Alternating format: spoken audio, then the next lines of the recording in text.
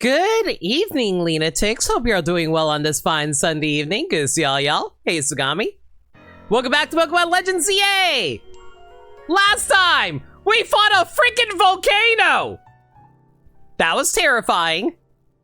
How many stars are your donuts? We can get up to 4 now, I think. We fought Mega Heatran. So, if I recall correctly, what we got last time was Mega Galiciopod and Mega Heatran. Yeah, I think those were the only 2 that we picked up. Oh yeah, we also got enough so we can get some mega large EXP candies. All right, we're not too far away now. We just got like what? So 1, 2, 3, 4, 5, 6, 7. So we just need 7 more levels and then we'll have all of this complete. Limit, are you going to treat chat to donuts? Depends. Are you going to actually eat the donuts? Or are you just going to put it in your bag and take it home? Hey, Sugami, how's it going? But yeah, like I said, last time we fought a freaking volcano, so that was cool. I did want to ask Burmside this because I wanted to get his thoughts. Thoughts on me using, Meowstic for my another Mega? Thank you! Puts the donut on Curry Croissant Mountain. Sugami, why are you trying to kill us? Sour does not go with sweet! Well, like, I guess it kind of works with, like, sour heads, but that doesn't count. My main concern is that the DLC is almost over. Wait, the DLC is already almost over? Are we that far along? We didn't even get that many megas. I thought they added like 16 new megas or something like that. How many megas did they add in the DLC?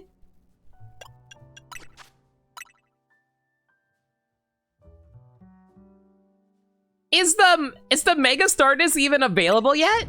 They're not available yet. Which hyperspace mission are you on? 6. We still have a few more side quests to get through too. Oh yeah, right. I still need to get a freaking Dream Eater move. Hang on. Which Pokemon did I need for Dream Eater again? 11? Yeah, it's I didn't say 11. I said 6. Oh, wait. Oh, you mean the number 11? Okay, never mind. I misunderstood. Nah, I got it. All right, give me a quick sec. I'm going to go check what Pokemon can learn Dream Eater. All right, so I guess we're almost done. That's cool. I guess we still have, like, if that's the case, we might as well do as many side quests as we can today, right, chat? Okay, who can learn Dream Eater? Oh, Mr. Mime can learn Dream Eater. Okay, in that case, let's get Mr. Mime in here.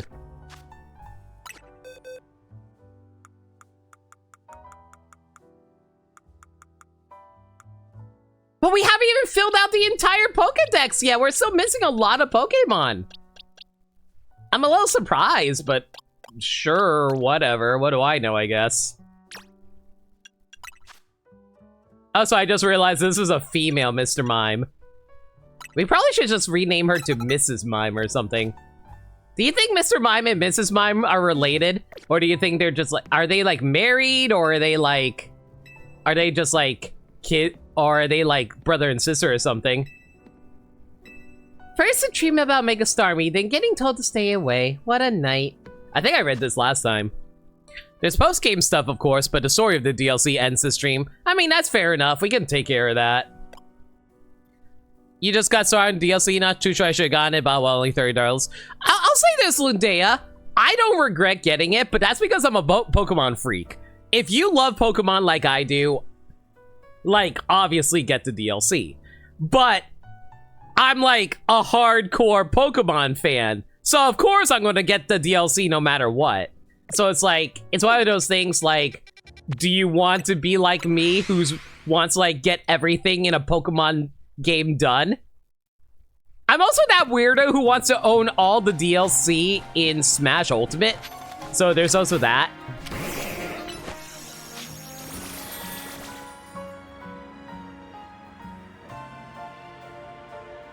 Yes, that was a fine Dream Eater. Man, I probably should have looked at this last night. Oh well. Flamigo is snoozing like a baby. You paid for base ZA via gift cards from donating blood? I don't think that's very healthy, but do what you gotta do, I guess, Lindea.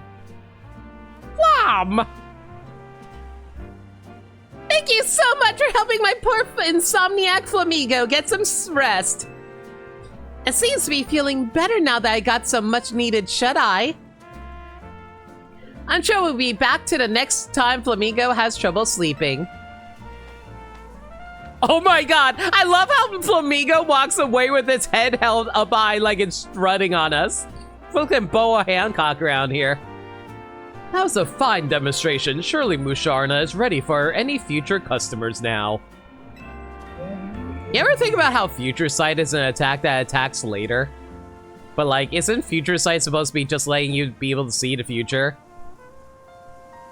Like how Kid Boo is, like, Boo is actually a kid. Vegeta and Bulma have a kid. Thank you for your help. Now my dream business, Rev de Musharna, will be a grand success. If you ever think of any of your Pokemon need some sleep, please bring them to me. Hey, Devin. I'll say hey, Nameless. There's Dream Eater. Gohan is strongest, but still doesn't do crap. See, now you're getting it.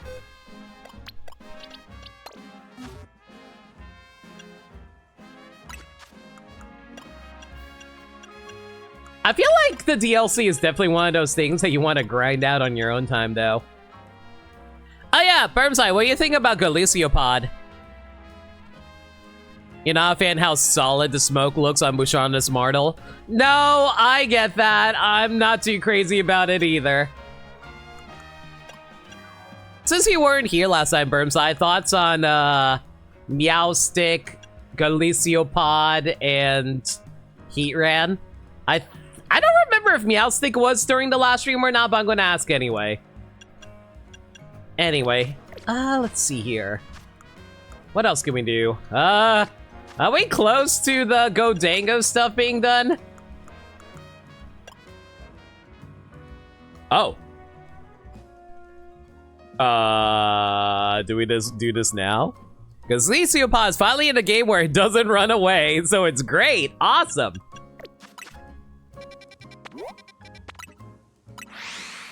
All right, in that case, I think what we're going to do really quick is take care of some side quests since we can do them right now. Like, the Gimmighoul one can finally evolve, for instance. Oh, actually, Burmside, save me a little time. Do I cash in the Mega Shards now or do I cash them in later?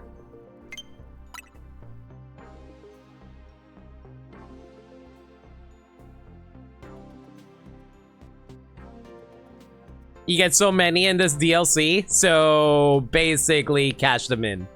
Okay. Also, actual question. Don't tell me how I get it, but tell me if I can get it. Can I get evolution items outside of Infinite Royale? For example, like, I want to get another Prism Scale. You don't know. Mother Trucker! Because I only have one Prism Scale and I don't want to waste it on a male Feebas if I can help it. Whatever. I might as well evolve the Gimmighoul that we have, though. Where's Gimmighoul?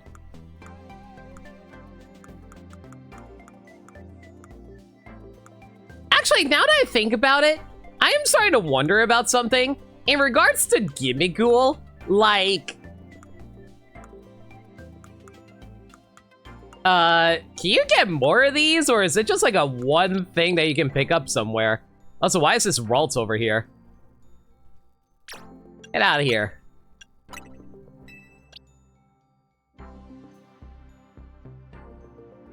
Well, we might as well evolve it, I guess. There's no reason not to hold on to you. Oh, looks like Chesley is about to evolve.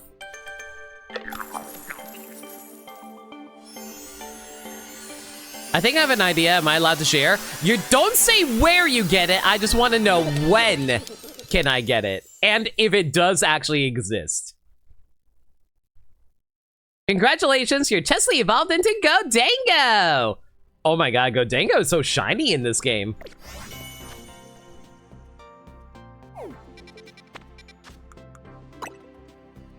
There are other sources of Gimmighoul. Okay. You're about to give... No, I don't want a location.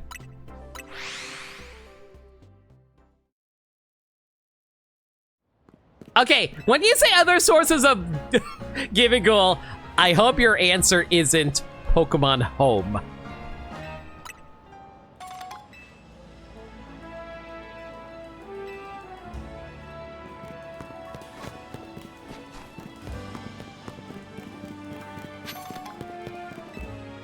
Did you evolve Gimmighoul? Show me, show me! Here you go, buddy! Look how shiny Godango is! He's literally a stack of coins! I love this thing, by the way. Whoa, it's blinding!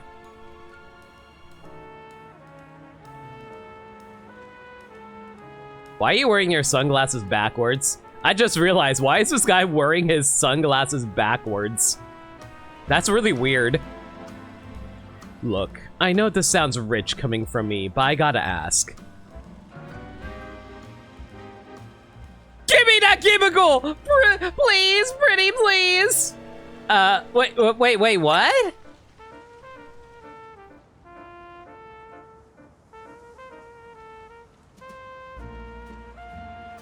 No, never mind. I shouldn't have even asked. Instead, I'll collect enough coins to evolve a Gimmighoul on my own. Yeah, that's right.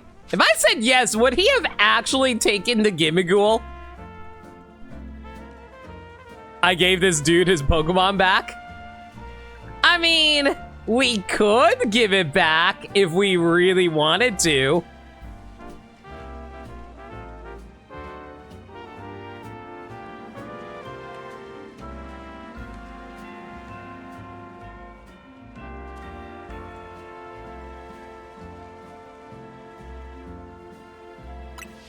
Am I allowed to just, like, hold on to this?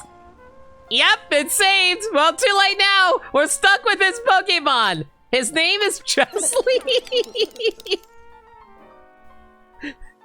I mean, to be fair, this is basically like stealing Kenya from, Gold and Silver, you know? Oh, did you deliver the Pokemon? Thank you! And we will never give it back.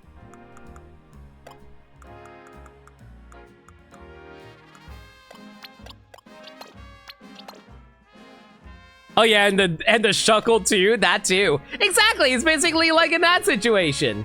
Someday I'll evolve a Gimmighoul myself, just you wait and see. Collect your own damn coins. Do you know how long it took me to collect all of those?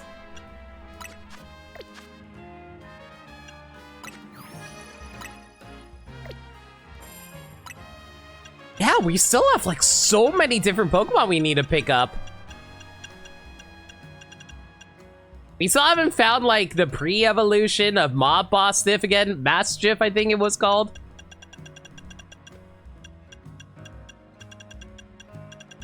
Oh god, and we still need to evolve a freaking Surfetched if we ever find one. I think I'll just do that on my own. We haven't even found a freaking Sickleizer yet. You found the golden Pokeball right as I hit 0? That happened like so many times during the last stream. I was so mad. I kind of hate that the Pokeball Boutique doesn't have a warp location.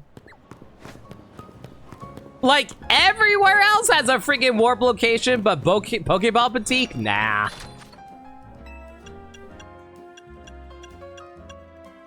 How many quick balls we have left? 35. I think we only need like 30 here. And we need like, oh boy, like 100 of these. I'll take 100 repeat balls, thank you. And we have like 106 Premier balls. I think we're set there. Probably could use 60 timer balls though. And I'll buy 20 dive balls just because I like the aesthetics. 10 S balls again for aesthetics. Alright, that should be enough Pokeballs for the rest of the stream.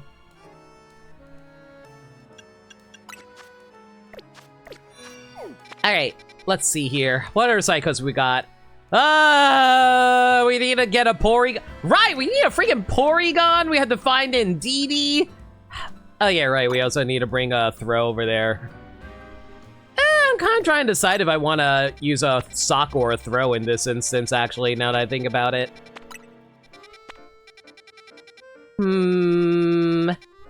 Decisions.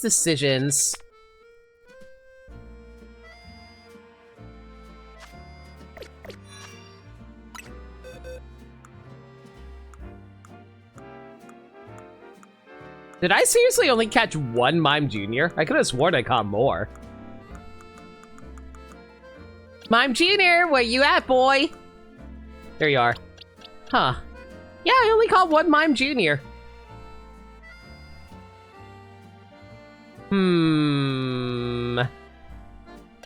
Okay, chat, out of curiosity, because I'm very curious about this. When Mime Jr. evolves in this game, does it become a Colossian Mr. Mime, or does it become a Galarian Mr. Mime? I assume it becomes a Colossian, right?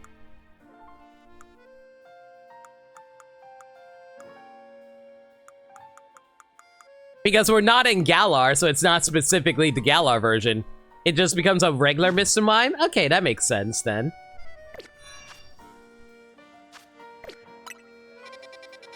I guess we don't need another one. But we do need to get that Dodango though. I probably should. Okay, we'll worry about the side quests later. For now, let's try to get, like, the missions going before we do that. Rust Syndicate! Give me a mission! That's right. Line yourself before me. The true leader of the Rust Syndicate. Corbeau is merely a front. He is the face. I am the real mastermind.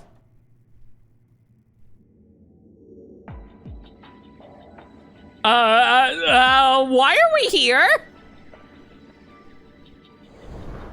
Did the Rust Syndicate get warped? It's certainly not Corbeau's office. Much as I'd love to be wrong, I think we're in hyperspace Lumiose. But how? Hoopa didn't open a distortion for us or anything. Hello, it's Team MZ. What is the meaning of this? When did Jacine freaking pop up out of nowhere? Miss Jacine?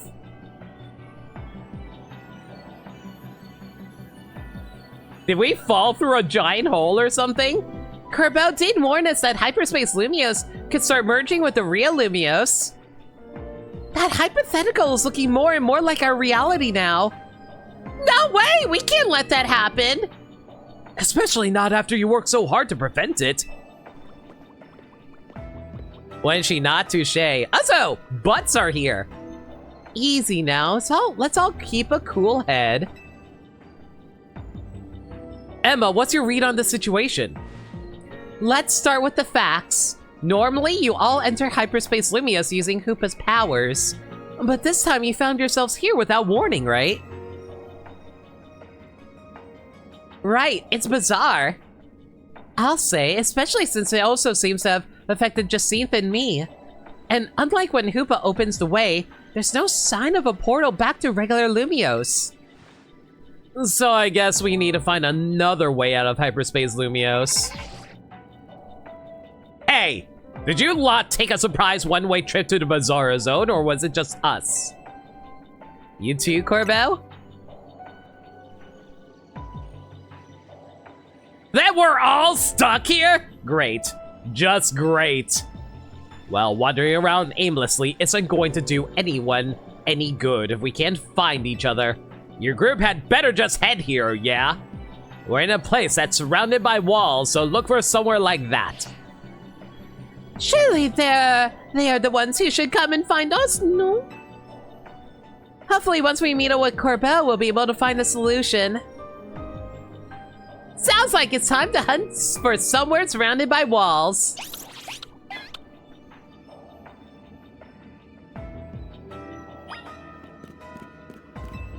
If we're looking for a place surrounded by walls, you might have better luck searching from above.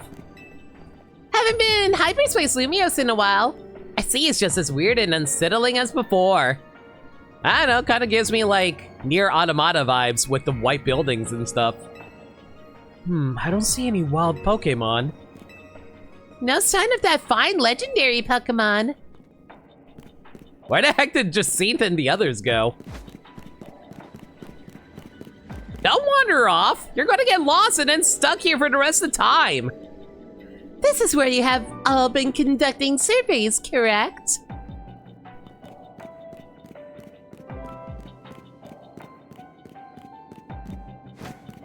Okay, where the heck did Urbane go to? I keep on wanting to say Tawny and I have to actively pause.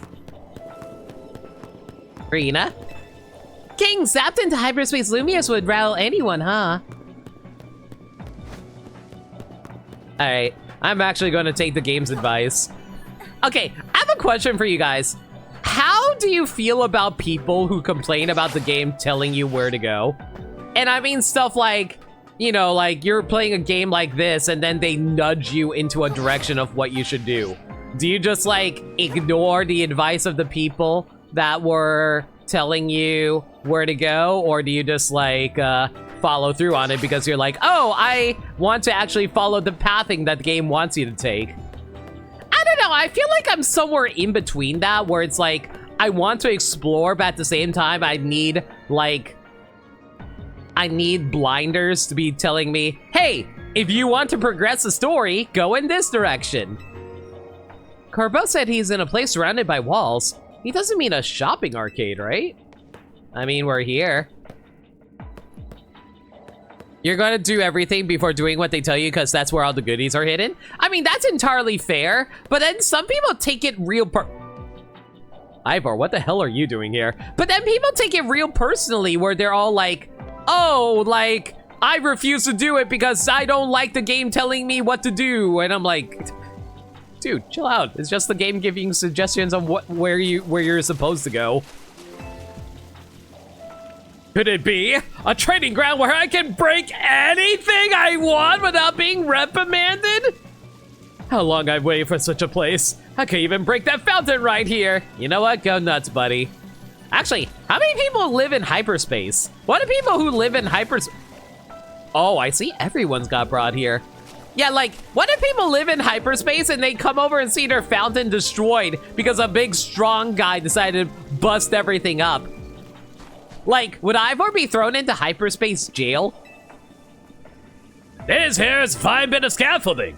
It supports your weight if you want to make it for the rooftops.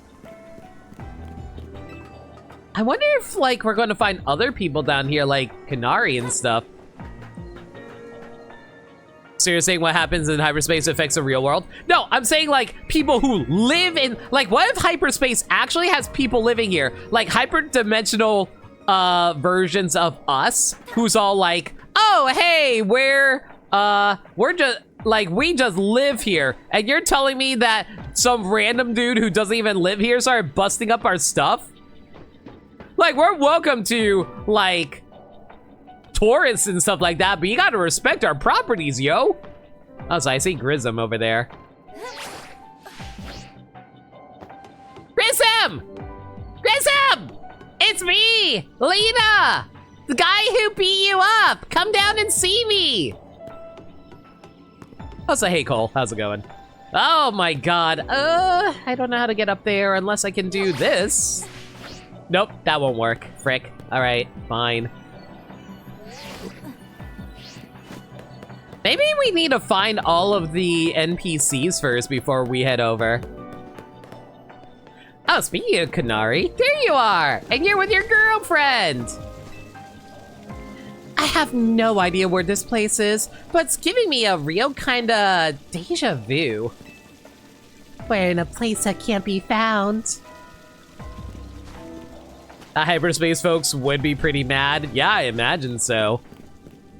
Is the lesbians. I'm glad I'm not the only one who thinks that. All right. If not here,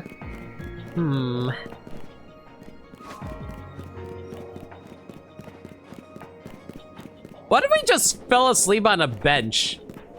Like, we just like, all right, the anti-homeless benches. God, I hate the, I don't know why, but every time I see a bench with freaking armrests, it just pisses me off.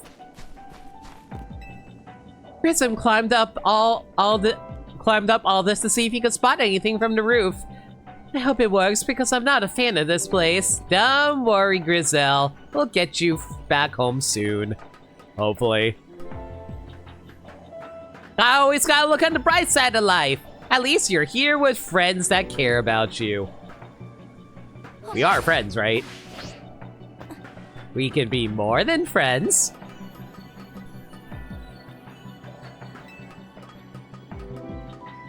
The only homeless person in Lumios is Lysander. They're all anti-Lysander benches. I mean, fair enough, but what if like an animal or Pokemon, like a Pokemon wants to rest on the bench? I feel like those Pokemon should be allowed to rest on those benches as well.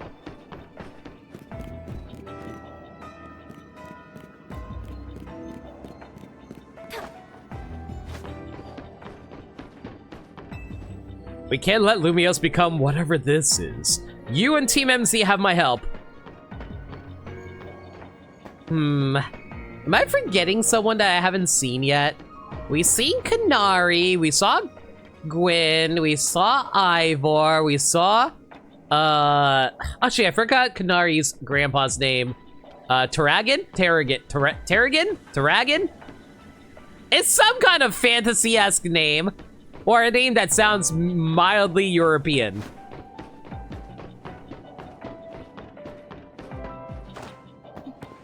Or at least a name that I would hear out of, like, Lord of the Rings or something like that. Tarragon. Okay, I'm glad I wasn't stupid. I'm sure it's no one important you haven't seen. We saw just seen. Hush up. In fact, she was the only one that actually showed up in a cutscene. So yeah, she's important enough to show up in a cutscene. You know who we haven't seen? Laban. We need to go find Laban if she's around here. At least I think that's how you pronounce her name. It should be Laban, right? Maybe it's Laban.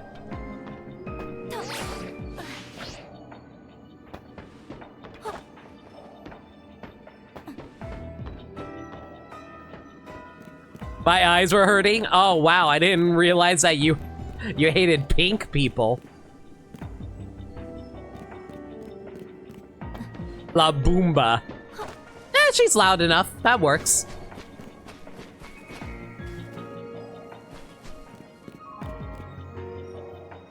Oh, there she is.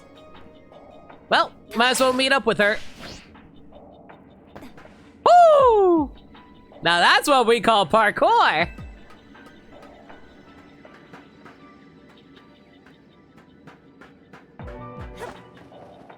Of course he would be standing on top of a scaffolding.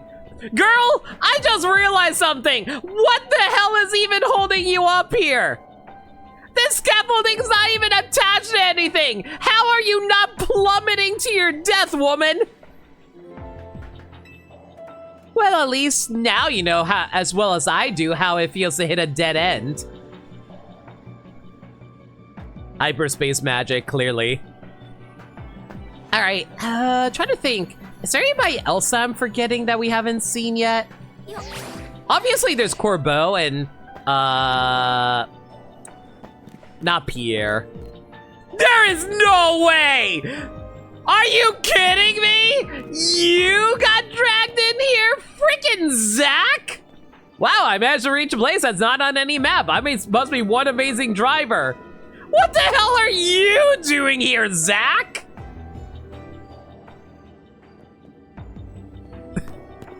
Okay, whatever.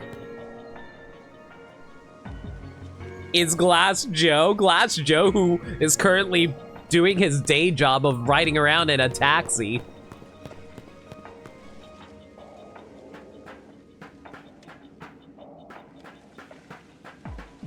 Zack is all powerful? Ah, yes, with like his level 8 Pokemon.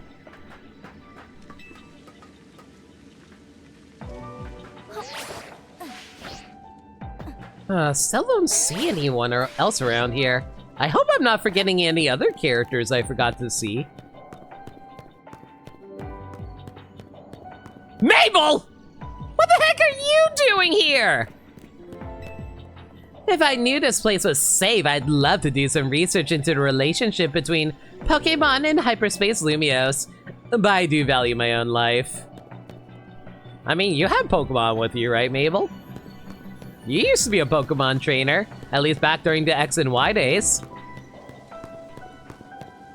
When you rematch him, he does have a lot of amazing talents, Pokemon battling, just not one of them. Hi, Yvonne? There's no one else in sight. This is a perfect place for a marathon. There are no obstacles at all. Woman, you are currently trapped in an alternate dimension. I would be way more concerned right now. Man, I still haven't found where Corbeau and Philippe are.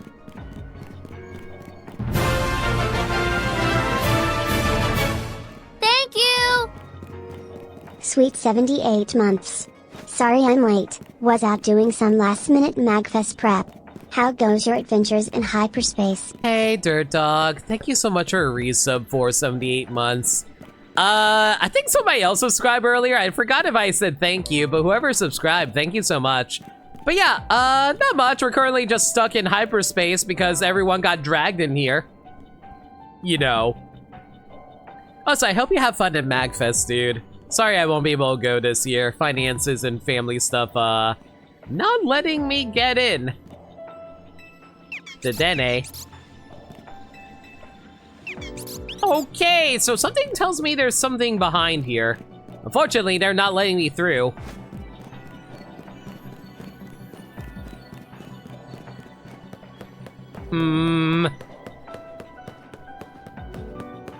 Well, sure, they have plenty of fun? For sure, dude.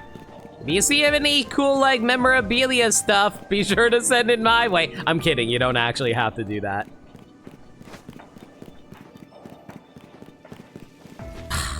Man, I can't find anybody. Corbeau, where is your pasty ass?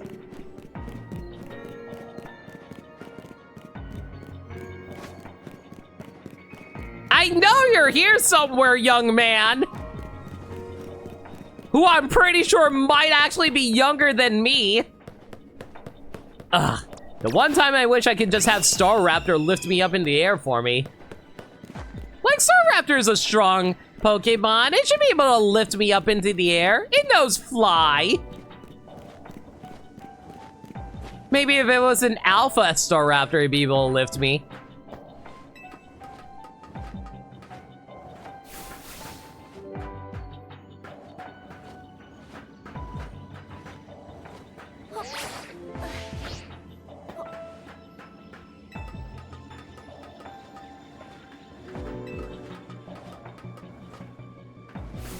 You don't have the badge to use fly outside of battle? Mother trucker, you're right. What was even the Kalos badge that let you fly anyway? That was like, what? Badge 5? I don't even remember what badge 5 was anymore.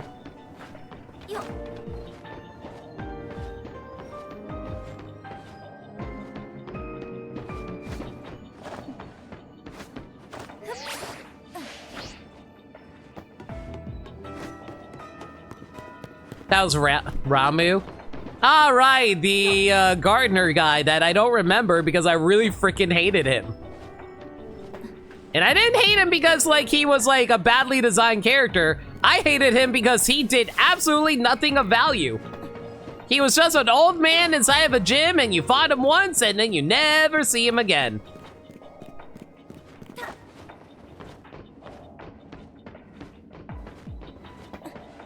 Which was the case with most of the gym leaders in X and Y.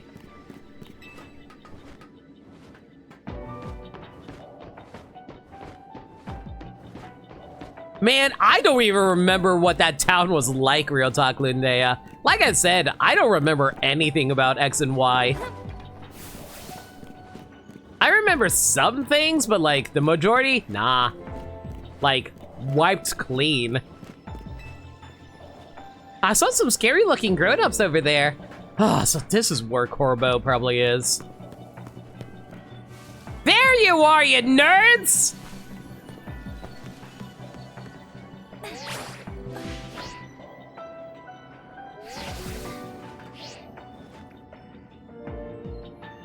It would have been funny in this convo if Karino's the gym leader give you fly. That would have been funny. I'm sure you remember Viola. Viola is good. I do like Viola a lot. Aha, the rescue team arrives, but we're not Pokemon. Looks like Lumiose is in big time trouble again. Got any good guesses as to what's causing our current predicament? Did the distortion above the tower do this? That seems to be the case. To be more precise, power appears to be building within the hyperspace distortion over the tower. And that power is distorting the real Lumiose. Which means that not only are Pokemon from hyperspace Lumiose appearing in our world, but people from the real world are also being warped into hyperspace Lumiose. We know the most of this whole place too. I guess our subconscious minds were more susceptible to hyperspace's influence. But if these powers keep growing, every person in Pokemon in Lumiose could end up here. And in time, it's possible that no one will be able to return to the real Lumiose. No way! That's not happening! We can't let it happen. We gotta protect Lumiose.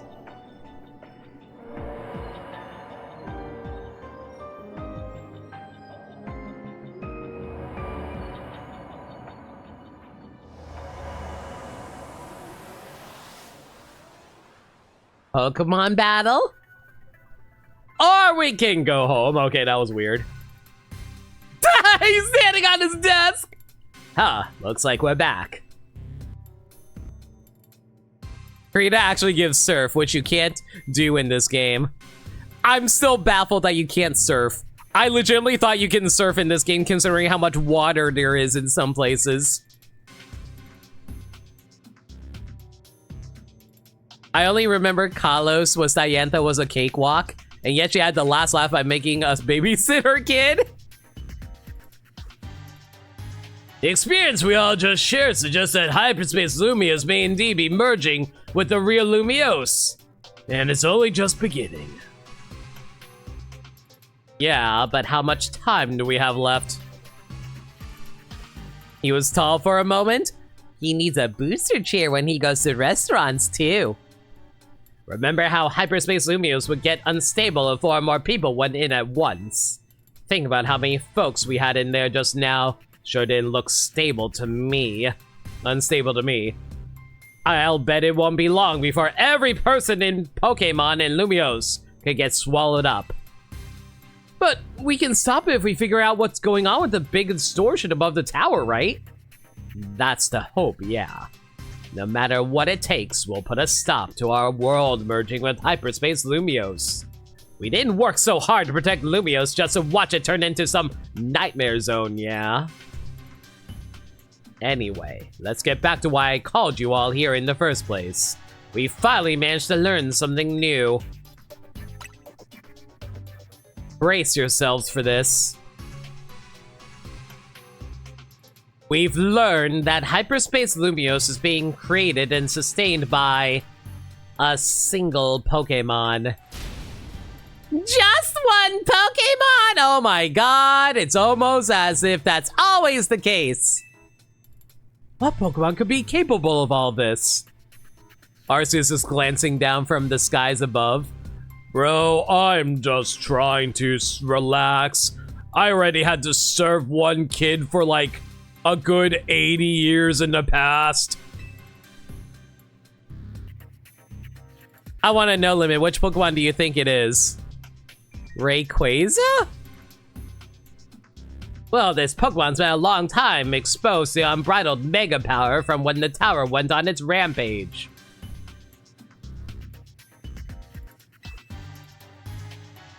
That explains why the distortion above the tower is too intense for us to get a read on it.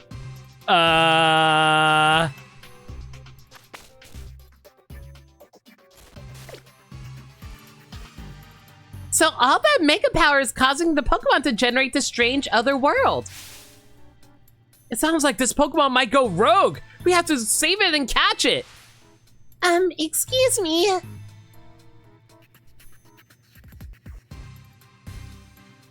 Once we save that poor Pokemon, will Hyperspace Lumios disappear forever?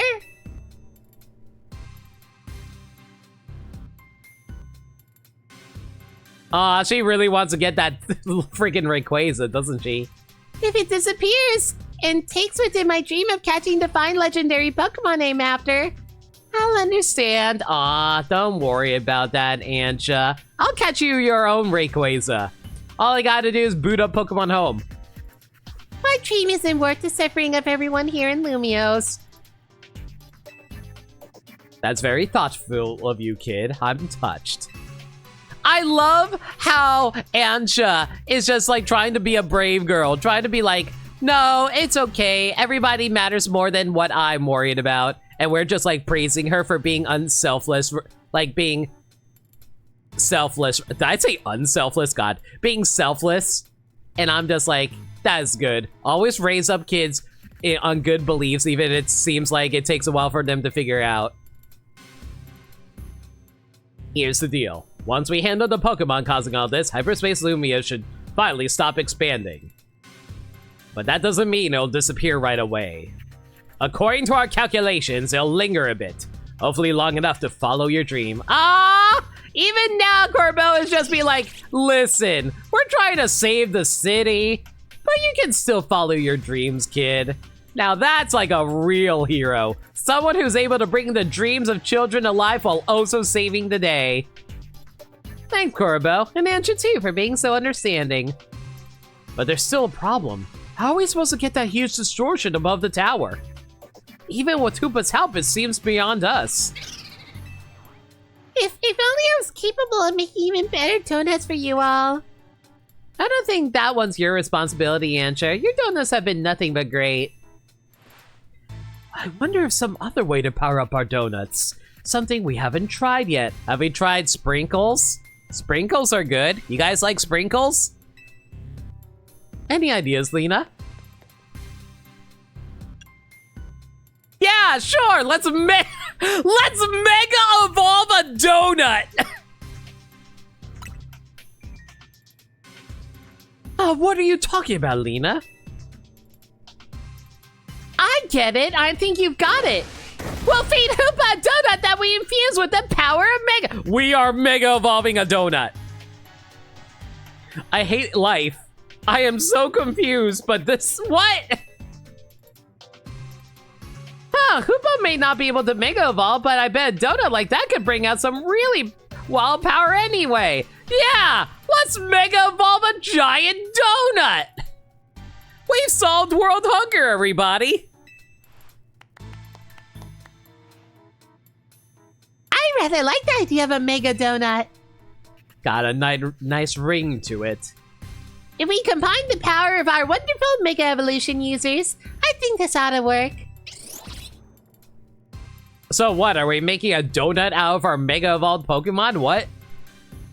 Right, we'll need more than Team MZ. It's time to bring our ragtag crisis team back together. And a plan like this needs a name. We'll call it...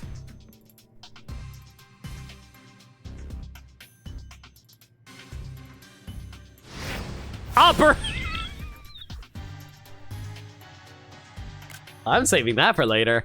Operation Mega Donut!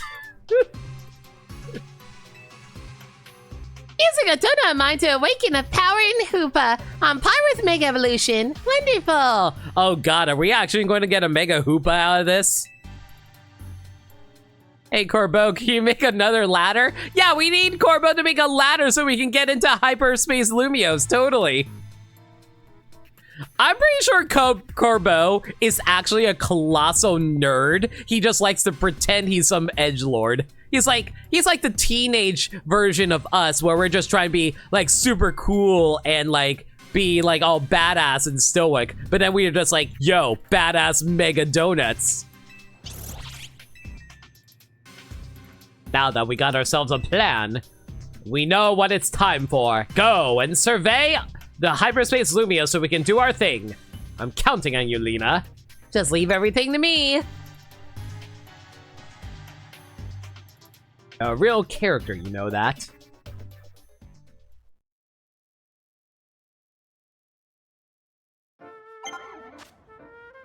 Is the game implying that I'm literally a character?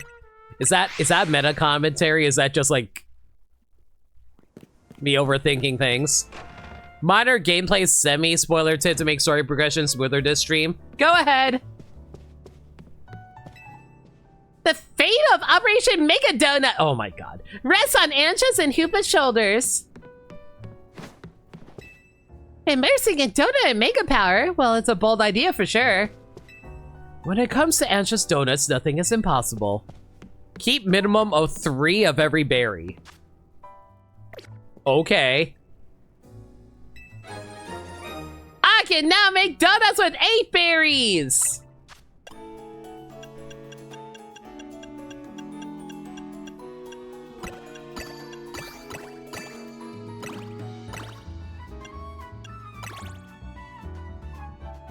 I cannot make a 4-star donut. Well, that's unfortunate.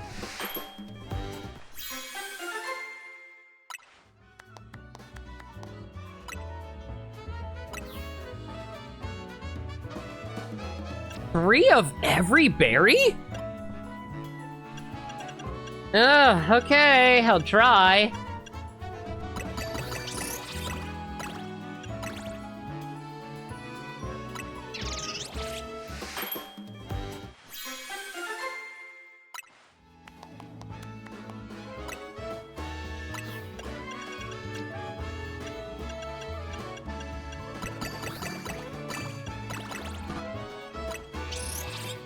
Could be more specific. That would probably be too far into spoiler territory. Yeah, let's hold off on that. Oh boy. The fact that I only have some only at 2 and 1, that's a little bit concerning, I'll say.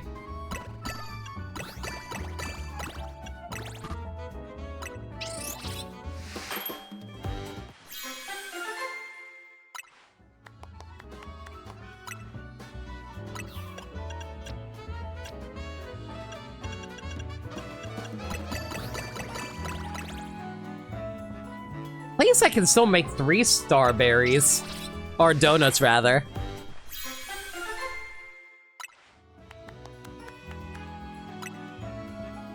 Alright, this should be enough donuts to last us for a bit.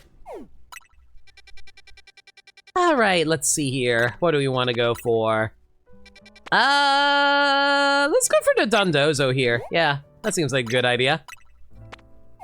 Oh, there's also a few side quests we could... Side quests are done...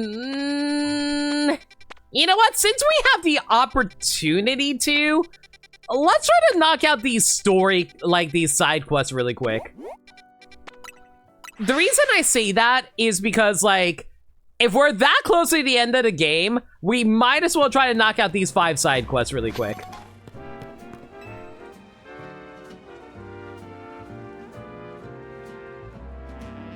I need your help.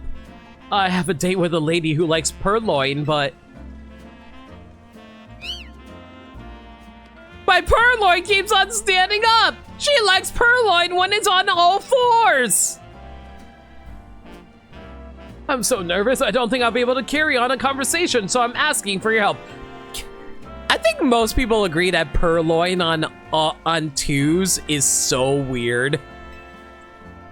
Could you please help me talk to her, please? Please? See, there we go. It lying like face, like actually like on all 4s. That's appropriate. Let me know when you're ready to help, please. I really need this. I know it's because of the anime. What did the anime do? Are you ready to back me up? You got it. Thank you. Alright, time to play wingman for this random dude we just met. My date really likes Purloin. Purloin stands in the anime. I hate the anime. So I went and caught one for her, but I haven't had time to get to know it, or Purloin in general.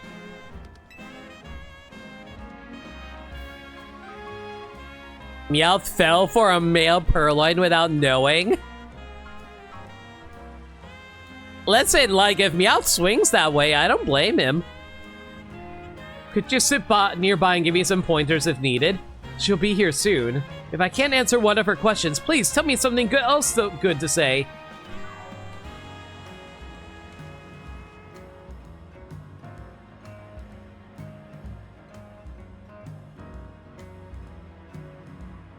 All you need in life are Purloin, nice cafes, and stimulating conversation.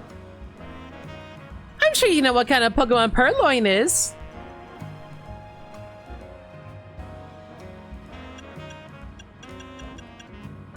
Devious Pokemon?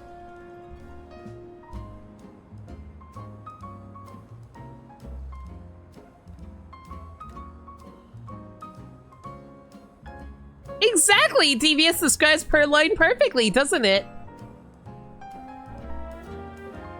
Do you know why Purloin steals people's things? It just does that for fun. Which led to Meowth and Oshawott shoving each other for Purloin's affections before Purloin's trainer speaks up. You see, Purloin's a guy. That's right, with Purloin every day is a thrill. You must know the move that Purloin surprisingly can't learn on its own, right?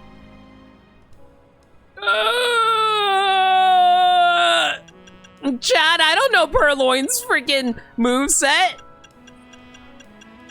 Oh, whoops! My finger slipped. Accidentally landed on Bulbapedia. Oh, man. Well, oh, man, as long as I don't look at the answer here, like, it doesn't count as cheating, right, chat? Y'all know what I'm talking about. Oh, whoops! My eyes accidentally glanced over. Oh, man, I can't believe it knows Torment and Nasty Plot and Not Foul Play.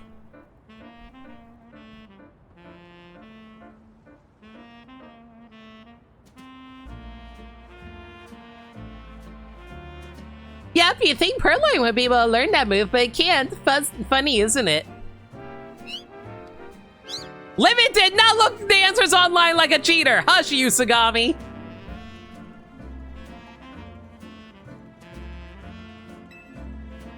It's so fun talking with someone else who loves Purloin. I could keep going for hours. Who hasn't ever pretended they didn't know anything about Pokemon just to impress a girl? Well, Felidi, it seems like Purloin enjoys your company. Meow. Will you marry me? Bro, we've known each other for like 2 minutes. And I've enjoyed your company too. So it'd be great if we could maybe go out again sometime. No. Sure thing. I'd love to chat about Purloin again. Thank you. I'll be right back. Bro, why don't you just get the Pokédex app on your phone? You're a real lifesaver. I had no idea what she was talking about. Thanks to you, I'll be meeting up with her again. I'm forever grateful. Bro, I think you should do your own damn research next time so you can actually talk with this woman. How are things gonna work out in the future if you guys get married and then you're constantly talking about Purloin?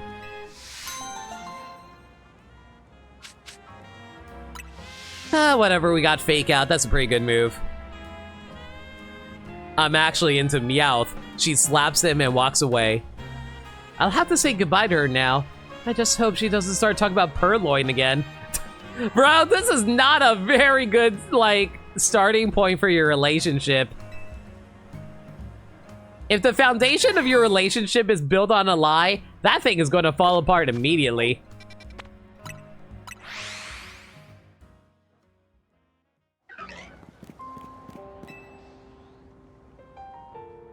So, man, what's it like running a cafe in the middle of a wild zone? I've finally done it. They say it couldn't be done, but I did it. For the sake of our customers, I really went and did it. You may know of the ultimate beans we use in our Ultimo Cafe, aka the 100,000 Poké brew. Well, I've obtained the ultimate grade of the ultimate beans, the supreme cream of the crop. They can only be harvested in a selected area, and only a handful are produced at a time. But thanks to the power of Pokemon, I finally got them! The ultimate beans of supreme ultimacy! What about supreme intimacy? This is the achievement of a lifetime. Wouldn't you like a taste of my once-in-a-lifetime brew? Sure. It's probably gonna taste like regular-ass coffee, but I'll drink it. Then prepare to pay the price. It'll cost...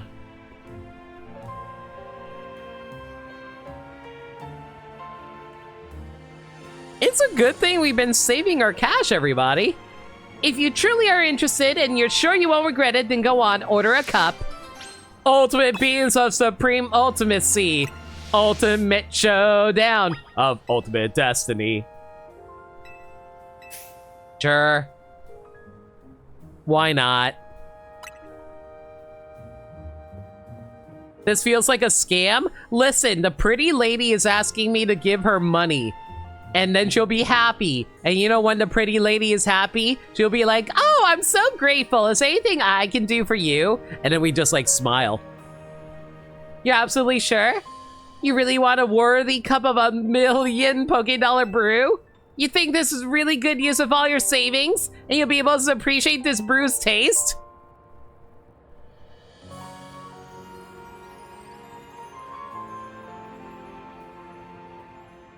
She's just gonna give you bad coffee. Yeah, but where is she gonna serve the bad coffee from? Yeah, sure. You know that appreciating such a rare bean is about more than merely tasting the difference. It's about understanding the bean itself. Oh, please, I want to know more about your bean.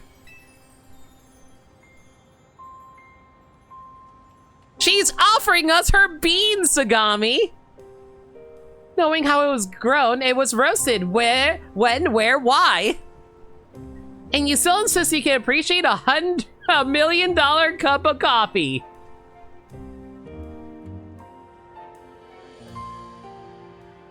I don't know, chat. I suppose you do seem better suited to a pedestrian cup of 100,000 cup of coffee. Wow! Wow! You think I'm a cheap date? Fine! You want to take my $1 million? Take it! Take it all!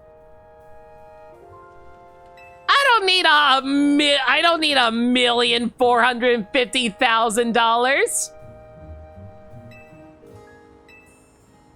Such words are dregs in my mug. You sure you aren't merely chasing after some shallow desire for notoriety? You aren't here just so you can boast, pleb, that you're tasted $1 million brew? I want to drink that coffee! I want that cake. You want this cake? I want this cake! So you'll fork over 1 million Poké of your hard-earned cash, then you'll spew out some ignorant commentary about the flavor and simply embarrass yourself. The shame will never leave you. You realize what's at stake, don't you? And yet you claim to be ready for the ultimate special, the ultimate copy of Supreme Ultimacy. I want the blasted coffee!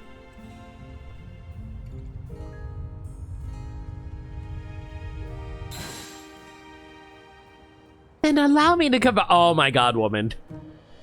Isn't this just the plot of the menu? I want to appreciate your freaking dumbass cup of coffee! You wish to drink a cup of my ultimate special, a brew so rare that it's had to be once in a lifetime. You know, if this... my degenerate brain is going to weird places in regards to this cup of coffee now. You seek the ultimate cup of supreme ultimacy? Just sell me the dang coffee. Such determination. Now that is worthy of my once-in-a-lifetime special. That is what deserves a cup of the ultimate coffee of supreme ultimacy. I ask for forgiveness for testing your resolve so relentlessly.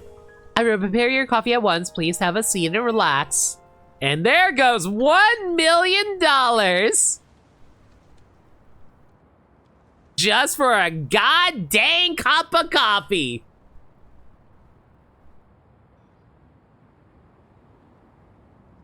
Oh, so Nameless, I've seen the menu, don't worry.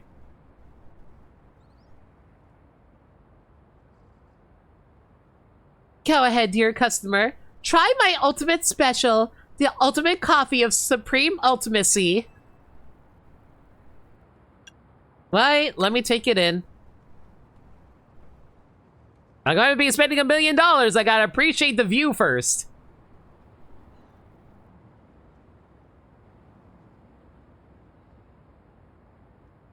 This looks like a basic-ass cup of coffee. Go ahead, dear customer. Try my ultimate special, the ultimate cup of supreme ultimacy. Alright, bottoms up.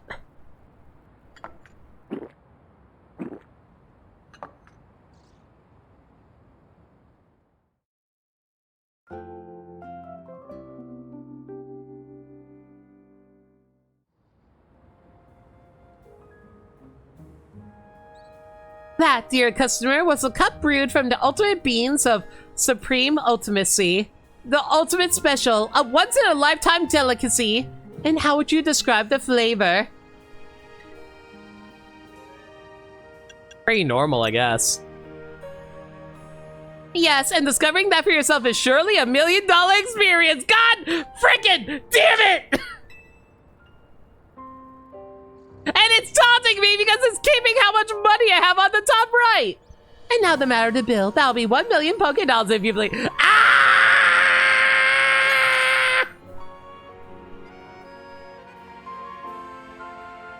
I imagine the ultimate beings must be glad to have been consumed by the ultimate trainer. And now I feel $1 million worth of coffee in my stomach.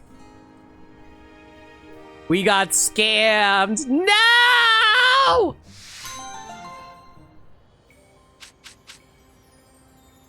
I spent $1 million just to get $100 back.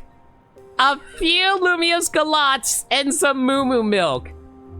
This Moo Moo milk better have been coming from the breast of the finest women in all the land. Welcome to Cafe Ultimo, a watering hole for those seeking the ultimate coffee experience. Was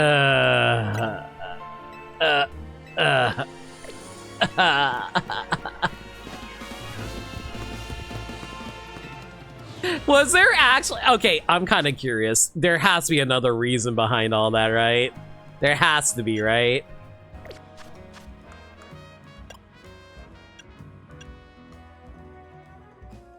I'm gonna look this up.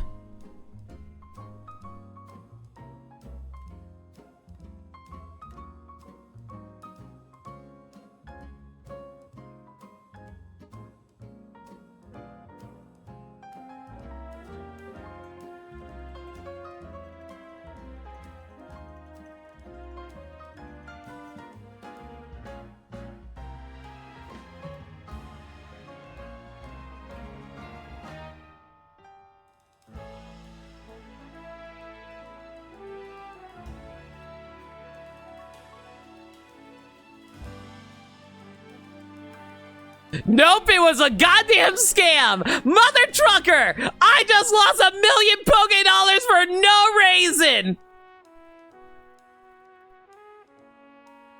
Apparently you get a unique title for it? Yeah. Apparently I am now considered a discerning trainer or something like that.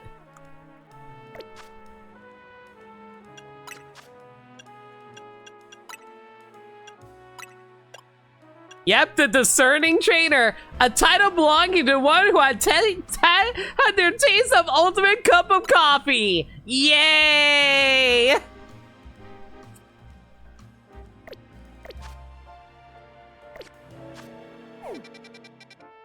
Well, Who needed that money anyway? I certainly didn't.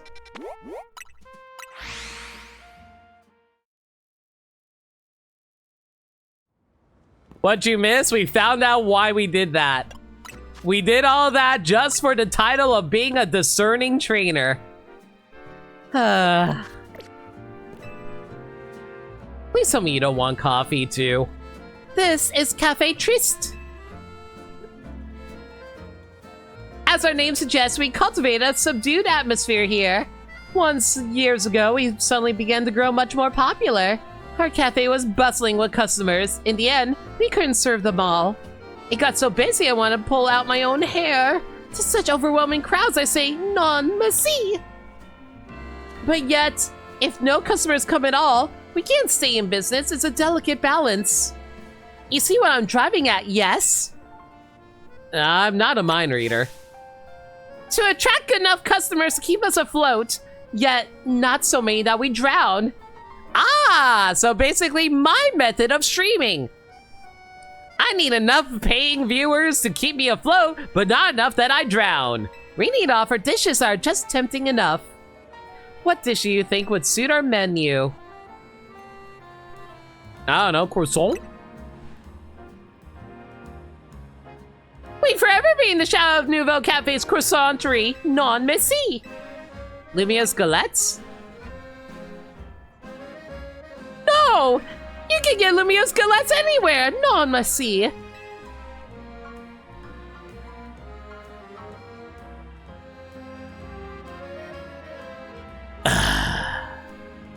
The goddamn Japanese.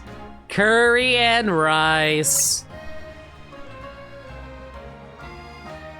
And here people grouse as not as tasty as Hotel Z's surprisingly good curry? No!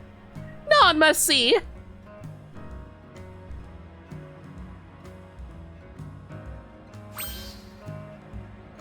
Perhaps sushi is the answer. What about sushi high roller?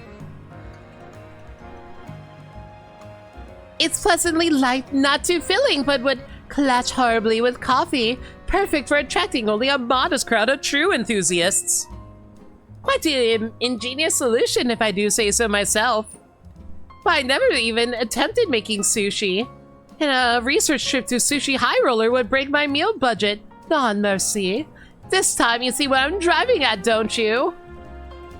No, I suppose you don't. I'm asking you should be Tatsugiri. I want to see this Pokemon in all three of its fit. Okay. All right. Looks like we're going to hunt for Tatsugiri forms. Awesome. You love the slow scroll of her selection? Oh, believe me, I was definitely trying to farm something in here. Anyway, okay, 3 more side quests.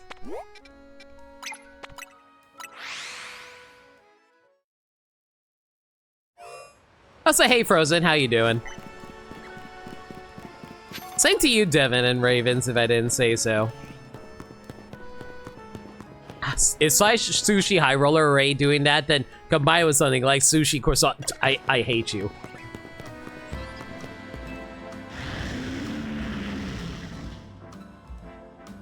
My Pokemon Palo stand is as solid as anything. If you can defeat my Palo stand in 30 seconds or less, I'll admit you got the goods. A sub 30-second loss? Sure. When you're ready to lose my Palo Sand, just say the word. Bro. You're gonna get it now.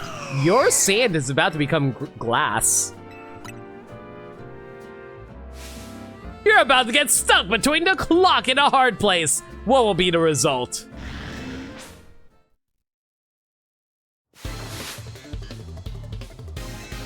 You look like an X-Team Flare member. All right, buddy, prepare to melt, or solidify, or something or the other.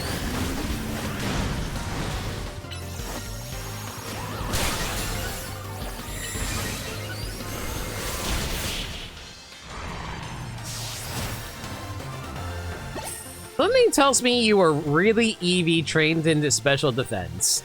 So you grasped how to topple the solid wall of my pile of sand with the right moves. Oh my god. How much time did you take? A whopping 10 seconds!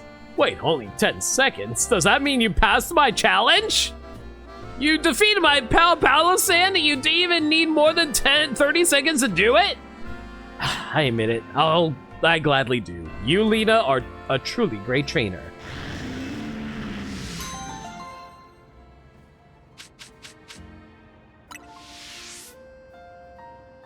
Well, at least we're making back the money that we wasted on that cup of coffee.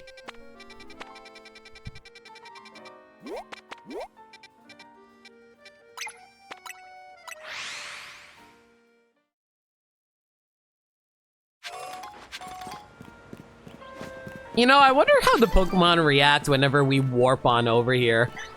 Do you think we just like pop into existence like we're Goku from Dragon Ball Z Abridged? Just like, whoop. Hello, pretty lady. How you doing today? What am I going to do? I only looked away for a moment. My darling little Rosebud went into the wild zone. I'm too scared to go in there alone. I'm sorry to bother you, trainer, but could you please find my Rosebud for you? Just call out Rosebud and my Pokemon is sure to come running. What kind of Pokemon is that? There's no mistaking Rosebud, just one look and you know right away. Man, I sure do love these types of trainers. How much you want to bet it's not even a Rose Raid? It's going to be like a Tyranitar or something. I hope Rosebud isn't scared all alone in there. A wild Rosebud.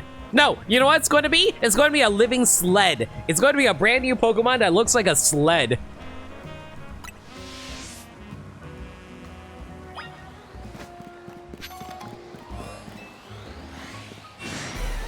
Wait. There's no way, right? Nah, it can't be. It can't be that, right? Oh, wait. You know, I think I have it. Oh my god, there are so many alphas around here. Are you the Rosebud? This Pokemon might be Rosebud. Do you want to call out to it? Rosebud. Oh, sorry, I've never seen Citizen Kane. Wild zones are dangerous, Roselia. Let's go home.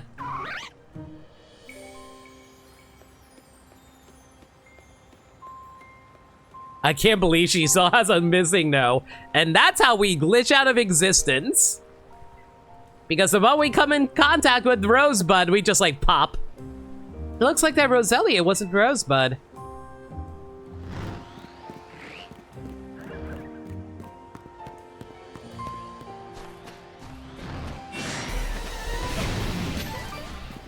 Don't mind me.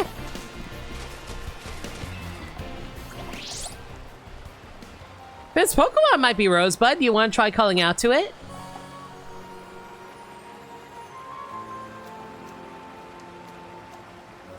Glimmy, you can't spread poison around here. It'll be a nuisance. Oh my god. Can you imagine how horrible it is to live in a city and there's a poison type Pokemon hanging around in the water supply? Ugh. Come on, let's go home. Someone's poisoned a watering hole. And it was this Glamora.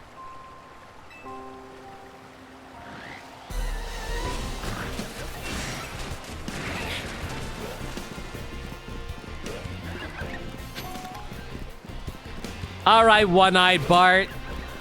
How did you get down here? It's time for you to go to the Hooskow. Listen, at least these Pokemon are trapped down here so they can't chase after me anymore, right?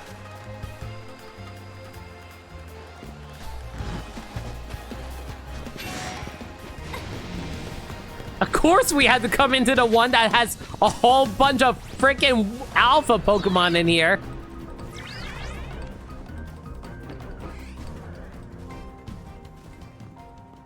Contact with missing node would actually send you to the Shadow Realm.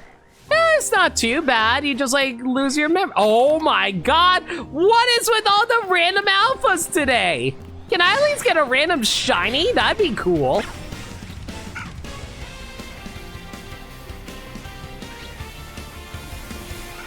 Hey, who would have guessed that the big scary Pokemon might actually be Rosebud?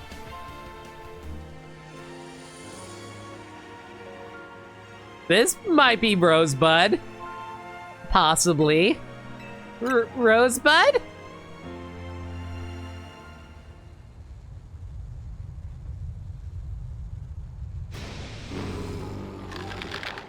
Oh god, it's an alpha!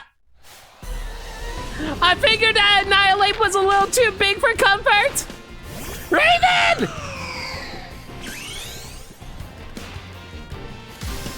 It's a fighting type! You're a ghost type! It won't be able to punch you! What does she do with Rosebud? Give it enough anxiety to make it explode. It's level 99! What do you mean this thing is level 99?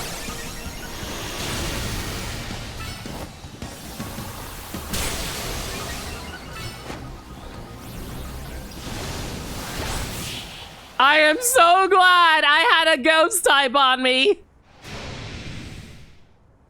Is this the highest level thing we've ever fought? And no, the level 100 Magikarp does not count. Rosebud. Wait, this is Rosebud? Ma'am, this is an Annihilate. See, I told you, there's no mistaking Rosebud. Well, look at that rosy little bit of a nose, and I knew my darling Annihilate was a Rosebud. Rosebud, don't go wandering off. You'll scare people. He looks so mad. Thank you so much for finding Rosebud. Oh, I think your little nose got a little bit dirty, Rosebud. Let's get you cleaned up.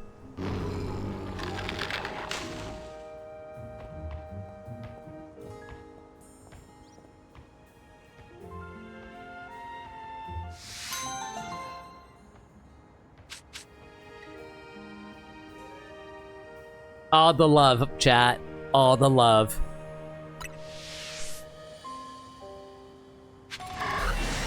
Oh my god, another alpha! Oh my god, there are oh my god! There are 3 alphas! Oh my god! Get me out! Get me out! I got the moment Nurse Choice leaves! 3 freaking random alphas! Oh my god! My darling Rosebud has such a fuzzy little bud for a nose. And then you leave me alone with a bunch of freaking alphas out of nowhere. Oops, all alphas, no kidding! I'll take that for another raid message, sure.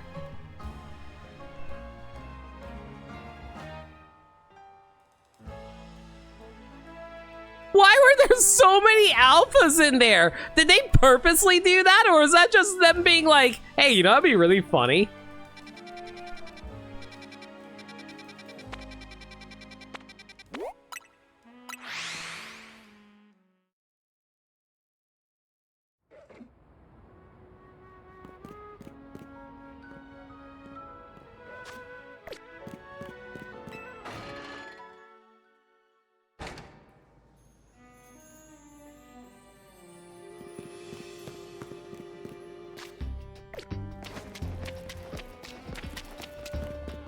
Haven't been down here in a while. This must be my lucky day. You're just the kind of trainer I was looking for.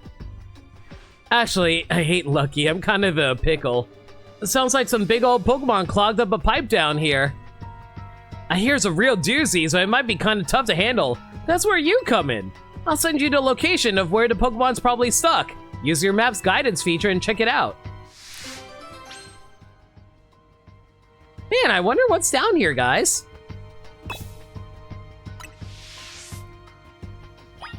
Thanks for the clip, Dirt Dog.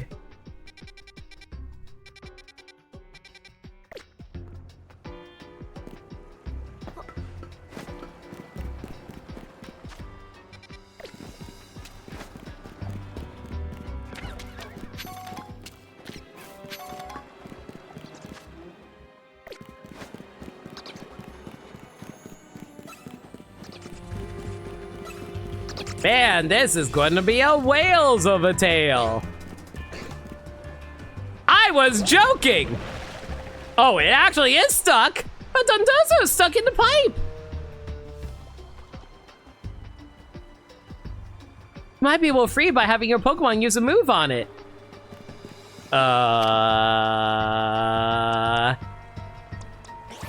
What do you even use? Brick Break?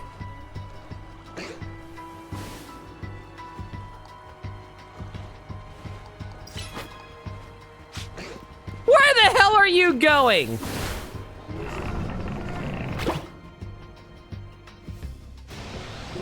Oh, it's an Alpha Dondozo! I just assumed that's normal size Dondozo! How big are you supposed to normally be?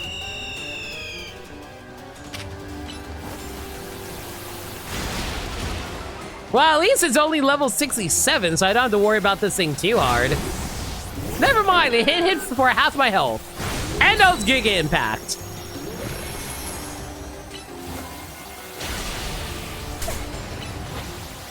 Yo, freaking chill out, bro. It's not my fault you got stuck, that's your own fault. Chillax. That's all the alphas tonight. My phone's not picking up the stunned Pokemon, so I can't even see what's up. What is this thing? A Dondozo, huh? They weren't lying when they said it was a doozy. Aw, don't be sorry. All you wanted to do was wiggle through the pipe. I totally get that. If it's cool with you, do you want to be my partner? Lots of Pokemon live down in these sewers, so I'd feel safer with you around. Looks like it's settled. Don't think I forgot about you. Thanks for saving this doozy of a Dondozo. All right, Dondozo, time to get to work. It used Fissure and did like around 30 damage to you. I don't think there's one-shot moves in this game, is there? Especially since like there's no accuracy. You were not an alpha before. Chat, if we don't move, it won't sense us. Its sight is based on movement.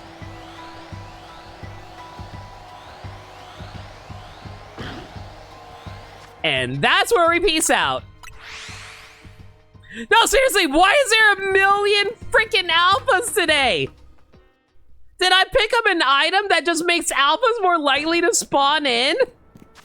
Sheesh. Whatever, we got all the side quests done that we can do for now.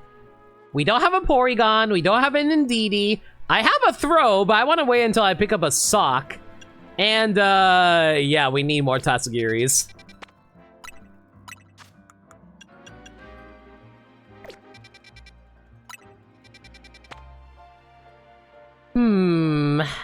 Don't need any of these.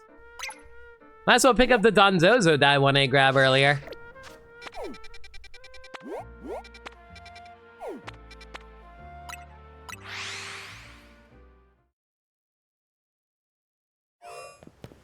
Now imagine if you ran into an Alpha Tyranitar.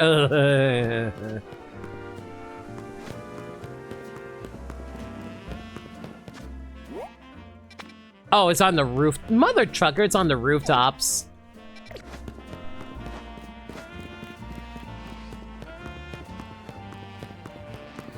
Speaking of sock, you did get a shiny form of one. Nice. Using it for that one side mission for the heck of it. Why, I mean, why the heck not, right? If you have a shiny Pokemon, might as well go for it.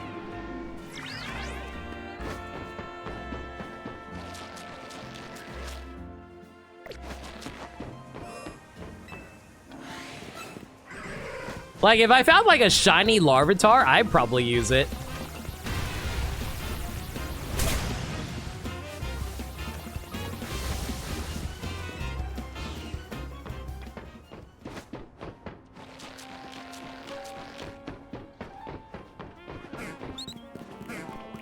I'm lucky I haven't messed up any shiny encounters yet. If I did, I'd be a lot more mad right about now.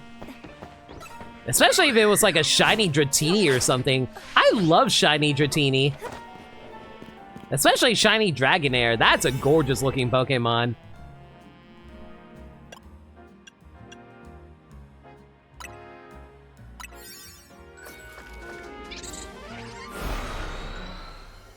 Chat, remind me, is Dondozo considered a dragon type or is it just a water type? I don't remember what its actual type was.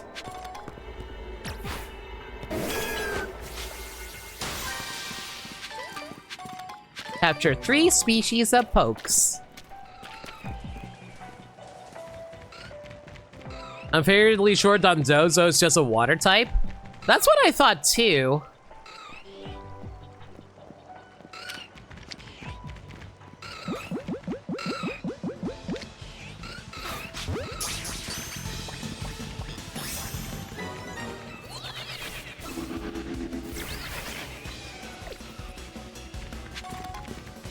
Oh, hi.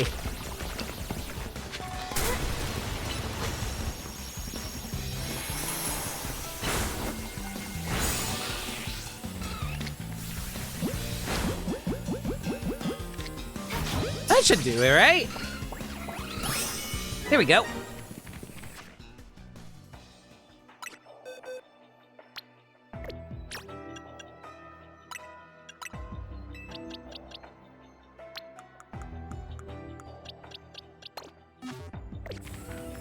It is indeed pure water. Why the heck is there a pure water type around here? Like, this is a whole area full of steel type Pokemon.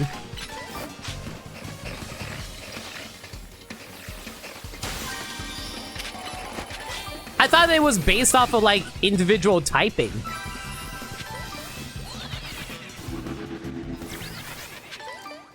Alright, I need to use the catch window, so I actually do need to beat up a few Pokemon. I'll worry about that in a bit.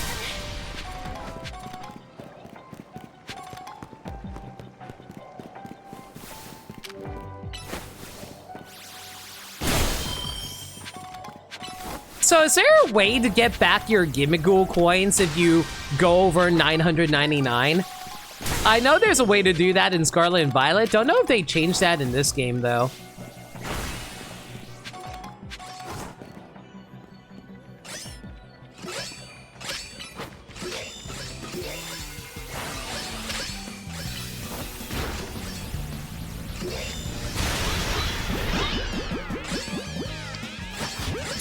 Also, I thought there was supposed to be a Dondozo around here. I didn't see. Oh, wait, it was a Dondozo. You know what it probably was? It was probably Leiron.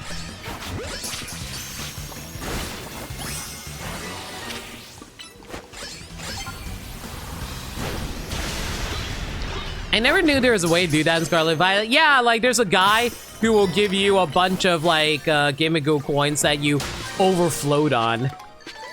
The Gall collecting guy can transcend dimensions. He sadly does not collect your excess coins. That would have been nice. That would have been nice!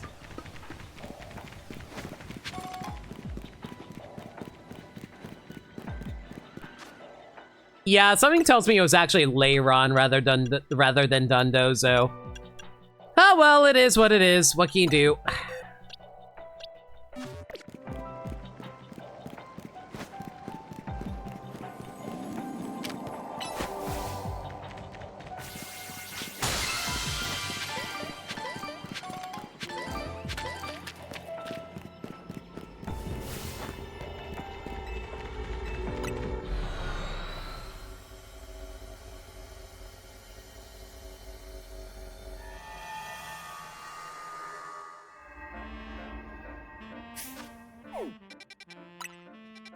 Let's see here. Got everything here. Don't really want to go for this one, but I'll go for it another time. Don't need a Mr. Mime here. Don't need anything here. Don't really need anything here either. Sure, let's go for whatever was over here. Oh god, it's a 4-star one? I think I only have like one 4-star donut.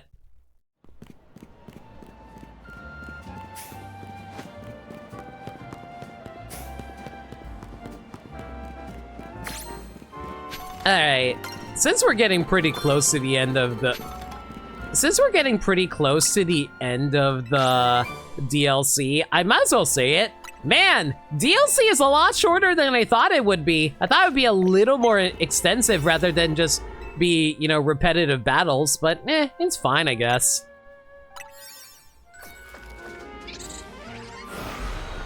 I was hoping that there'd be a lot more Mega Pokemon, but I haven't really seen a whole lot. Unless some of them are hidden behind, like, I don't know, future DLC updates. Which is entirely possible, frankly.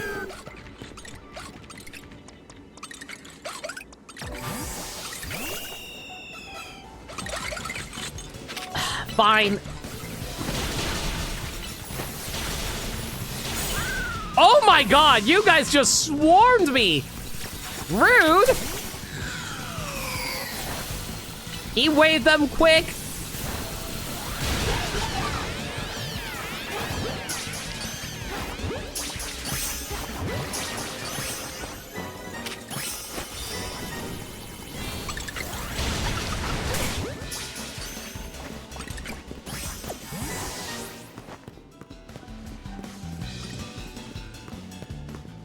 I really need to catch up on DLC for games you've been playing on Switch. What are you planning on getting? I mean, what DLC are you planning on doing? The Star Allies one is actually pretty quick. You can get through that pretty easily.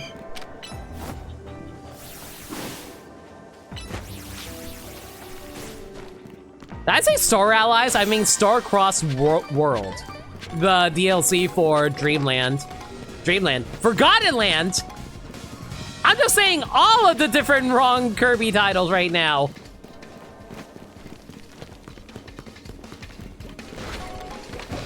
Oh, it's a Crabominable. Okay.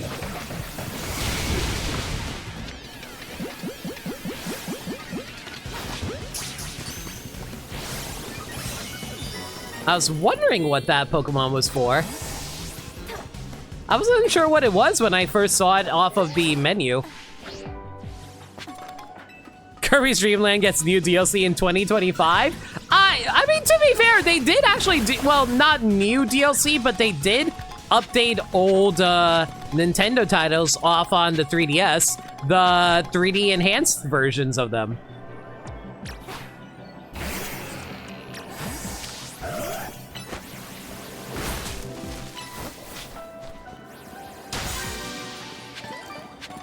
Like, I heard that's, like, some of the best ways to play certain titles, like, Kid Icarus. I heard that's probably the best version of Kid Icarus, actually.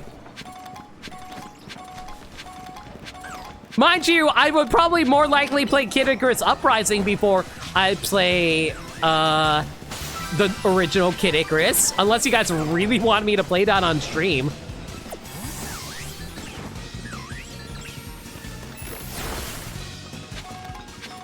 But I imagine the only people who would actually want to watch— Ow! Stop that!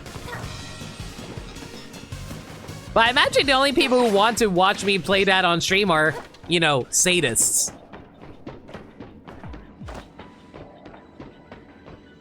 Kirby and the Starfriend Land or something. It's not my fault that Kirby games just happen to have a consistent manner of their naming. It's like how there's always some kind of lyrical, emo-esque descriptor for Castlevania games, like Harmony of Dissonance, or like Lament, or like Aria of Lament, or some garbage like that. And I say this as someone who likes Castlevania games.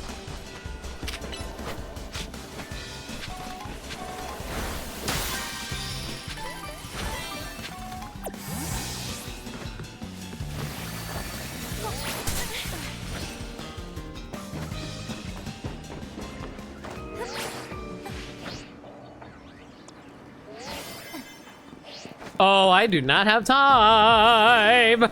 That clock is ticking down fast.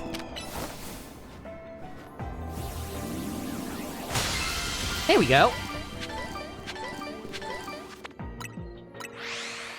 Lament of Innocence, you were close.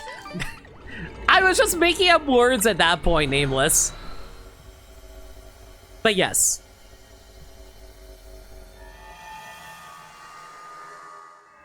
We'll save that for when we had to do another NSO shuffler. I mean, that is technically an option that you can go for.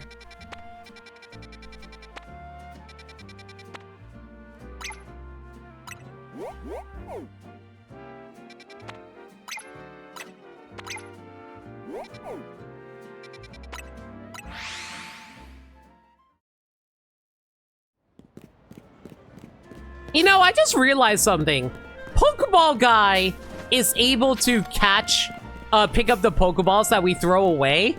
How the heck does he get into the wild areas, in hyperspace areas, in order to pick up all of the Pokeballs that we throw in there?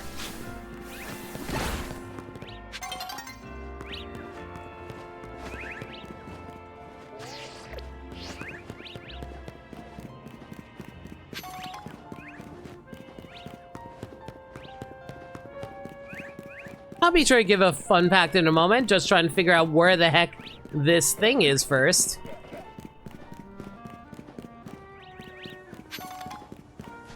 Oh god, do I have to enter from the rooftops? Oh my god, I'm so mad I have to enter from the rooftops. Okay.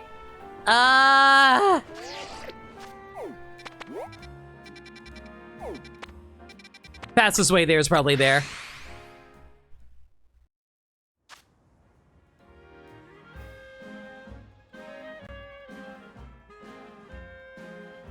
Hey chat, when you're in need of a source on a game that you don't really know a whole lot about, you gotta go to the source, Dr. Source. Hello, Dr. Source. Good to see you today, ma'am. Can you please tell us some fun facts about Pokemon Legends Arceus? Well, you see, Dr. Source has an informant of those at Game Freak. Apparently, while working on Pokemon Legends Arceus, she remembers that they were talking about how many people love Cynthia so much that there's just so much art of her online that they were like, okay, but we also have a sizable female audience too. Do you think the women would love... the women would also love Cynthia if she was a man? And that is how Volo was born! Volo was born to attract the female Pokemon audience. Thank you, Dr. Source. And remember all, if you need a source, she's your source. Haven't seen her in so long. She's busy working on all kinds of different scientific projects, don't you know? Anyway... thank you for the follow, by the way, if I didn't say so already. Below ain't half the character Cynthia is. I mean, he's definitely tough enough to be Cynthia's ancestor. Although that makes me wonder, do you think Cynthia is actually related to Volo? Or do you think that's just like... or do you think that's just like...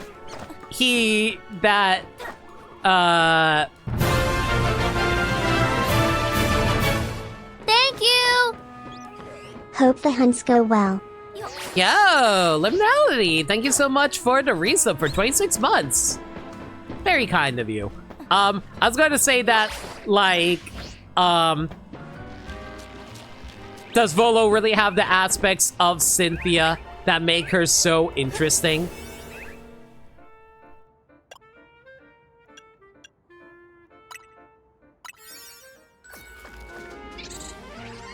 And I was going to say whether or not she's actually related to, oh, I feel so bad. What was the old lady that kind of looked like Cynthia as well? I forgot her name. I feel bad. Destroy boulders. Okay. Destroy piles of sludge, too?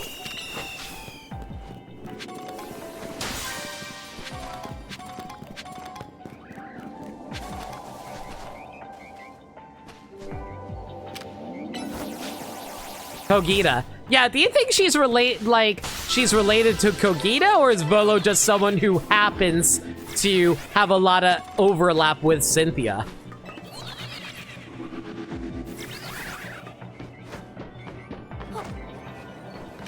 Like, you know, there is such things as red herrings and all that, or like misleads or whatever. Oh my god, that's a lot of pea butts.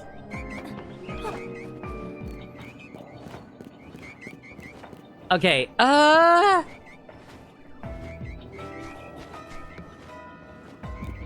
on, there has to be boulders somewhere around here, right? I see plenty of Pokeballs, but no boulders. Wait. Is Audino in the main game? I think it's in the main games. I'm not gonna bother catching it. At least I don't think Audino's in the main game.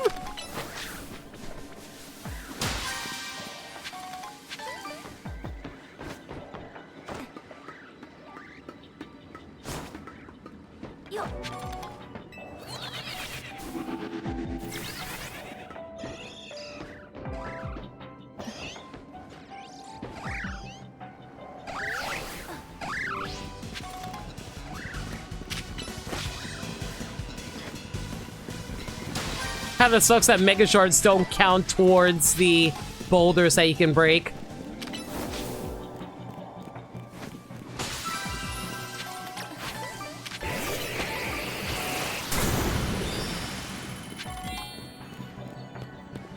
There you are.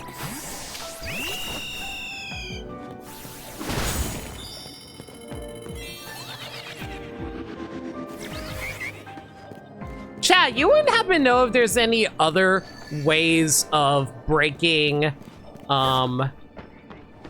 getting rid of piles of sludge besides water attacks, do you?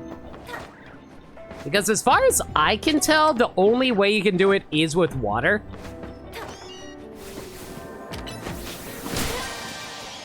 Have you tried a hammer? You know what? Color me surprised, but I've never tried using a hammer in a Pokemon game before. I don't know why I've never thought of that before. Maybe I'm just not that creative.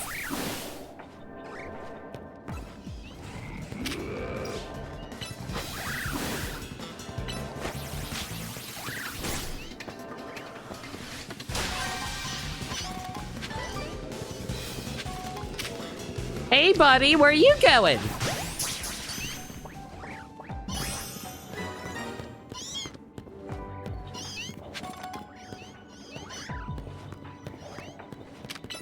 I'm pretty sure I saw there was like a Persian in here or something. Actually, now I'm thinking about it, has there ever been a hammer in a Pokemon game? I don't think there has been, right? I guess there's like wood hammer. Does that count?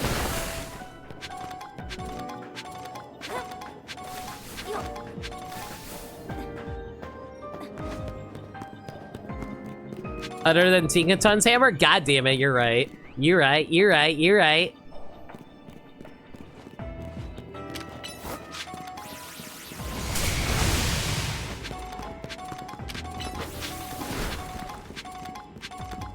Outside of Pokemon moves, do you mean? Yeah, outside of Pokemon moves.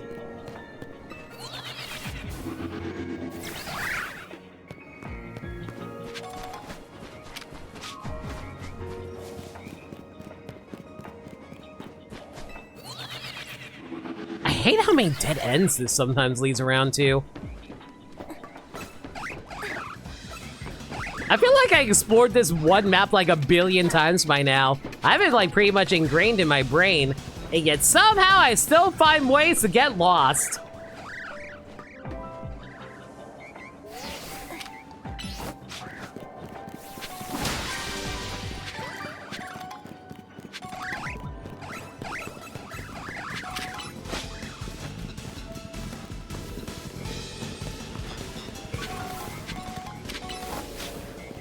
Is it normal for a Pokemon to not show up here, even though it's marked off on the map that it should show up? There you are! Tweety's come for his revenge!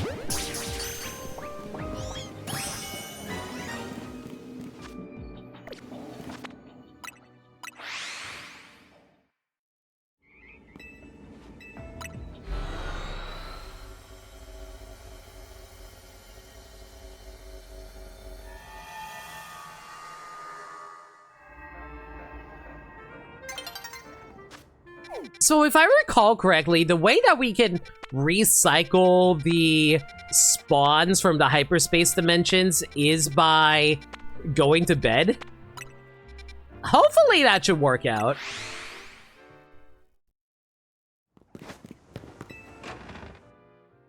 Because I'm pretty sure they said it recycles based on the day.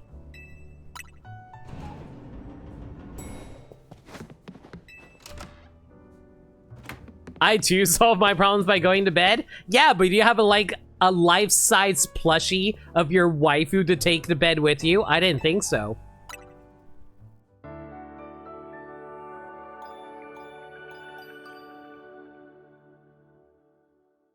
Maybe.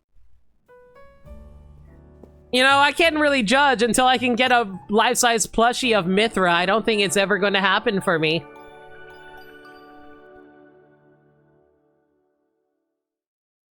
Now that I think about it, it's kind of funny I don't even have a Mithra plushie, period. I would love to have one, though. But I feel like most of those are just, like, fan-made stuff since there's no actual official merchandise for her.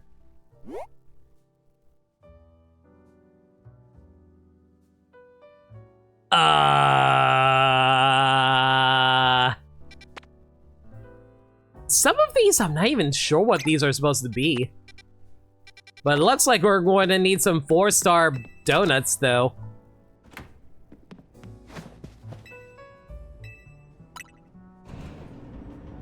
That's why you go for a waifu at midnight? I'm good.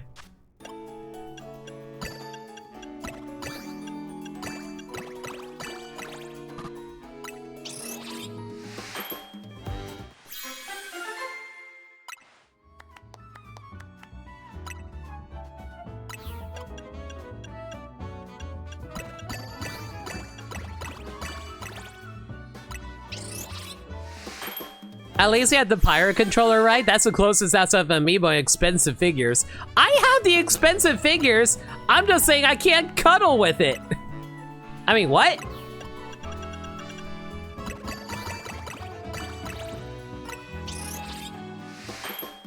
When hanging out with a couple of friends, you want the Canary plushies in this game to be official merch.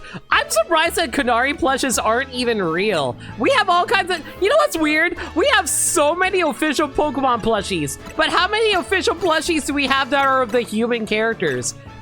Do they not do it because they think it'll be weird? There's plenty of plushies of, like, characters from other franchises. Are they that afraid of Pokemon's, like, image? They probably are.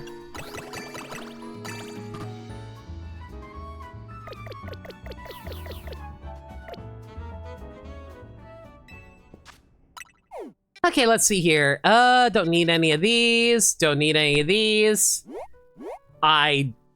Is that Torchic?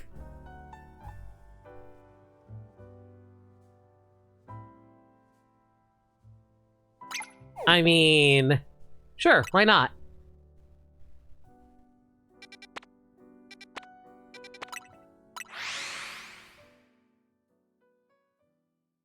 They are too cowardly to release plushies of Pokemon trainer waifus. Who do you want, Hilda?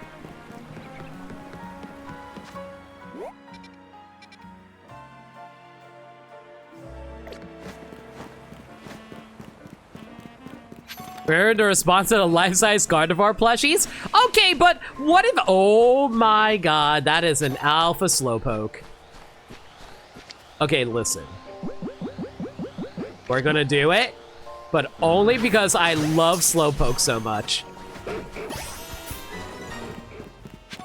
There are so many alphas we're coming across today, though. Let's go.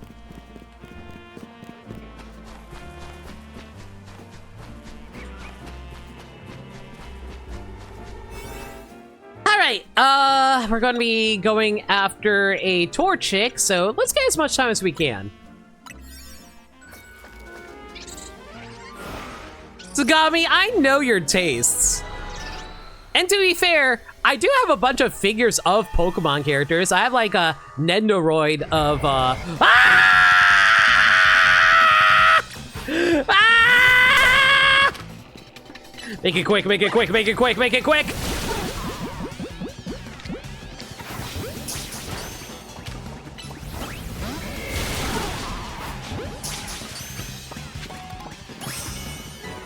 Okay, there we go. We got one Torchic.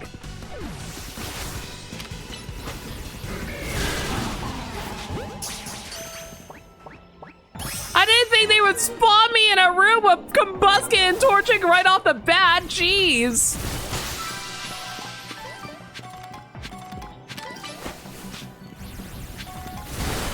What character is Ah? I'm sorry, but Ah is just so appealing. Got a lot of like personality and care put behind them.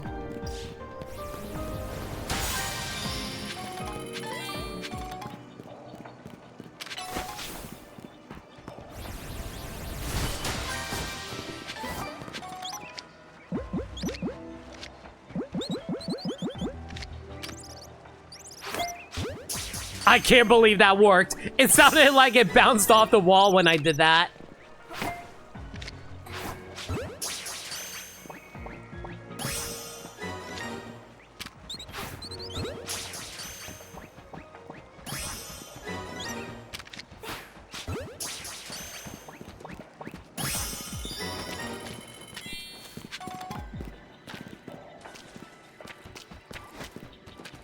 She's also a stupid tomboy and like that in a woman. I wouldn't call Hilda stupid.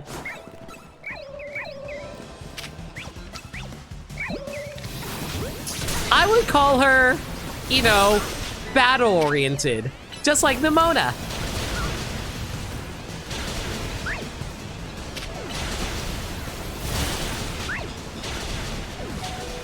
Okay, y'all need to chill out with the fire attacks.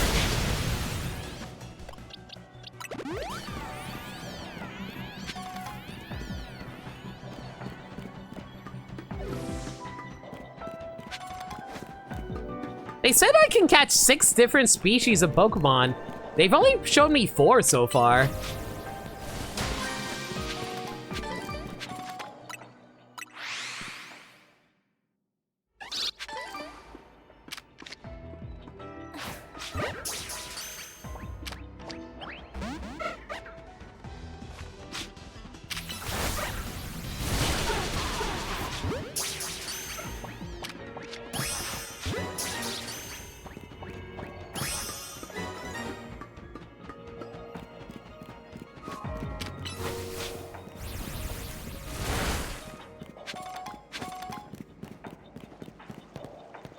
Which version of Hilda are we even talking about here, guys?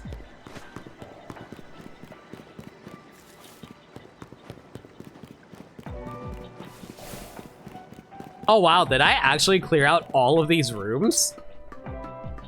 Is there no other rooms that I can enter?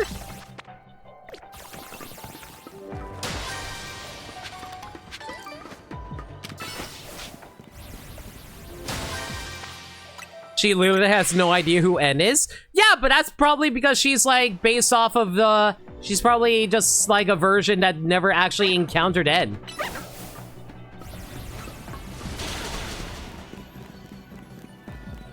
So I think it's implied that Hilbert was the one who actually fought Team Plasma. At least that's what I got from it.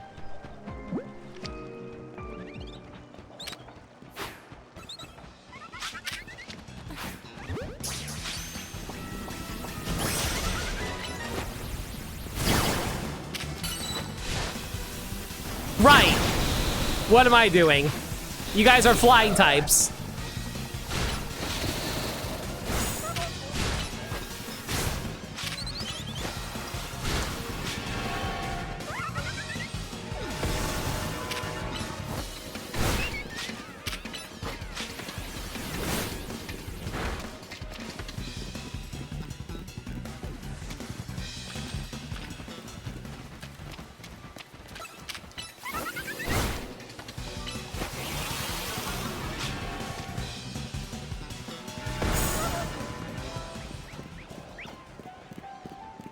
Wow, they are taking their sweet time spawning some new Pokemon.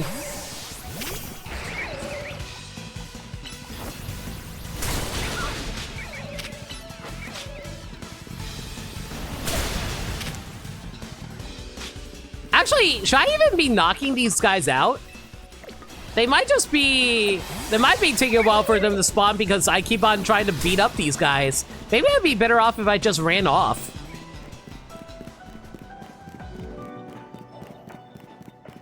Gotta head out? No worries. Thanks for hanging, Burbsai. I'm just going to be wandering around for a little bit as I'm wondering where the heck are all the freaking Pokemon?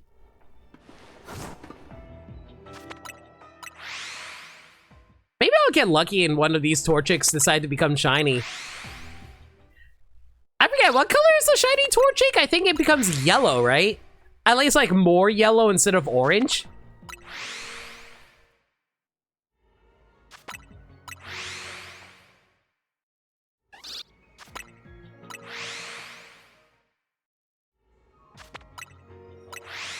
Because every time you reload the area, they reload the Pokemon here.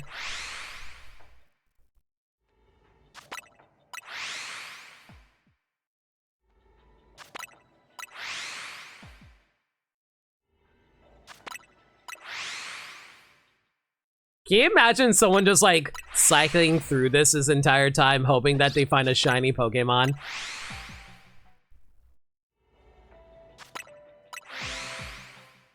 Like this would probably be a podcast stream for me where I'm just like, hey guys, welcome to my shiny hunt of Torchic. Or Combuskin, whichever comes first really. Or an alpha.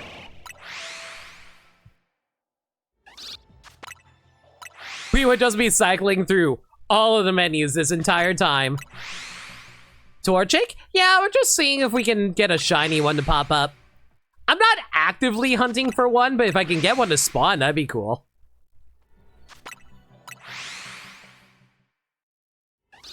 Like, that would just be the entire stream doing this, trying to hunt for a shiny Torchic.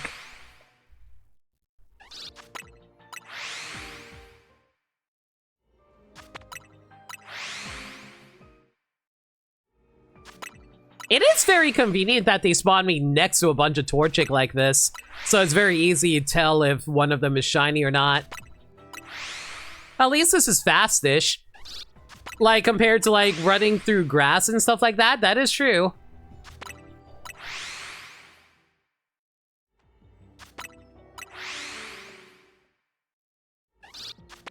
Kojin, I forget, are you going to MagFest or is that just Xeno?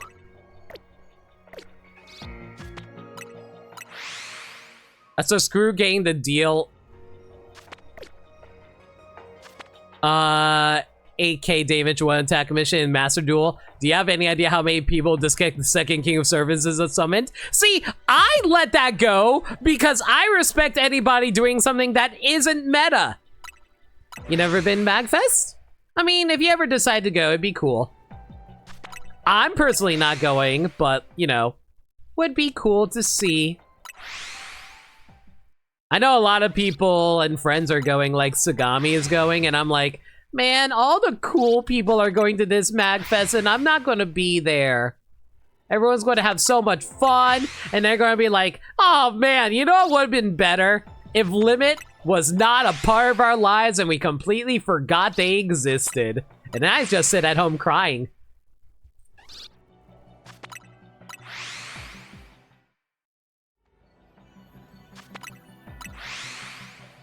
Don't you hug me with your pitying. I'm kidding. Alright, let me go see if I can find a, let me see if I can go find a Lampent then, really quick.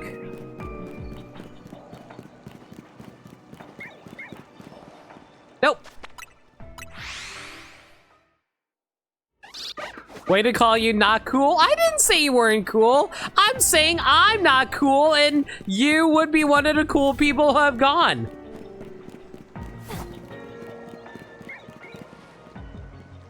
There you are.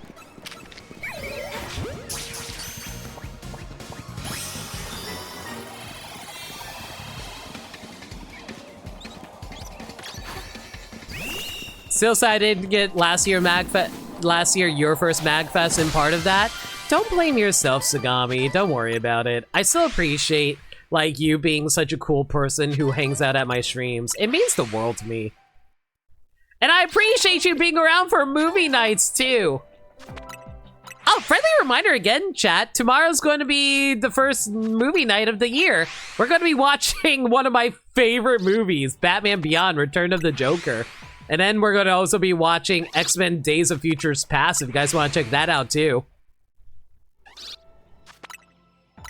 You're cool? Nah, I'm really not, but thank you, though. I'll be real. Okay, while we're hunting for the shiny Torchic, I'm going to be completely real with you guys. Do you know why I say I'm not a good person? Thank you for the follow! I appreciate it, but, like, let me tell you about why I'm a terrible person and why you should not follow me. So the reason I say that is because I have anger issues. I will freely admit, like, my parents have awful anger issues. We get angry at, like, the drop of a hat. Like, fuck you. No! Bad! Limit, shut the fuck. No! I am going to talk about why I'm a terrible person, and you are not. I am not worthy. Okay, so real talk. So, I've always said this about my family. It sounds like a joke at first, but and you might sound like, oh, that doesn't sound too bad. My family is a family of tsundere. I am not joking when I say this.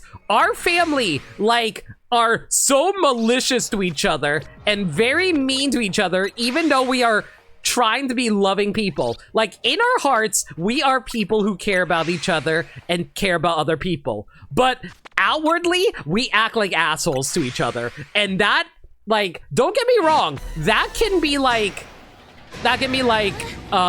something that is, sounds fun because it shows like, oh, you know, it just means that you have trouble expressing your feelings for each other. But no, it can be emotionally destructive hanging out with that many people who are just like mean to you on a daily basis, even though they want the best for you.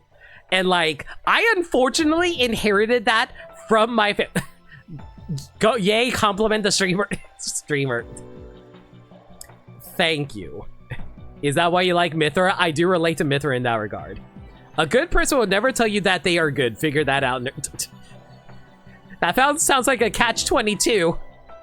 Okay, but I momentarily was put off guard by first time chat being, fuck you. No, they mean that affectionately. Don't worry, Nameless. You don't like when people talk bad about themselves? I'm just saying that, like, I come from a family who's very bad at expressing their true feelings.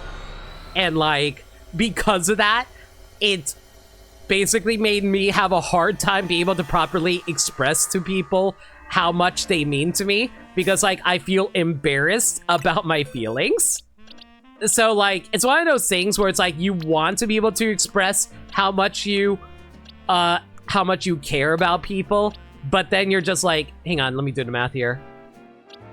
39, 40, 41. Okay, so this should go here. Okay, anyway, so it's just like, it's one of those things where you want to be like a kind person, but then your own personal ego gets in the way of that. And that happens to me so freaking often. Do you guys know how much my ego gets in the way of me actually properly being a nice person? Ugh. Y'all give Limit a lot of love. Well, thank you, Mima. I do appreciate it. The point is, what I'm trying to get here is that I am very egotistical, and I'm also someone who is very easy to anger, and like, I'm gonna say it right now, I get mad at my friends, I get mad at my family, and that is not good. That does not make me a good person. Oh, Mima! Oh, Mima! Oh, okay. Gotcha. Mima. But yeah, thank you again for the follow. It's just one of those things that I'm like, I'm just like someone who doesn't think I'm a very good person because I honestly don't treat people as nice as I should treat people. So I just have very low self-esteem in that regard. I don't know. Again, I appreciate the kind words. I'm just someone who has trouble seeing their own value.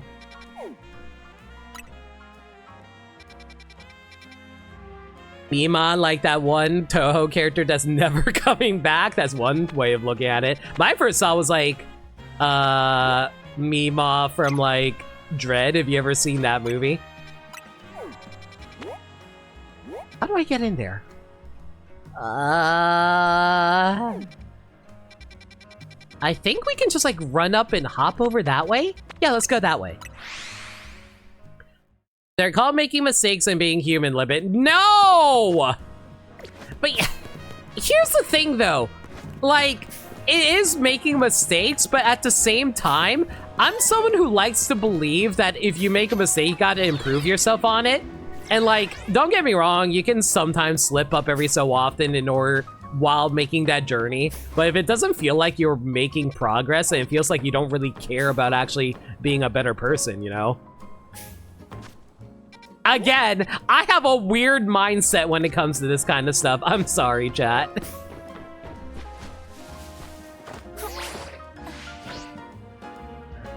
Like, let me put it like this. I want to hold myself to a high regard because I don't want to get complacent. Do you know how easy it is to fall into bad habits if you get complacent? So I'm always trying to hold myself to a high standard so I don't, you know, make dumb mistakes. Hell, like, I'm still thinking about, like, dumb mistakes I made during this stream, frankly. Like, for instance, I'm talking about myself way too much right now. Limit! Stop talking about yourself and talk about the stupid game! We're here to enjoy Pokemon right now, you know? I'm sorry. But I also, like, legitimately, I am sorry. Because, like, I also know people really hate listening people be whiny about themselves because that's also very egotistical because they're spending the entire time talking about themselves. So that's the last thing I'm going to say about this. Okay. We're here? What we got?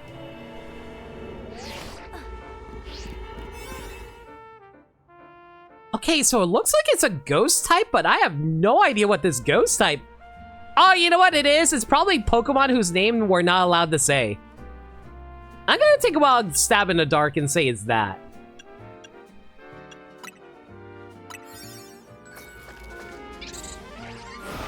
I'm gonna buy you an I'm sorry jar every time you apologize you put in $1. I mean, I have a jar right next to me, but unfortunately that's when chat wants to, like, throw money at me to get me to shut up.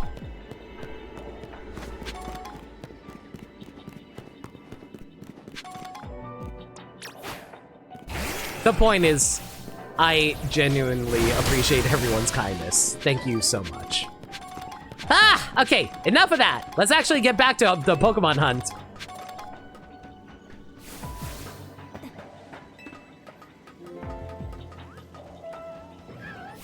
I hear... Man, I wish I was better at recognizing cries. Have you guys noticed after a while when it comes to Pokemon, like the early game cries where all the cries were like 8-bit sound effects, those were way easier to recognize Pokemon cries, but when it comes to like, there is no way you spotted me, right? I was about to say, there ain't no way these guys saw me.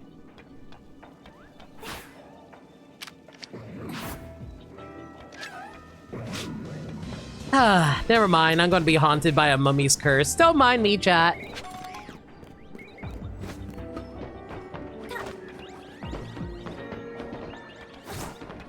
Alright.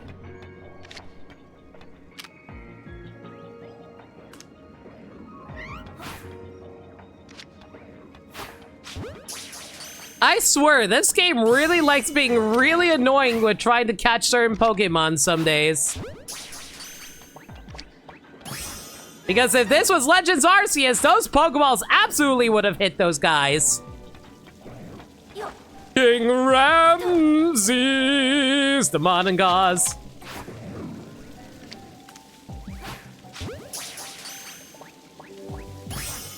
There we go.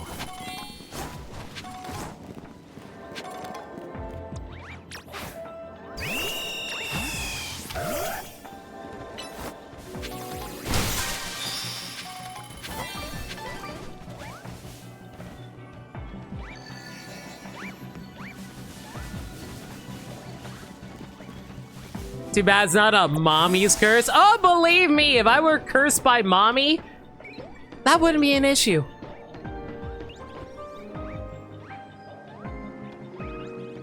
I swear, I always have to double check on these things because I always have to make sure none of these are shiny. Because unfortunately, the shiny jingle doesn't react at a long distance. You have to be a little bit closer in order to get it to react some days.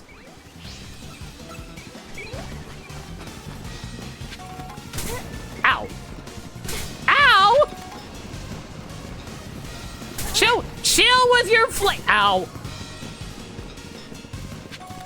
Ugh. Ooh, is that a chandelier? I mean, I already have one, but it would have been cool. It's cool that we saw one in here. Is it one of those shinies that are off by a slight hue? Basically.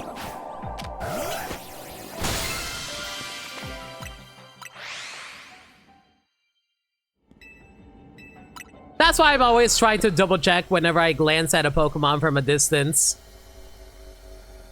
It's like how I once spotted a shiny Magikarp inside of one of the wild zones, even though there was no audio jingle for it, but I was able to see it. Alright, I guess we can probably check this place out. I don't know what could be in here, but we'll check it. Alright. Wrong side.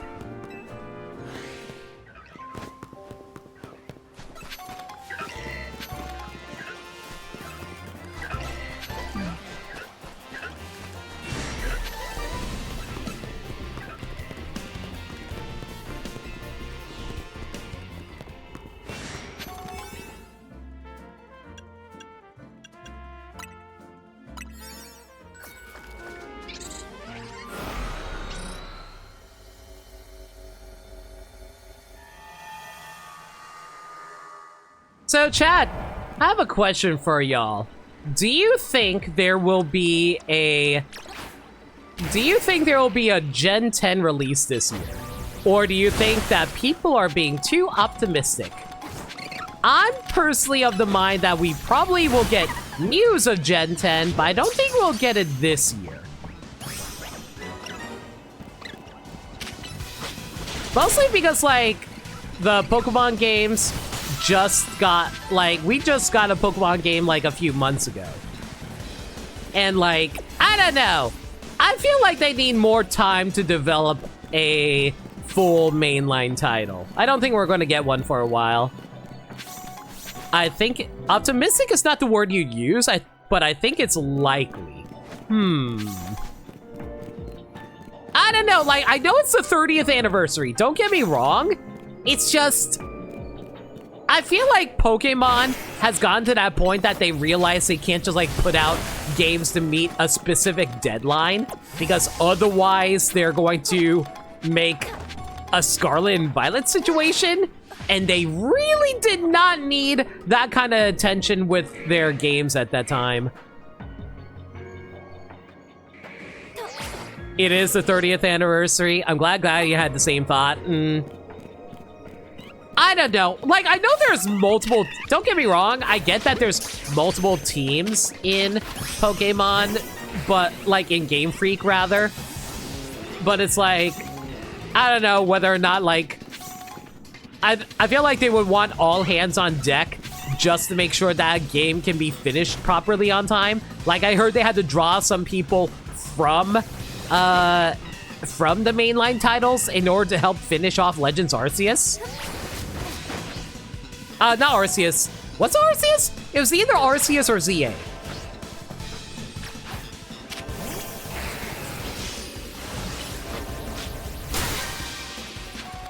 I feel like it's a 50-50. It does happen this year. It'll be at the end of the year. That's what I feel like it'd probably be too. I feel like we'll get a bunch... I guess it depends on when Pokemon Day actually ends up happening. We'll find out then. I wouldn't be surprised if they do, like, showcase, like, the starters and stuff, though.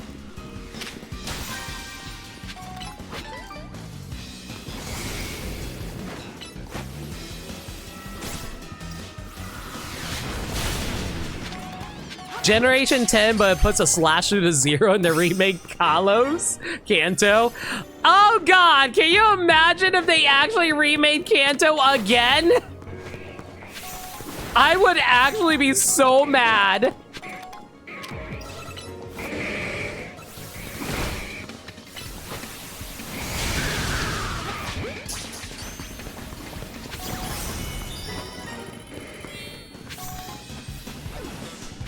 Have I said how much I love the run animations for Macho? It's just taking a light little jog.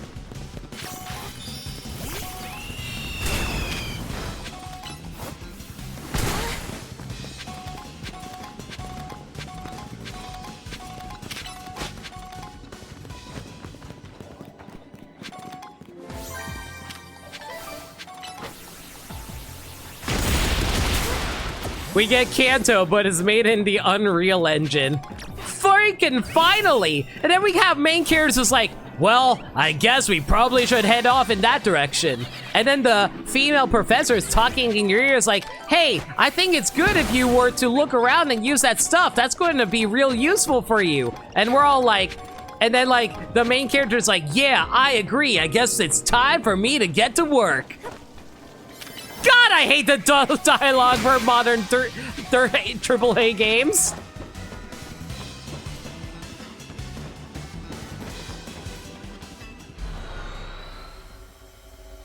No problem, P-Resser. Gen 10, but they make it an MMO with the Switch 2's processing power. So it'll run like 2 frames a second. Got it.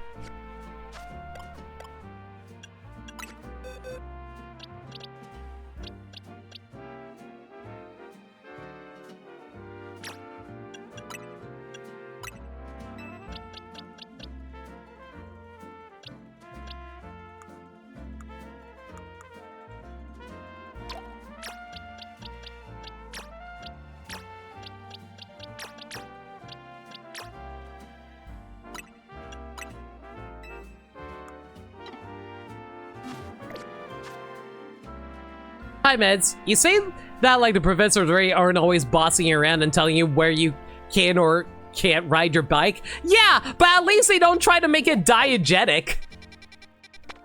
At least, you know, oh, that's just the game being a tutorial.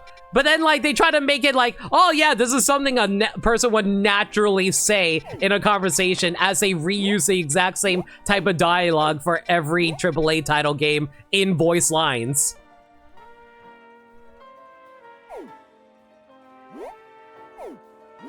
The bike has nothing to do with my genetics. I wasn't talking about your genetics, Meds!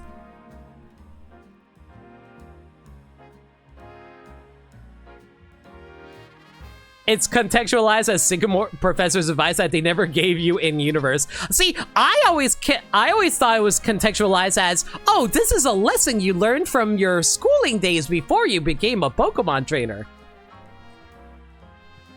I don't appreciate you telling me to die, by the way. Ha ha ha ha ha ha. Are you done packing for MagFest yet, Meds? What the hell are these things? Oh, wait. Oh my god, is that a freaking Corp? That's a Corviknight. Oh my god, that is a Corviknight. I think I'm good for now. Listen, if Sada boss me around, I thank her. Yeah, of course. It's the internet that I would expect to shit the bed. I mean, to be fair, I don't think that many darn... Oh my god, there's a new Megastone. Oh, there's a new Megastone. Hello, what do we have over here?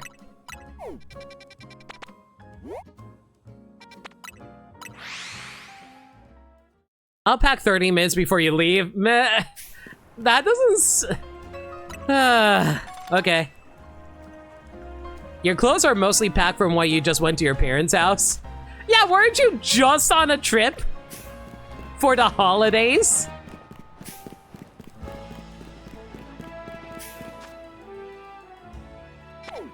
Wrong direction.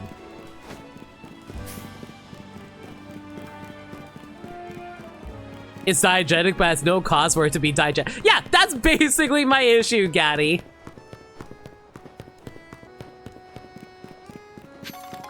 Like, how dare they mock us with diabetes?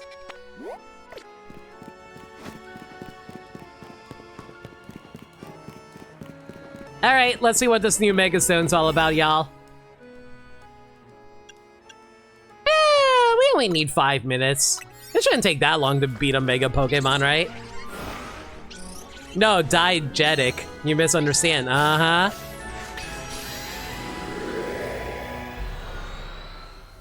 Please enlighten me, Meds. What does diegetic means?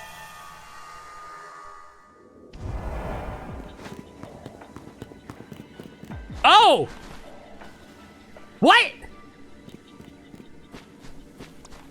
Why did this get a frickin' Mega?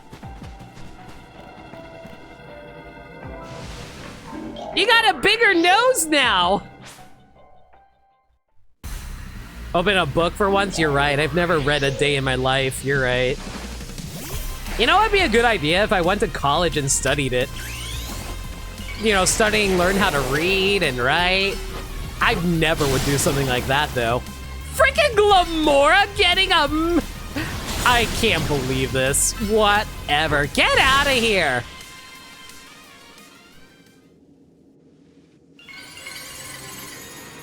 Gita needed more to cook with? I guess she needed one. Sure, why not? What the hell are the stats on Glamora?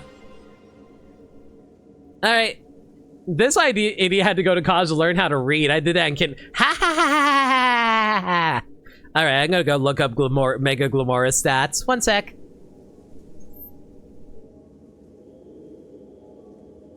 Glamora! Its Mega Evolution stats are...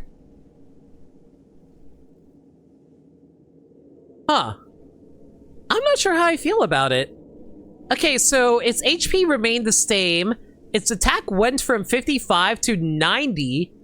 Its defense went from 90 to 105. Its special attack went from 130 to 150. And its special defense from 81 to 96. And its speed went up to 101. I don't hate these stats, actually. It's very average, but yeah, it doesn't seem that terrible. It just feels very jack of all stats, master of none, really. I know it focuses on special attack. See, what I don't understand is why did they raise up its attack stat? If it's going to be a special attacker, why raise its attack stat? Raise up its defense stats. Make it a hard-hitting special attacker. Yeah, it's a weird stat spread, but whatever.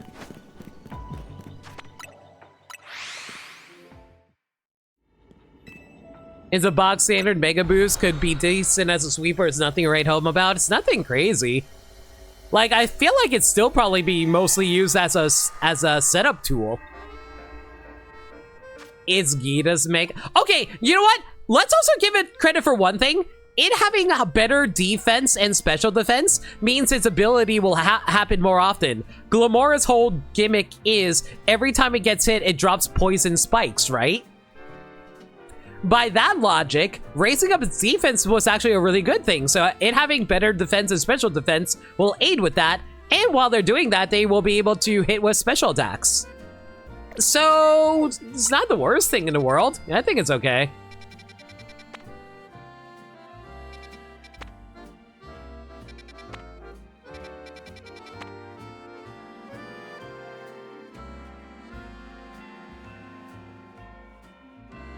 What the hell is this supposed to be?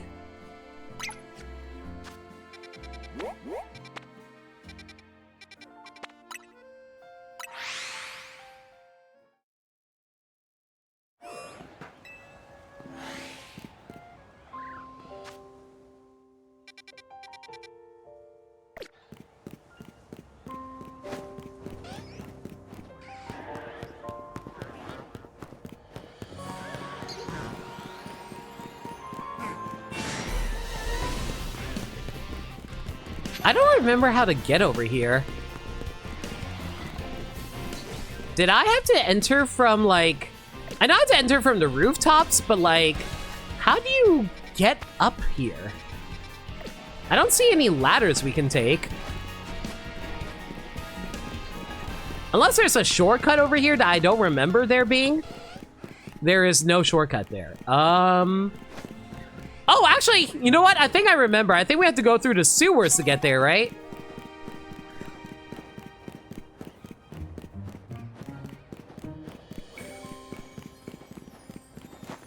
Would be also nice if I knew how to use the stairs.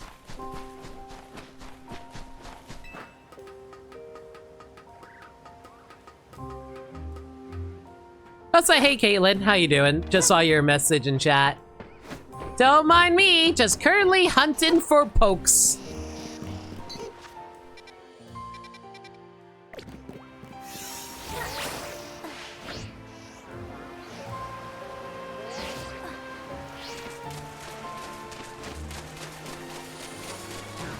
Good luck with your retro hunt.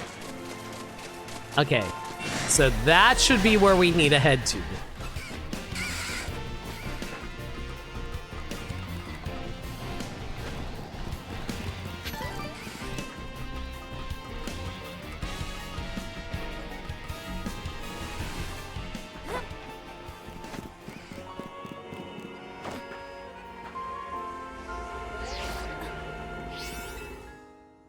I still have no idea what this is all about, but we have like 26 minutes in here.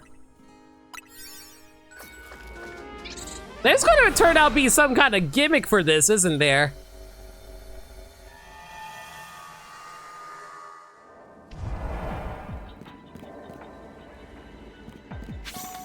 Oh, I understand now. Okay, so this is so I need to catch like what? One of each of these? So that's one Squawkabilly. We got yellow. Now we just need to get 4 more.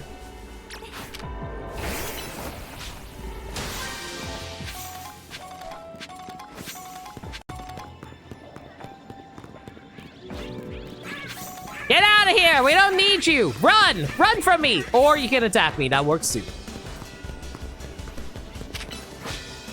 I was hoping I could scare them away.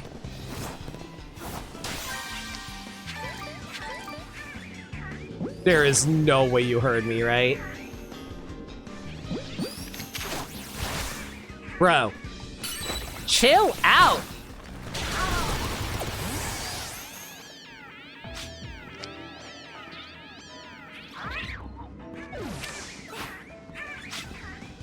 Alright, fine. You guys are way too observant. Fine, come over here.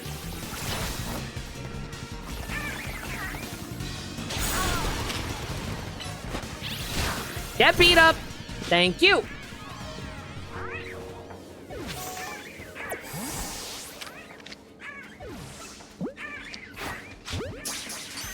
There we go.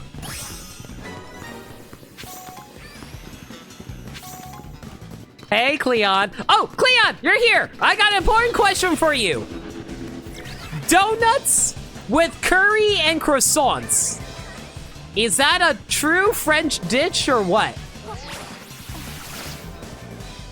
Like, they literally put the donut on top of, like, on top of the curry. Yay or nay?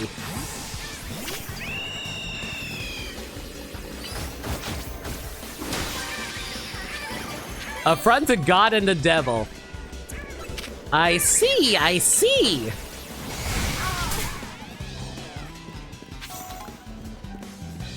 So you're telling me that Pokémon is anti-God. That sounds about right.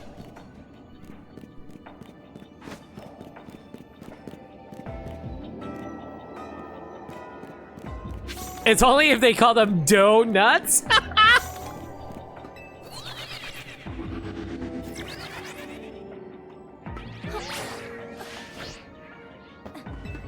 Do you ever wonder what Jack-o'-lantern did to get banned from both heaven and hell? He served that? No, Cleon just walked into the chat, so I was like, oh hey, What do you think of donuts with? Wait, what was that? Wait, I heard the shiny! Where's the shiny? I see it. I see it! I see it! I see it! I see it! I see it! I see it! Woo! Snagged! Anyway, where was I? Yeah, so we were just talking about how, whether or not donuts are actually good to go with, whether or not donuts go well with, like, curry. And Cleon declared, it is an affront to God.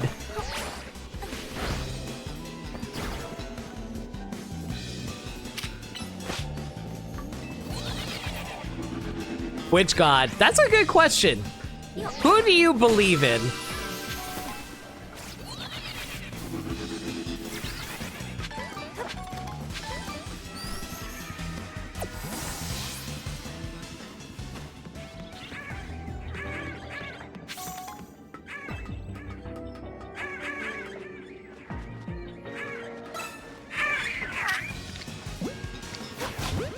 In the ball.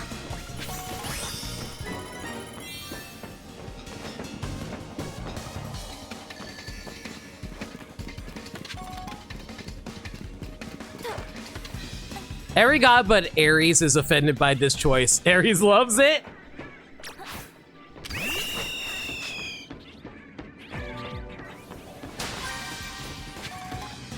Also said Tower of Babel squared. It's that much of a affront to God. Got it.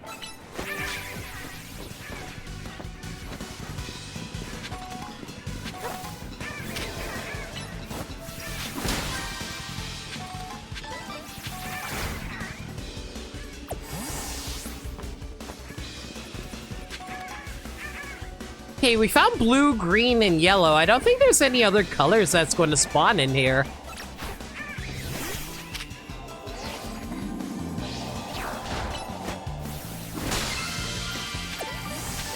Mithra's cooking at best is questionable. No. And I'm going to tell you why. When food is made with love, you can feel that passion coming through. As it rots your stomach from within, your heart is full of love. This music keeps making you think of Monkey Ball. Are we talking about the battle music or are we talking about the general music? I assume it would be the battle music here, right?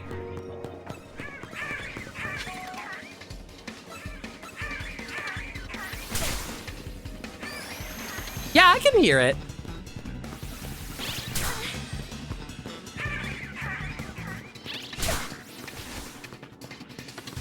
Actually, what happens if I let these guys beat me up?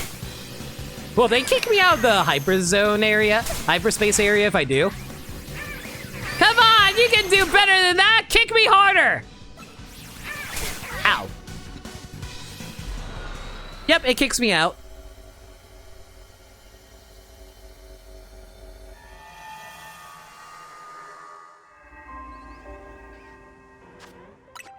Livy, you should consult a doctor. You love your ulcers? I really, really do.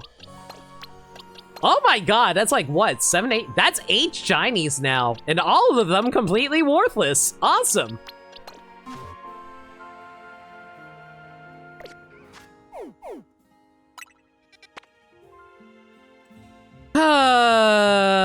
I don't need Gumi. Do I need Bagon? I don't need a Bagon if I recall correctly. I can double check though.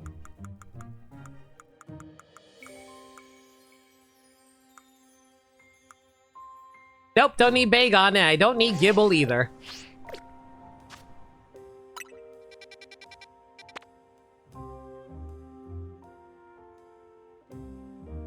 Limiting my Xenoblade 2 waifu could give me turbo cancer, and I still feel safer than having Mithra cook. I am saying that Mithra's food would fill my soul with love. I need Dratini. We are going after this freaking Dratini now.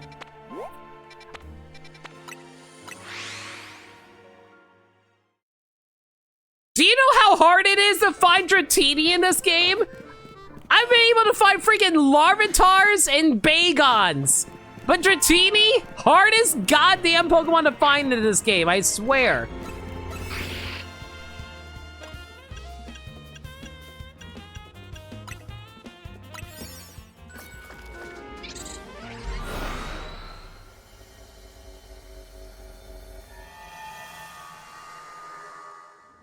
All right. We're here for one and one thing only. Praying one of these Dratinis will stay in their ball. Thank God.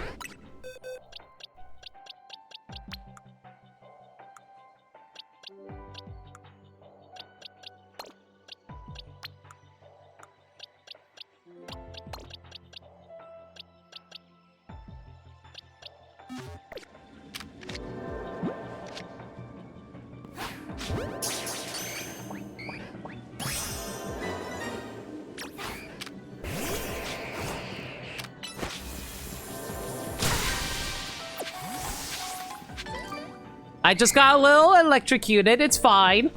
My Pokemon are just being affectionate. Okay, if there's one thing I kind of hate about the Pokeball throwing in this, I kind of hate that you throw with your right hand. What if I'm left-handed? I'm ambidextrous in reality, but still.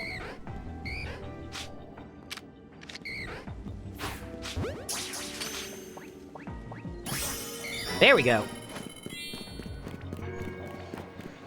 Well, there's not much else for me to catch in here, so I might as well just, like, grab the Pokeballs and head out.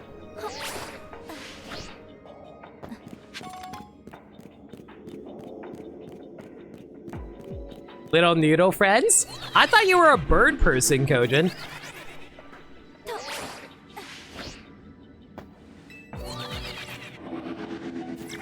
Are you real? Is this just fantasy? Caught in a landslide, no escape from reality? How you doing?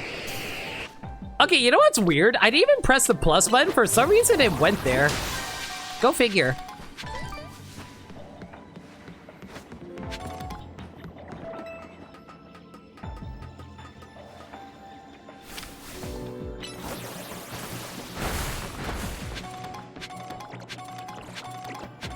Is that an Alpha Gumi? So it is.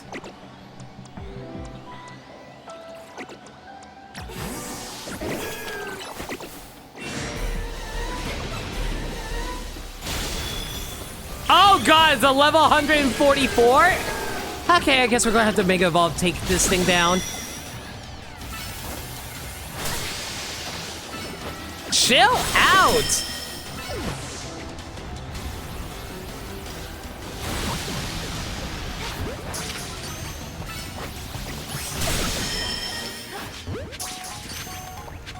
And you know what? I'm taking your children with me. Your entire family is going into my private collection. That's what you get for trying to prove yourself as an alpha.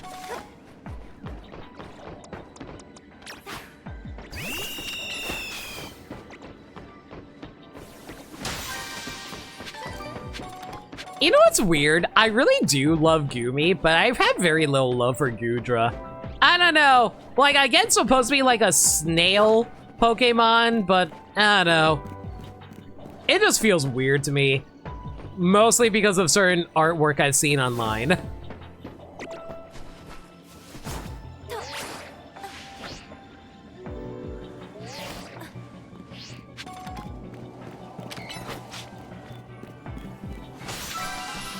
I actually don't remember what Hisui and Goodra looks like.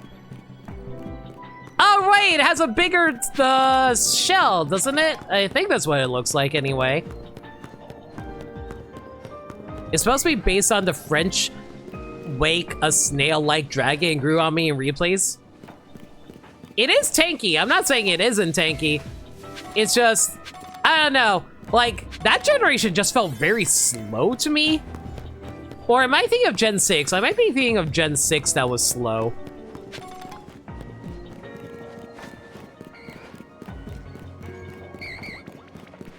He also got the nickname Goon Me. Oh, that sounds terrible, Leon.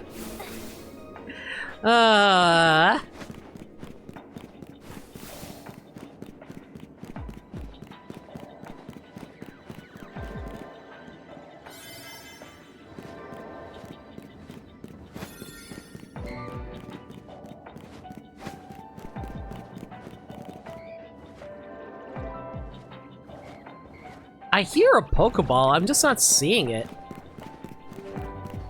There it is.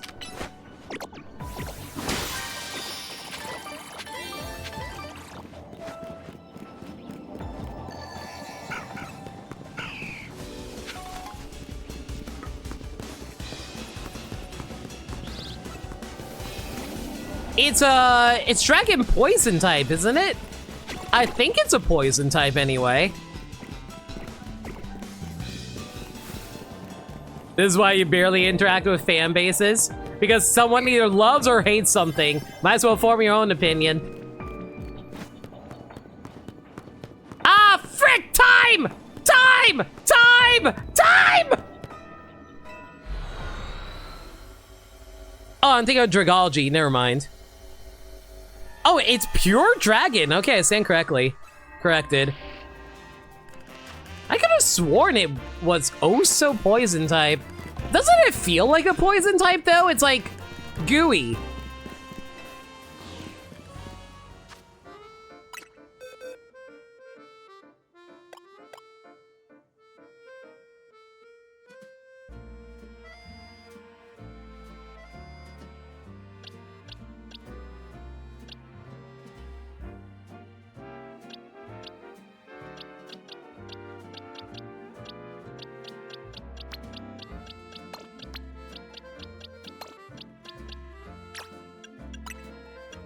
I don't need an alpha Goomy. Unless it is like a shiny, I don't need these. Thank you. Get out of here.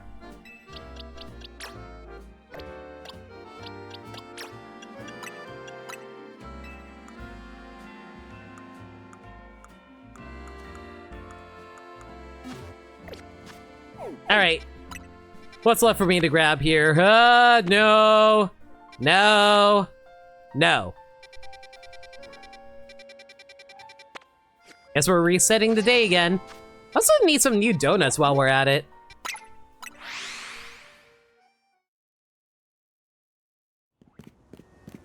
It learns a lot of poison type moves, just not poison. Yeah, I don't understand why it's not poison type. Is the Hisuian version at least poison type?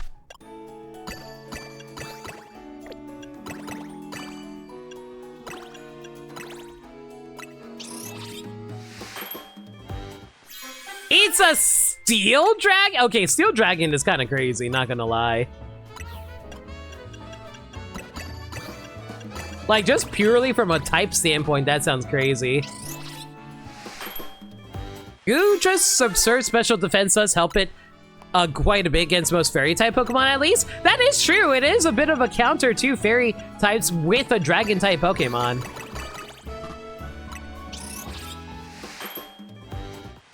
Only reason I can think of is that they wouldn't do that is because they made fairy partially to balance dragon types, and giving the pseudo a direct counter would be kind of pointless in that regard. That is a good point. I did forget about that. But now fairy types are the most broken Pokemon type. So they basically made the counter to the broken counter broken. It's like if they... Remember when psychic types were the broken type? It's like if they balanced psychic types by making dark type the ultimate type that has like no weaknesses. And don't get me wrong, fairies do have weaknesses, but their weaknesses are uncommon.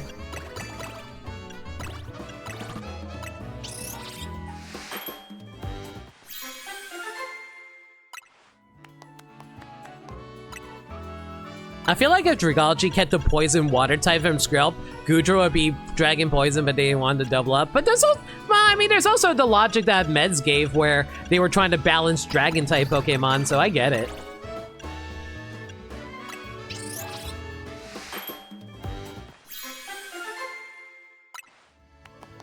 Fairies very much were a target nerf. Well, not just that. Fairies were also a buff to Poison-type Pokemon. Poison-type Pokemon got so much better after being able to be super effective against Fairy types while also changing around some of their weaknesses. I feel like terrestrialization has been the best way to balance Fairy. No, actually, I actually agree with you. I completely agree with you. Terrestrial, like from a gameplay okay, when I say gameplay, I mean from like, oh, single player gameplay, it's not very all that interesting.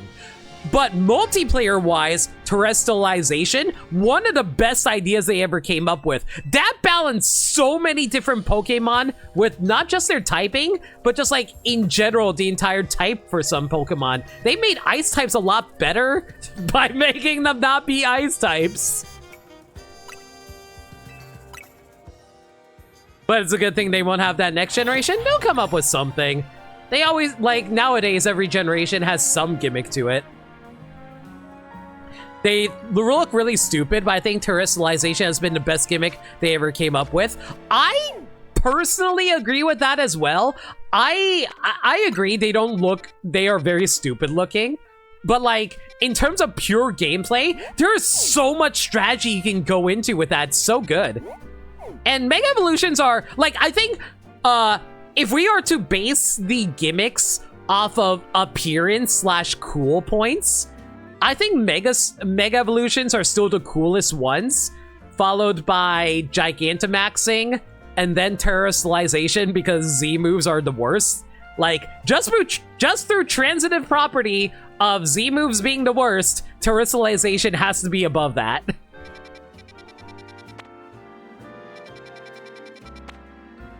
I have no idea what this is. What the hell? It looks like a flying type, so I guess we'll head over there.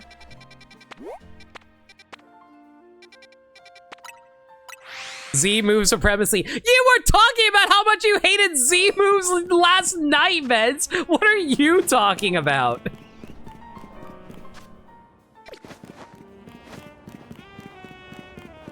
Yeah, they suck. Okay. But yeah, like, I understand why Z moves are good. I just don't like using one singular move and be like, oh, that's all I do. I don't know. I like transformative gimmicks.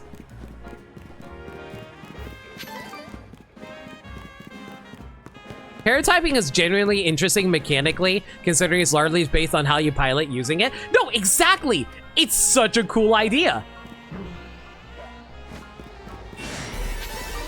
All right, let's see here. 6 minutes should be enough. The thing I like about Terrace or whatever is that every Pokemon could theoretically use it. Yeah. Whereas with things like Mega Evolutions, you want to participate in the game's Gen's gimmick, but you have to use specific mons. Correct. Same thing with Gigantamaxing. But, well, okay, it's complicated. Dynamaxing, you can absolutely Dynamax, you just can't Gigantamax. Not all Pokemon can Gigantamax, for example.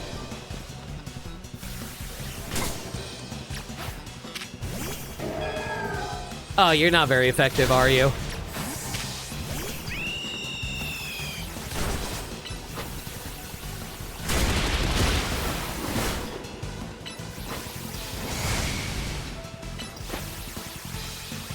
You like Dynamaxing, but you didn't always love how it changed your moves. Yeah, I understand that. Like, I do like, I feel like some of the moves were also better depending on the type too. Because like, some moves are like, oh, this move can buff your Pokemon. Some moves can create a field that just heals you. And I'm like, that's cool. And then there are some times that are just like, oh, you get a guaranteed protect if it's a normal move. And I'm like, it's weird to say that that's probably the most useful of all the transformations, is being able to just like get a free protect. Skarmory is a good boy, I don't deny that. Okay, don't need to catch you. Oh wait, I need to catch 3 different species, fine. I have 1 Thunderbolt on this guy at least. Oh wait, I can just use a Repeat Ball. are a bunch of birds hiding out in the middle of a sewer anyway? It's crowded as hell in here. Is your second favorite mon? What's your favorite mon, Kojin? I don't even know the underhood differences between Dyna and Gigantamax. I assume Gigantamax gives better buffs. If I recall correctly, no. It's that they have a specific move that's exclusive to them, if I recall correctly. Like, Charizard has like a Charizard-based one, for example. Yeah, so they all have a unique move. So it's kind of like a combination of Mega Evolution slash, slash Z moves, kind of. Is not the best idea. God damn it! Saying the ball.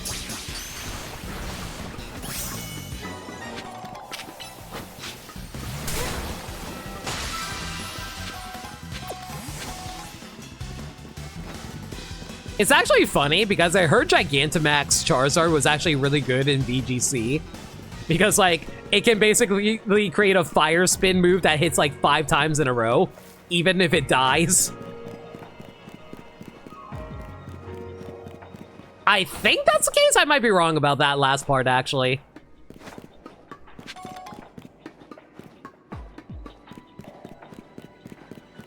You did like how Dynamax was on a timer? Yeah, it was a 3-turn timer, yeah. So you really had to use your time efficiently? Yeah, you can't just like throw it out willy-nilly.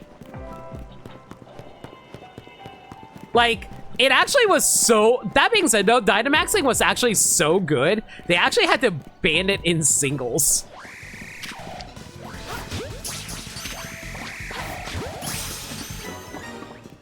It wasn't that broken in doubles, but to be fair, doubles is the main format for the main competitive Pokemon, like official Pokemon scene, so they probably balanced Dynamaxing around doubles.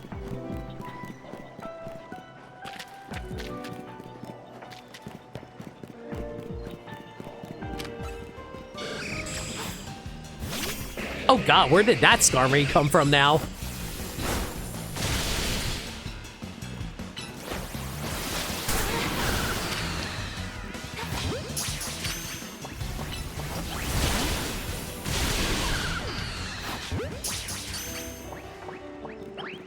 What? Oh my god, I hate Skarmory's catch rate some days. Charizard move gave it a damage over time effect, yeah. Same with Blastoise, Venusaur, and Colossal. Mez, it's not my fault! Skarmory just doesn't want to stay in its Pokeball some days. It needs to learn that when it faints, that means it's time to go in the ball.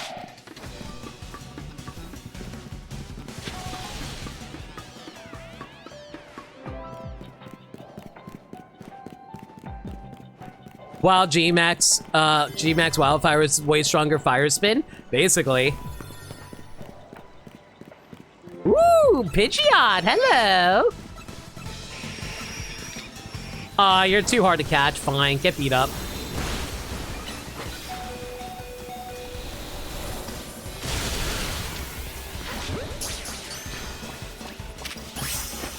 See, Pidgeot knows how to behave. I don't understand why Skarmory refuses. You think you're too good to go back into your home? You too good for your home now?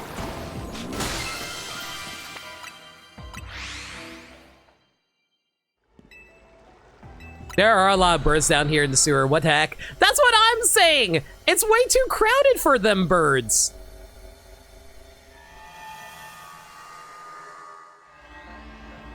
So let me see what your favorite was, Kojin. Dunsparce.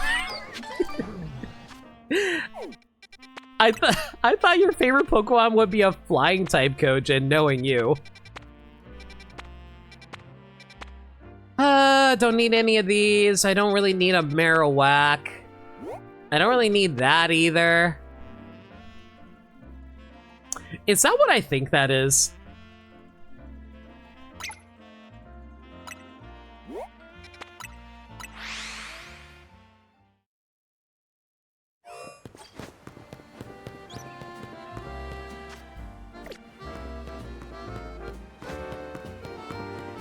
Is that Cleavor? Yeah, apparently there's some Hisuian Pokemon inside of here.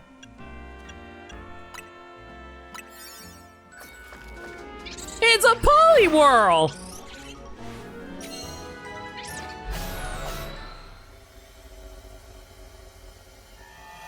Man, anybody got a Water Stone so he can actually become angry? Yeah, that's a Cleavor, alright.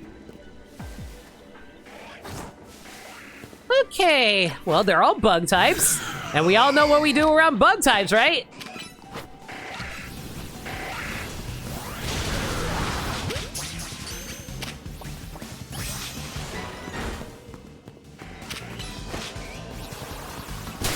You know what's messed up?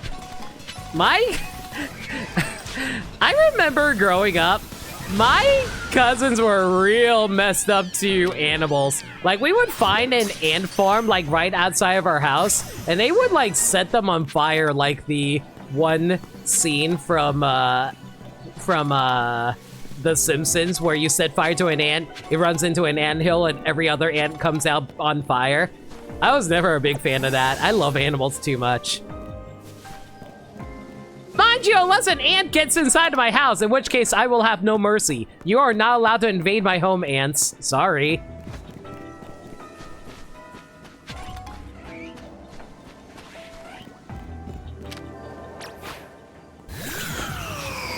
Randomly remembered the other day how heavily pushed Poliwhirl was in marketing at the very beginning of Pokemon. Dude was on all the banners and stuff alongside regular Pokemon. You know, I was watching a video about that the other day. They were talking about how weird it was that Poliwhirl was so pushed back in the day, and they theorized it's because it was Satoshi Tajiri's favorite Pokemon, because they really like how it had a swirl on its belly. Because it reminded of him catching Pokemon, not Pokemon. Yes, catching Pokemon! Catching tadpoles as a kid. And like, guess they just kind of rolled with it, assuming it was going to be another mascot Pokemon, but then it's just like, no, it's just another Pokemon in the crowd. Of course, nowadays, I think Satoshi's opinion probably has changed by this point. I wouldn't be surprised if that was the case.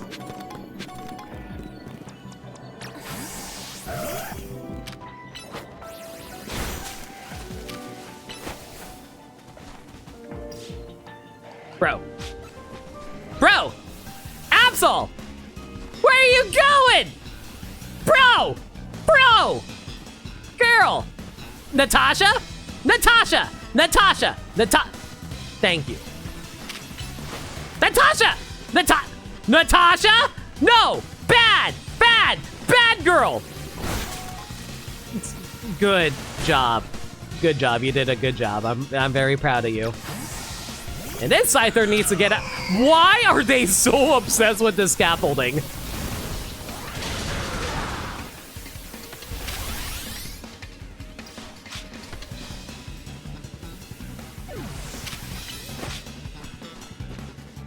Raven, Raven, Raven, Raven, thank you.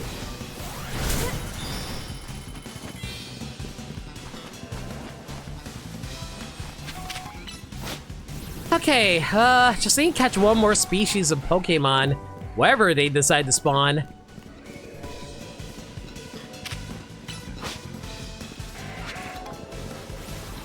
Would be nice if another Cleavor decided to pop up, that'd be cool. You wanna be cool, game? Everyone just loves Charizard the most, and only Charizard, just Charizard, just Charizard. Listen, I love Charizard as much as the next kid. I love my giant fire-breathing dragon. He is cool as hell. I am not denying that. But Blastoise is way cooler.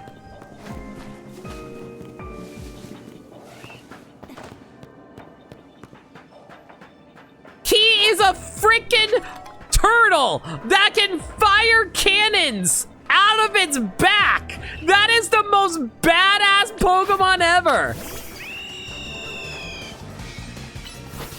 Typhlosion is the coolest. Typhlosion's fine. I don't mind Typhlosion.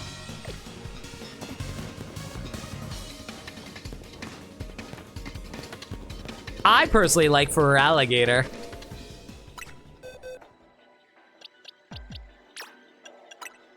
Don't need you. Don't need you.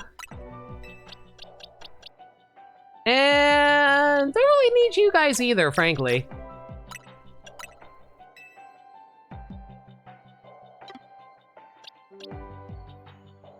I caught so many Corvus Squire. Do I even want these? Not really.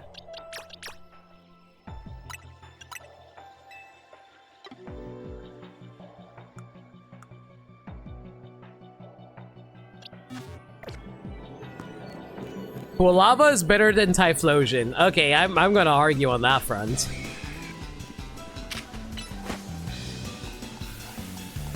Chestnut is king. I'll be real. I think Chestnut might be my least favorite of every single Pokemon starter. Like, I went through it in my head, and like, I was like, yeah, I just really don't like Chestnut. I'm sorry to all you Chestnut fans. Just not for me, yo. Like, I know Dirt Dog's one of his favorite starters is Chestnut. Not for me. I don't love Clown Seal. I like Clown Seal. It turns into a freaking mermaid. I like Pretty Mermaid.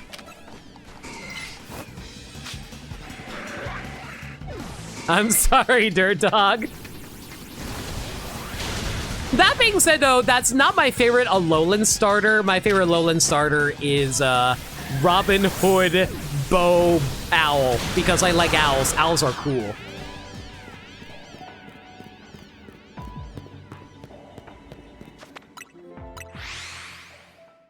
Mermaid Cloud.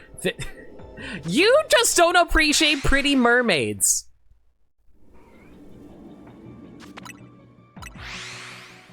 Tell me about Emboar. Emboar's sick as hell! He's like one of the coolest dudes ever! Who the hell hates Emboar? I mean, he's not a good Pokemon. I'm not saying he's good. I'm just saying he's cool as hell.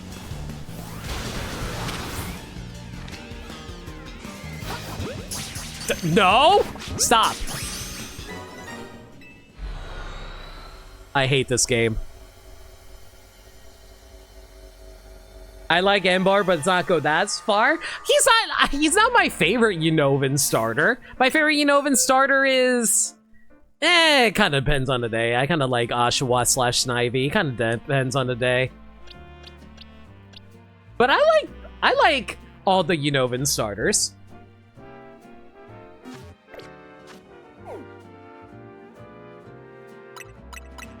Like... Kanto starters, perfect. There's zero issues with the Kanto starters. I love them. No issues with the Johto starters either, aside from, well... okay, so, like, I love Chikorita, don't get me wrong. I chose it for a reason in this game. I just wish it was a better Pokemon. I'll just leave it at that. So, yeah, Johto starters, great. Hoenn starters, freaking perfect. Love the Okay. I love the Hoenn starters. They're fantastic as well. Sinnoh starters, also freaking perfect. I love the Sinnoh starters. Unova starters. Like I said, Tepig could be better, but I love all of them. Gen 6, I'm sorry, I really don't like Chestnut. Like, you know what's wild? I think Chespin's amazing. I think Chespin is a great freaking Pokemon. I just don't like its evolutions. Fennekin is fine. I like Fennekin and its evolution line. Greninja is one of the most popular Pokemon of all time. I got overheat. Gen 7. Yeah, like I said, I love Decidueye. Incineroar, again, one of the most popular Pokemon of all time. And one of the most broken Pokemon of all time in multiplayer. I guess it really depends on how you feel on Primarina. I personally like Primarina. Mega Chestnut's so cool though. Mega Chestnut is fine. I don't hate Mega Chestnut. It's fine. Gen 8. Okay, so this is going to be where people disagree with me on. I think the starters of Gen 8 are fantastic, but that's just me. I still think Gen 8's pre-evolution starters are the most underwhelming because they all have the same body, head / shape. You know what? Valid. I respect that. I understand where you're coming from. I still like them, but I get what you mean. Like, the evolutions get better, but man, the first impression is bad for you. That's fair, but like, I think the final evolutions kind of make up for it. I really like the Gen 8 starters. And Gen 9?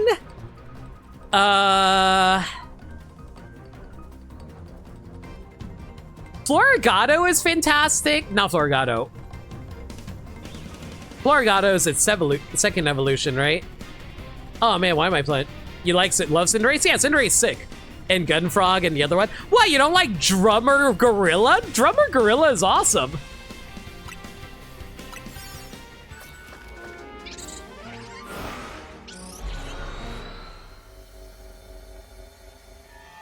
I genuinely couldn't remember. I mean, to be fair, I don't remember you actually finished that game or not. I know you didn't finish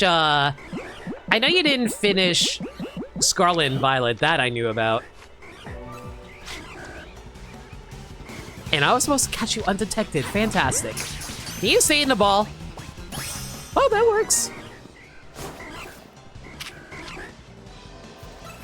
Damn it.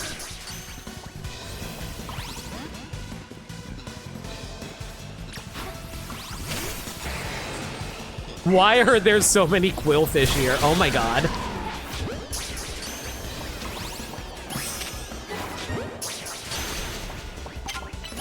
At least I had some Hisuian Quillfish that can evolve now. You did beat Gen 8. Gen 9 was the one that you haven't beaten yet. That's fair. I mean, Gen 9 is a pretty big game, so I don't blame you for that.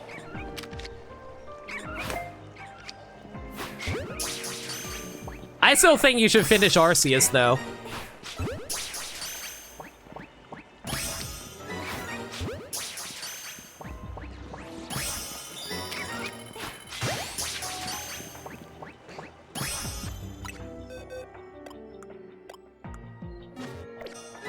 You didn't get that far? Jeez, dude. And here I was trying to save you some face on that. I plan to go back to Arceus at some point, just having it. There's a lot to play. Yeah, that's fair. I still have to go back and finish off some Ace Attorney games. As well as, like, Final Fantasy VII. Hopefully I'll actually get that done sooner than later.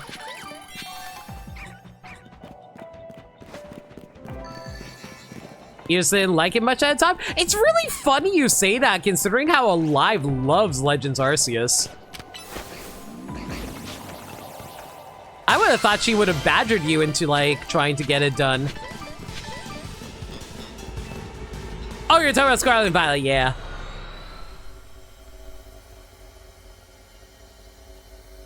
I like Scarlet and Violet a lot, but I think what I realized about Scarlet and Violet is that I really liked it from a ideas perspective rather than their actual implementation. Like, I kind of want to say that in terms of implementation, they didn't do a good job, but I respected their ambition, and therefore I liked it because of that. So, shrug?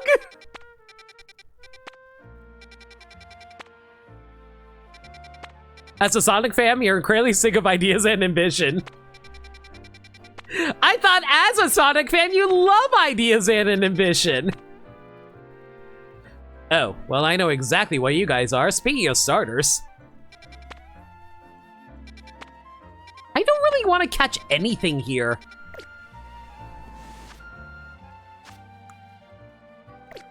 I'm gonna reset today. Screw this. Execution is far more important. I feel like if you do a good enough job, it doesn't need to be a perfect execution. And like, that's how I view Pokemon nowadays. Hey, you did a good enough job. You get head pats.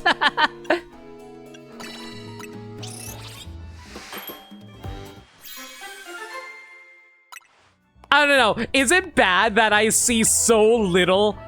I think of Pokemon so little that I can't expect them to actually perform well. So I'm just like, you did a good enough job. I'm happy. Listen, you'll give a game its props, but for that series specifically, I'm over it. No, that's fair. Like, don't get me wrong. Like, there are certain things I want, like, I was about to say Nintendo. Certain things that Pokemon to improve on. But it's like, if they do something right and they correct a former mistake, I'm like, baby steps. Baby steps. But with Sonic, it's like they're constantly reinventing. So they're not really learning from their mistakes. They're just abandoning old ideas and then immediately trying to do something new.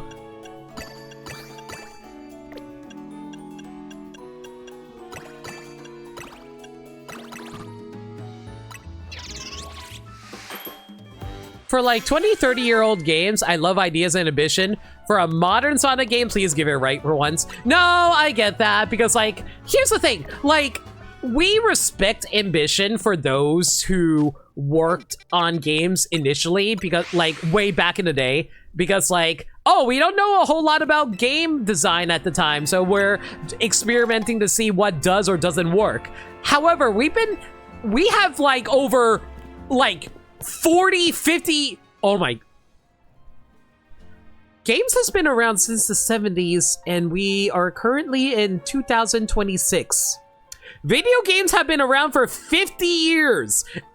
We have 50 years of innovation on video games. At this point, you should know what does or doesn't work for video games, while also trying something new.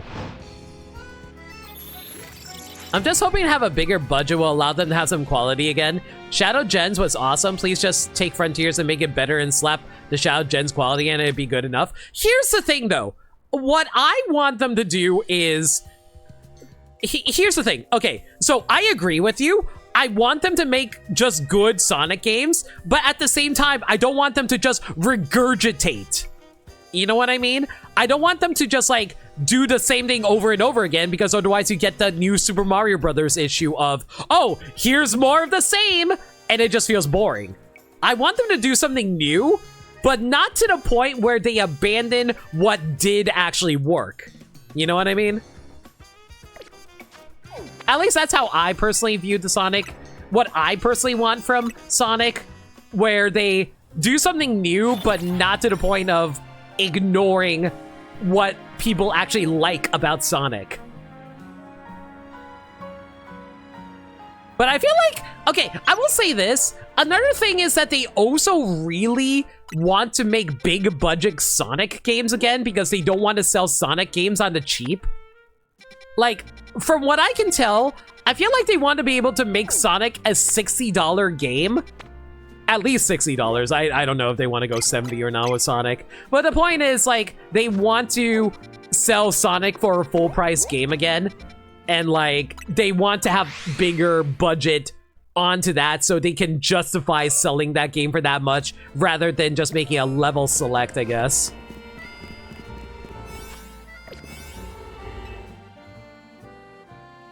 I don't know. That's just my personal opinion when it comes to the Sonic games.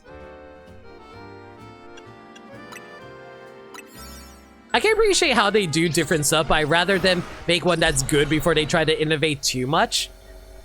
I'm just, okay, here's the thing. In my mind, I don't disagree with you, but in my mind, I can see people saying, yeah, this is a great Sonic game, but it's nothing special.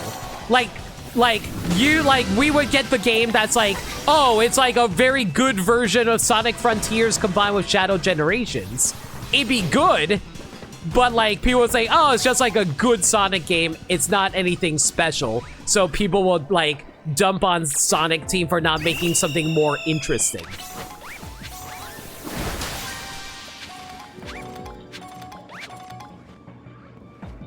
Nothing special is already what we have. A good Sonic game is head-turning as it is. I feel like that sets the bar a little too low, don't you think? But I get what you mean.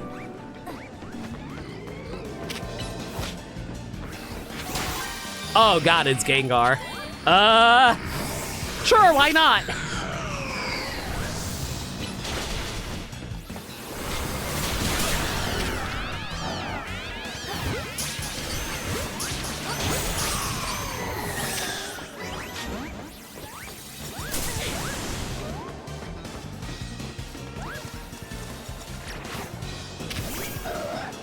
Yes, and they keep missing it for you. To be fair, people do actually ended up liking Sonic Frontiers. You're just one of the few people who didn't. But I will say this, like, for as many people who like Sonic Frontiers, I don't really hear a whole lot of the people talk about it outside of the Sonic fan base.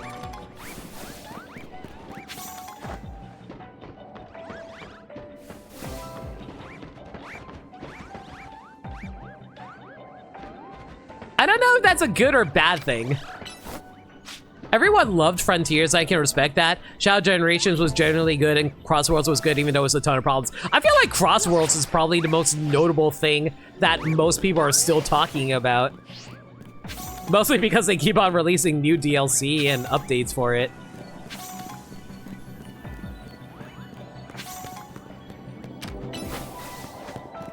Everyone loves Frontiers and you respect that. Shadow Generations was generally good, but I just read that. Hopefully they're getting somewhere. Yeah, hopefully. I'll say, hey, Maniacal, you done with your stream?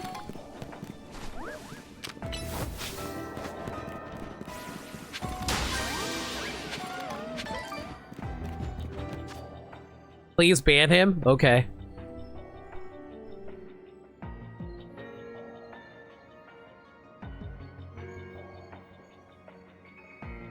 There we go.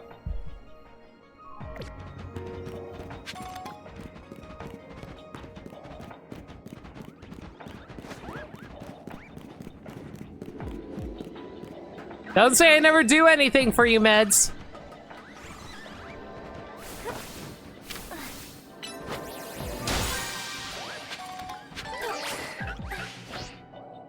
But yeah, I don't know. Like, as speaking as someone who's not fully into the Sonic fan base compared to Maniacal or Meds, I just feel like for me, I want Sonic to just like figure out a formula, stick with it, and refine it to actually make it like good.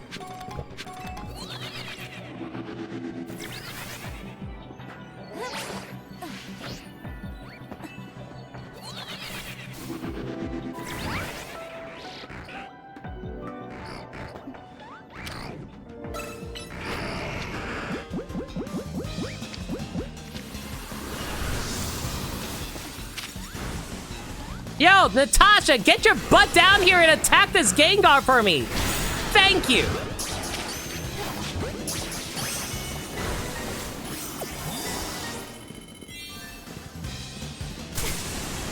You barely like the games anyway? I like the 2D games.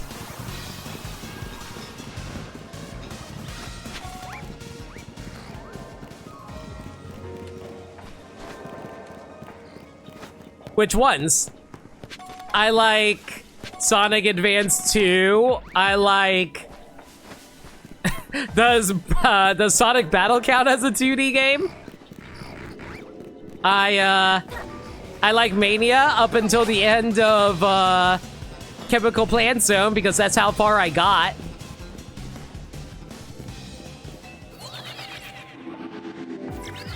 I like Sonic Rush. Yeah, I got up to Chemical Plant. That's the second stage, yeah? And?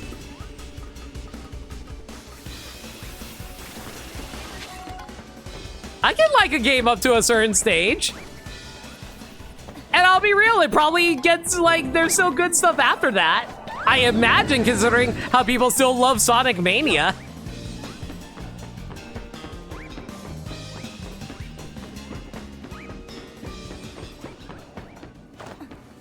I like playing Sonic 2 and 3 the times I played it, like, during those race nights. Sonic 1 is hit or miss. I I really hate Sonic Advance 1, by the way.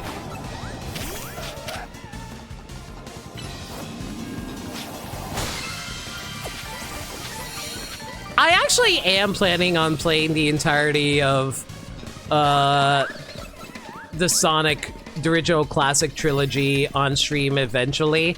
I just need to figure out when I'm gonna do it.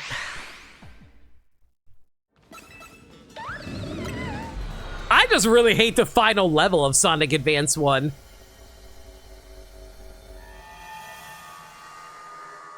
That's like you saying play Sonic Scarlet and Violet, but I only played up to the cat. I played way further than the catching tutorial. Shut up. You also said your favorite Sonic game for a long time was Sonic Heroes, and you never even beat that game. Until later when we called you out on it.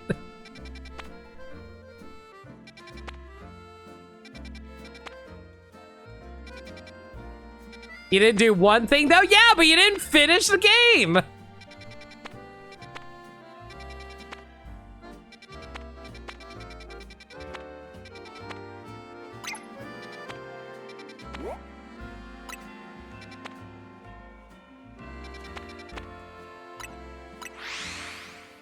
Yeah, the one thing was reaching the credits.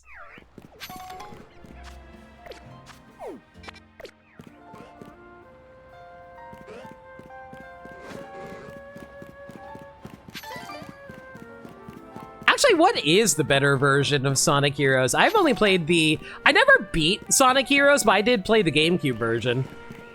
Mostly because, like, my childhood friend had it, so I was like, oh, hey, can I play that? And it's like, yeah, sure. And then they let me play a bit of it while at their house. GameCube is actually the better version, I figured.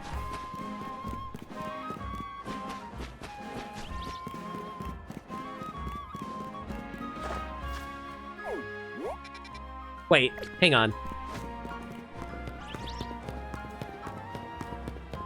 GameCube, I think, but Xbox has the highest resolution pre-rendered credits. I forgot it was on Xbox. I thought it was only PS2 and GameCube.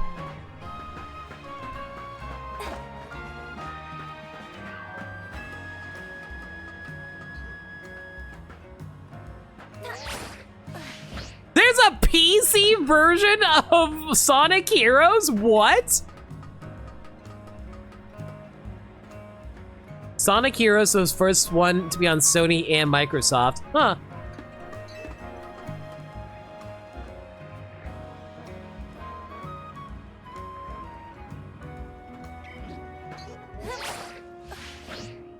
Okay, that is definitely not what you're supposed to do.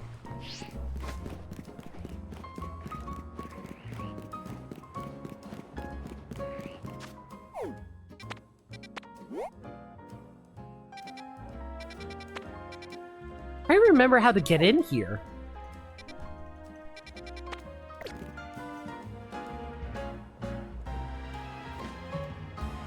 that literally just a jump? One of the last standalone PC releases they did until like modern stuff with Steam. You know what's wild to me? Sonic Heroes still has not gotten a port, has it? They ported Sonic Adventure 1 and 2, but they never ported Heroes.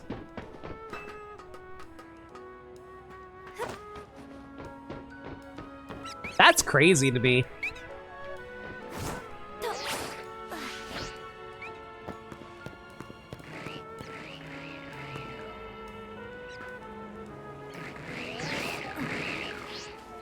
Or Shadow, or Unleashed. To be fair for Shadow, I think they have...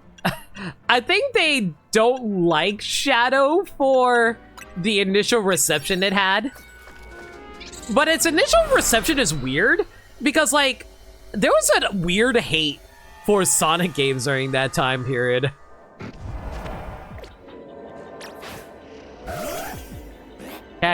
Psychic type Pokemon. Alright.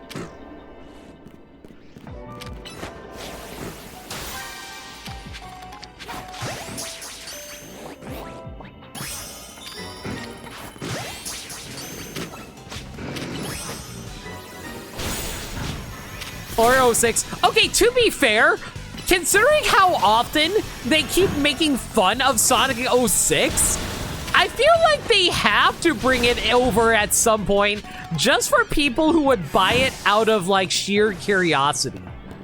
Because like, you know how the internet is where they're like, oh, hey, this is a terrible game. But a lot of people are curious to see if it's truly that bad. So I wonder if like they could like put it out there on a cheap port and then like people buy it anyway because they're like, oh, hey, this is the bad Sonic game everybody talks about. Woo-wee, let's try it.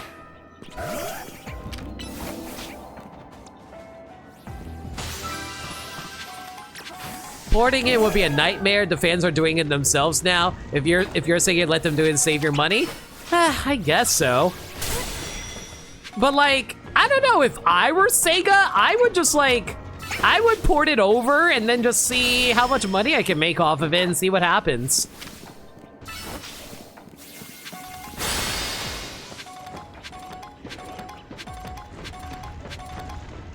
Guys, help! My Mega Meganium is trampling all over me! I'm trapped! Someone save me! Help! I can't break free! Oh, wait. Here we go. Check your mic or something sounds loose? What? Check your mic connection? Hang on. Are you sure it's not just like my, hang on a second.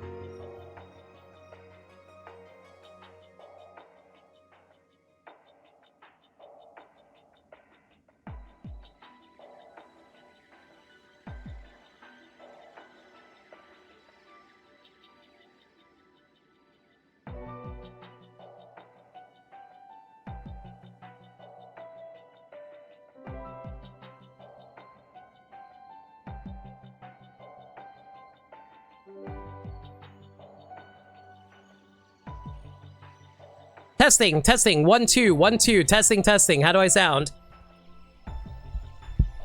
I unplugged all of my wires. Okay, sounds good. Maybe it's just like my, you know what it might have been? It might have been my compressor reacting to me screaming.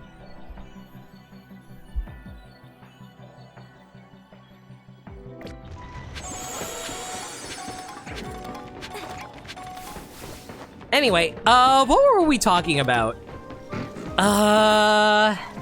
You know, before I started screaming like a lunatic. Drake? Oh, thanks for a reminder, Gil. I swear I know how to pronounce your name. Galego? Gevlego? Gavlego. Let's go with that. Bachan!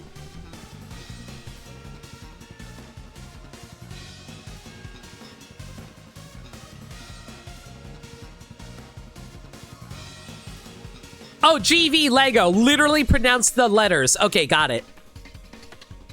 GV Lego. Got it, got it. You being Sonic's biggest defender? I'm just like, I'm not even saying that Sonic Adventure is like, not Sonic Adventure. I'm not even saying Sonic 06 would be good. I'm just saying Sonic 06 would be really fascinating to have out for people to actually enjoy. I feel like if anybody were to, like, I feel like a lot of people would buy out of sheer curiosity because they're baffled. Why would you port this? Oh my god, now we have to play it. Because there are people like that, you know?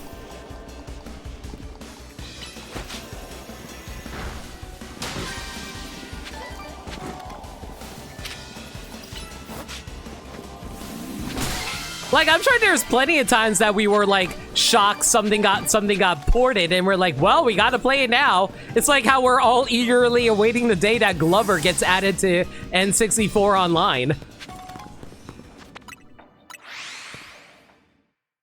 Sonic 06 is a bad game, but not as bad as the internet makes it out to be. All right. I mean, I don't know. I feel like Sonic 06 actually is that bad of a game, speaking as someone who hasn't played it just by watching other people play it, but that's just me. I'm not saying it's not fun to play. I know Meds enjoys playing it. I'm just saying, like, you know, I feel like Meds enjoys it ironically.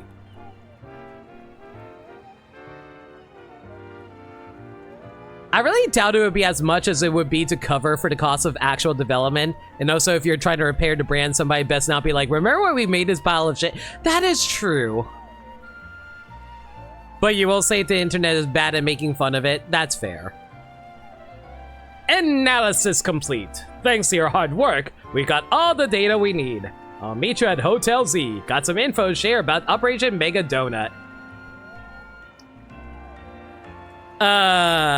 Well, we're diving into story stuff, man, so if you want to avoid that, but yeah. Alright. I think that should be everything. There are technically better made Sonic games that you tend to have worse experiences with. I'm trying to think of examples of that, but like, I'm also a defender of Sonic Lost World, but I also know people who really don't like Sonic Lost World. It's hilarious, but everyone focuses on the surface instead of generally funny things. I feel like the funniest thing about Sonic 06 is really the amount of glitches that could happen. But that's just me. Sonic Lost World is a game you couldn't stomach to finish. I had a feeling! When you said that, I had a feeling you were thinking of Lost World.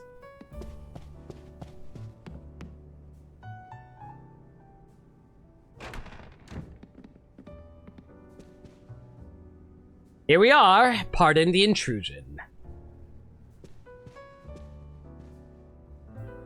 Isn't this an adorable sight? Folks would eat this right up. The dialogue in 06 is the most unhinged it ever got. It's incredible. I love Sonic 06's, like, story in the most ironic way possible. And I feel like the voice acting kind of adds on to it because everyone feels like they're all reading from a script. It's so funny. Like, don't get me wrong. Of course they're reading from a script, but it's like they are literally holding the script in front of them as they read. They're basically reading like how I read during my streams. The Find the Captain minigame is one of the greatest puzzles in video. The Find the Captain minigame is so stupid, dude. Well, isn't this an adorable sight? Folks would eat this right up. Interested in a little financial backing to turn your solo stand into a global donut empire, Miss Chef? Carbo, come on! Can't help it. Got a nose for business opportunities. Boss, I hate to say this, but it can be kind of hard for others to tell when you're joking. Who's joking? Anyway, listen up, Team MZ. I've been searching for the perfect flavor profile to capture AUG and Mega Evolution power, so you can take on the Pokémon we're after, and I found it. Tell them about the donut they need to make, Philippe. Yes, sir! We put the whole Rust Syndicate to work, coming up with a flavor profile we're rather confident in. This recipe requires you to craft a donut that meets or exceeds the following flavor scores. You need a minimum of 310 points in sweet, 100 points in spicy. Again, why is there freaking spicy donuts? And 310 points in sour. It also calls for at least 40 points in bitter and 40 points in fresh. Lastly, you'll need our special spice, Epic Noir. Epic Noir? It's a signature Rust Syndicate recipe.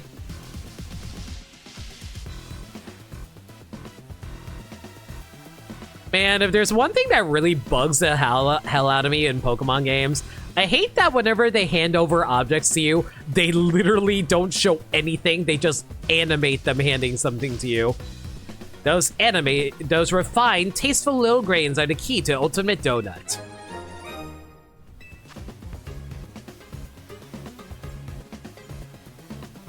Looks Japanese. I thought we were in France.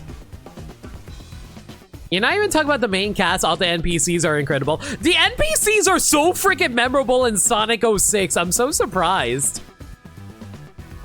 Like Sonic Man, the captain, like you mentioned earlier. Like, there's also like a bunch of like, wasn't there also like a shoe owner? I remember the shoe owner. You're gonna bring up Sonic Unleashed again. Oh yeah, Luppy Luppy. How do I forget Luppy Luppy? I was gonna bring up Sonic Unleashed. Open world segments and Night Sage's Force, especially classic, and of course Boom. Really? You didn't like Sonic Unleashed? I mean, I understand. I have a soft spot for Sonic Unleashed, but it might just be because I really like the ideas behind that game. I didn't like Forces, though. I kind of hate Forces. And yeah, I don't think anybody likes Boom. A mysterious spice that is highly valued among members of the Rust Syndicate. A sprinkle of it elevates the flavor of any dish so sublimely you feel as if you're dreaming. But then again, I feel like with Pokemon, Pokemon's gotten to that, like, kind of reputation as Sonic, except I don't know if it's better or worse. It's vital to Operation Mega Donut that you follow these directions precisely. Only then can you make what I've dubbed the bad dreams crueler. Once it's made, meet us in front of the tower. You tried really hard to like Boom. I think even with all of like the goofy aspects in that game, I don't think there's anything about Boom I find enjoyable as someone who just watches people play it. He just said his piece and waltzed out. Busy guy. I'm ready to help you make the donut we need as long as we got the ingredients.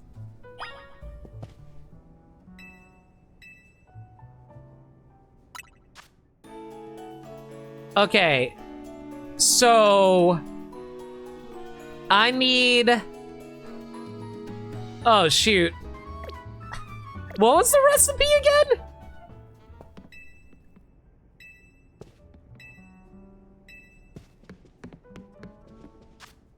I hope the recipe is listed here. Nope. Oh, shoot. Oh, boy. I'm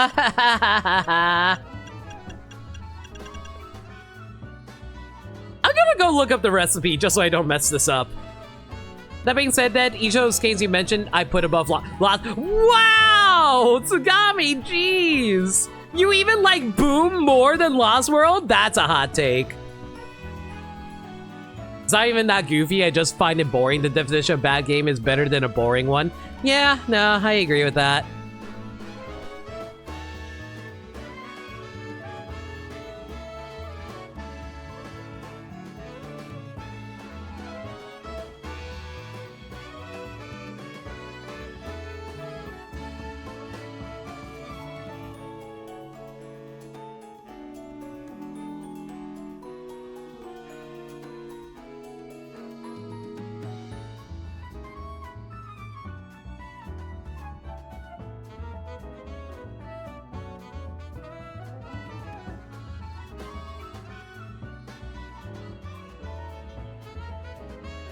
Wow, they are giving me the exact recipe, but they're not telling me the ingredients. Okay, actually, no, I found it. Okay, I found it. Frozen, if you can tell me the numbers without telling me the berries, that'll be great.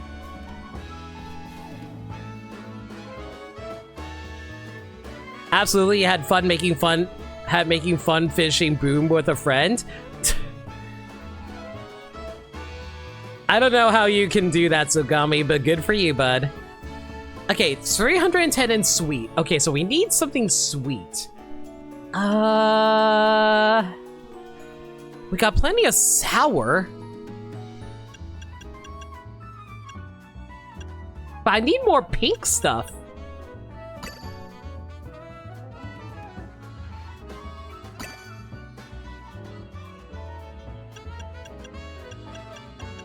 Ugh, this is going to be annoying. Okay. There's the sweet done. No way, we need a little more sweet, but it's fine. We can make up for it with the sour. Okay, with the sour like that. Okay, we got the sweet and sour done. Now we just need a little bit of spicy and fresh. Oh god, I need more bitter?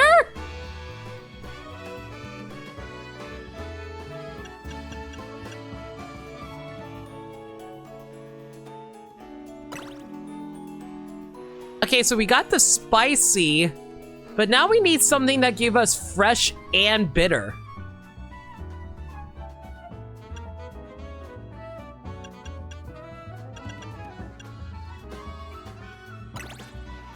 Oh my god, I just barely got it.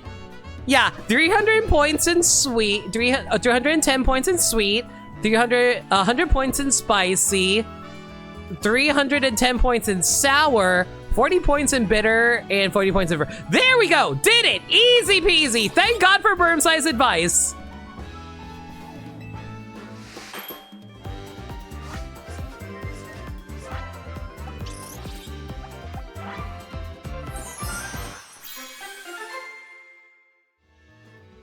What the hell is this mutant?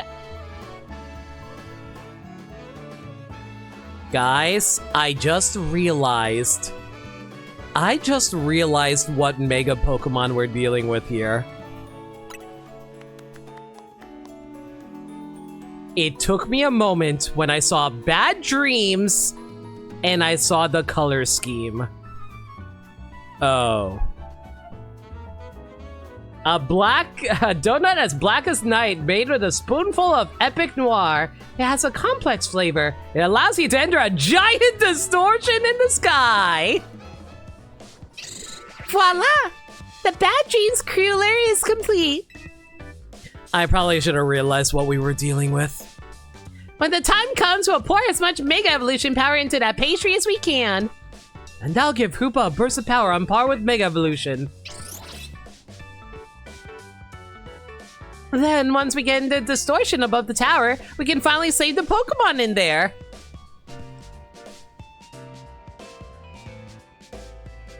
We can do this. I'm counting on my main crew.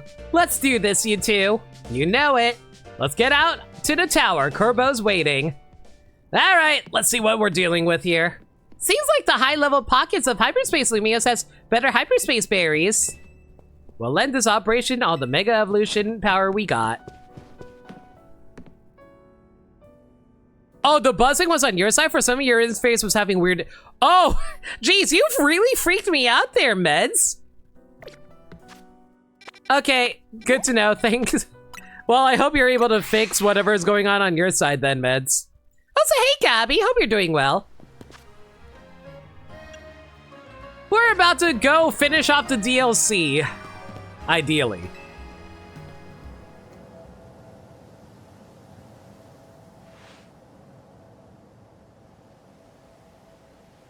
Here's our Team MZ power trio. It's time to follow this distortion into Hyperspace Lumios and take on the Pokemon behind all this. You just had to reset it. Happens every once in a while, but it wasn't like that for a couple of years. I only noticed when you turned on some music. Jeez. Well, I'm glad it's not on my end because, I do not need to deal with that right now. I already have a million other things I need to worry about. If this is what it takes to help everyone, then I'm ready to fight. Oh, by the way, Meds, when are you heading out? You heading out on Tuesday or Wednesday? I'm the Mega Evolution successor. No way am I gonna say no. Like getting bonked. Stop that. Thank you for the bonks. Wednesday? Sounds good. So I assume you're ready as well, Lena? Let's get started. Oh, wait, actually, I'll shoot you a message later. I'm all set to go. Thought so. Guess I didn't really need to ask. Let's see that Bad Dreams cruller you made.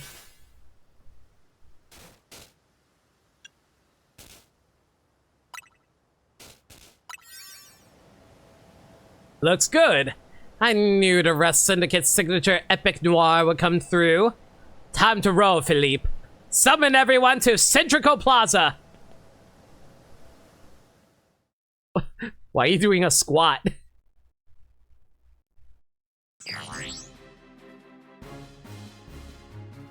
Alright, everyone. Can you see my screen? I've marked where I want each of you. Everyone, confirm your post and stand by. Why am I not surprised just seeing this still going to randomly teleport everywhere? The plan itself I understand, but I fail to grasp why you are the one giving orders.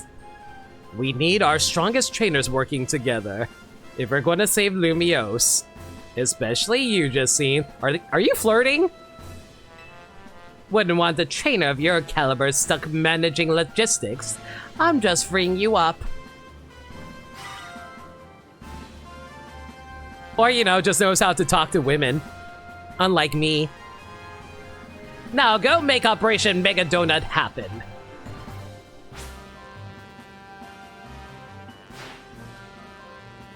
I poured my heart and soul into making my Canary bread also. Oh, some other pastry could save the day. Hoopa needs donuts, Pops. It's all ringy. Well, it's Hoopa's loss. Canari's bread is the best. Good luck. I have a strange feeling I know what we're about to fight. Aw, G-Vault. Is this even your post, little, Gwen, was it? It's fine, Pops. G-Vault can hang here. We're buds. More importantly, they're seriously planning to Mega Evolve donuts? They are. Hopefully we can finish before Ivor arrives. Gwen! Where's Gwen? Yeesh, looks like Ivor's been galumphing around the city looking for ya.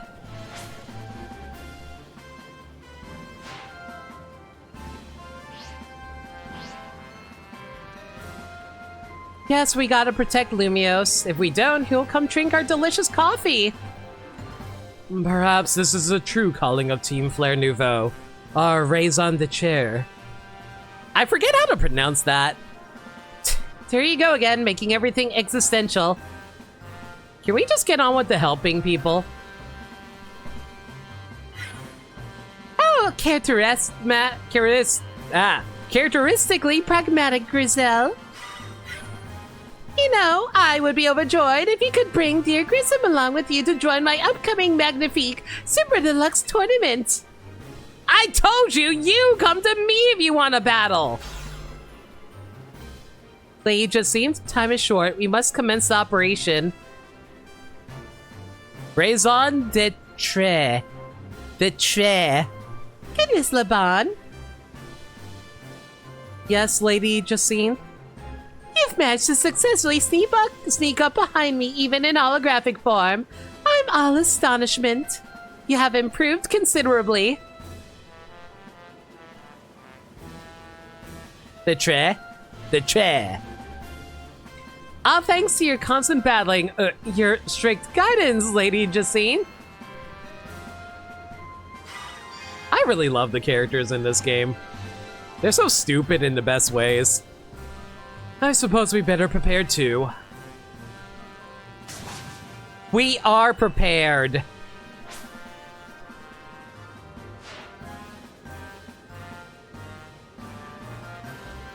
We believe in you all. Don't worry, we're 3 of the strongest trainers in Lumiose.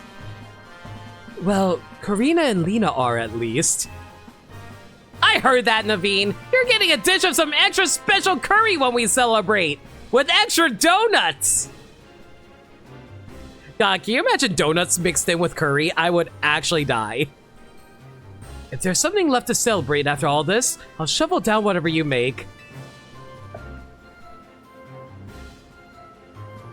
Ansha, you can hear us, right? Make sure to cheer Hoopa on. I certainly will. Good luck, all of you. Emma will be here soon. We'll all pour all the Mega Evolution power we got into that donut.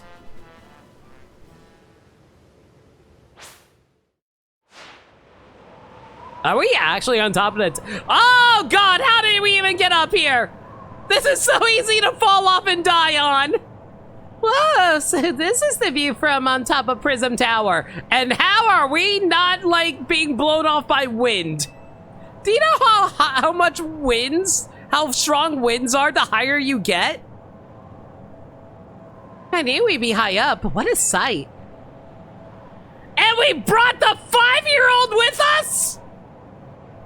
We are the worst babysitters of all time. Can't believe I'm up here again. This tower and I must have some special bond. The power of video games and anime keeping us alive. Thank God for that. Even looking up at this weird distorted sky, I feel oddly calm. It's a good thing none of us have fear of heights. I think it's because I know we're going to use Ansha's donut and help a Pokemon in need. Indeed. I believe in you all.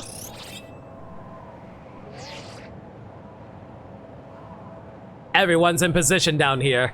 How's it looking up there, Lena? We're good to go. Thought you would be. Here goes. Let Operation Mega Donut begin! Are we gonna get a cool cutscene for this? Yeah!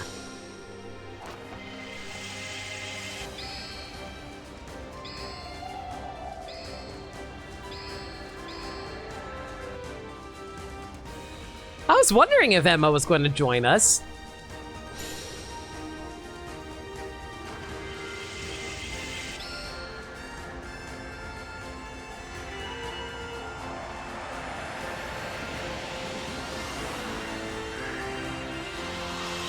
Make my donut grow! Okay, fine.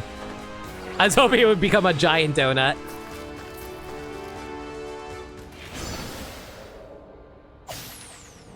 I saw that. I swear to God, if we see a freaking Darkrai through here, I'm gonna be so mad. Not at the game. Mad at myself for not realizing.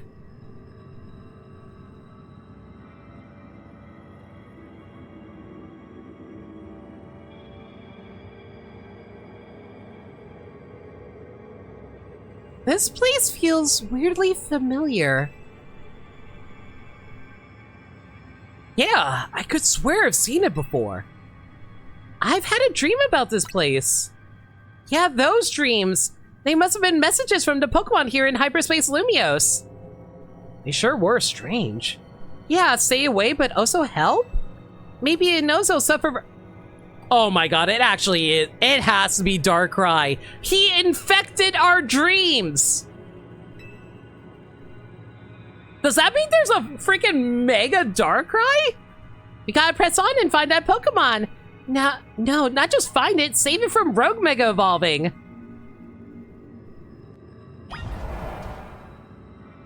The first time we're outside of the city, and for once, oh my god, can you imagine if this game actually had a proper, like, Kalos rendered? That'd be crazy.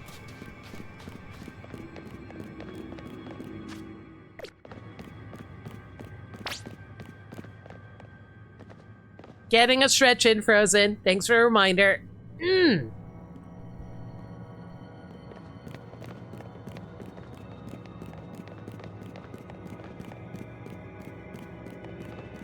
Oh my god. Man, like, this isn't even, like, amazing texture work, but for the sake of, like, a Pokemon game, this is pretty, like, in-depth texture work.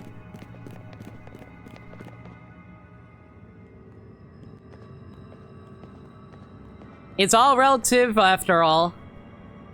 I think I might know what Pokemon we're gonna find deeper in here. What is it? I'm pretty sure it's dark. God damn it! I should have realized! I'm pretty sure it's Darkrai. It drives people and Pokemon away from itself by afflicting them with nightmares. So it absorbs tons of mega power that tower was giving off, and now it's affecting us with Hyperspace Lumiose? An out-of-this-world nightmare? It's okay you didn't realize this coming. I'm mad hearing the spoiler before this. Oh, I'm sorry about that, Sagami. I'm lucky I didn't get spoiled on this because, like, I've been trying my absolute best to avoid any mega spoilers. Although now I'm curious what Mega Darkrai is going to look like. I'd say so, though I sure don't like it. Thinking of the state Darkrai's in, it makes me so mad. Mega Evolution is a miraculous thing. It's a kind of magic born from the bond between Pokemon and Trainer, Keystone and Megastone. Rogue Mega Evolution is a cruel joke that goes against everything Mega Evolution is about. I'm the Mega Evolution successor, and I can't sit by watching Pokemon suffer from it any longer. I love Karina, she's great. Urbane Lena, we gotta save Darkrai. It's interesting because she's such like a classical Pokemon character who really cares about Pokemon and the bonds between people and Pokemon. And it's all about, yo, let's go kick ass and save Pokemon. Even though that's not a terribly interesting character in the grand scheme of things, but the fact that we haven't seen a character like that in such a long time, it's actually fun seeing a character like that be brought into the DLC like this. You got spoiled on Darkrai the day the DLC came out to the YouTube, and that's why I make sure to curate my watch feed to make sure I don't get affected by stuff like that.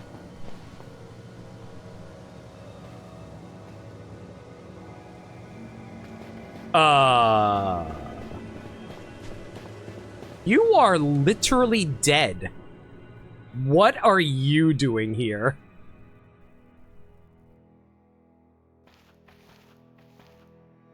You know what would be terrifying? If AZ turned around and he had a Ditto face. Hello, Urbane.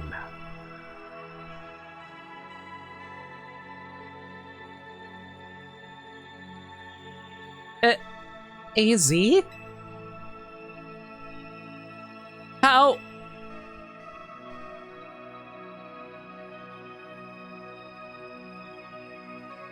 This is just a dream, huh? It is a dream, but then again, life is a dream. Don't give me that existential crisis for me, AZ.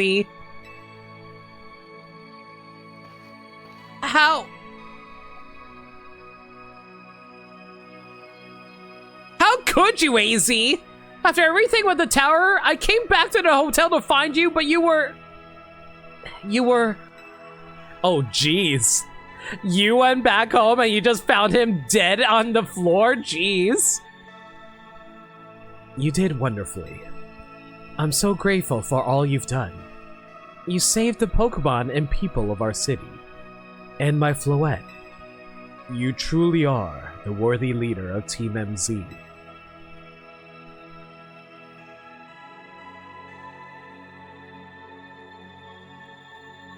Yeah. Thanks, AZ. He literally died that night. And Karina, strong as these two may be, they would have struggled in hyperspace if not for you. Thank you. Nothing to thank me for. I can't stand to let poor Pokemon suffer from Rogue Mega Evolution. And you, AZ! I can't believe you had the nerve to kick the bucket before I made it to Lumiose! Why is Karina like one of the best characters in this game? I had hoped to welcome you, but life laughs at our hopes, doesn't it? Lena. I am so glad to have known you. Thank you.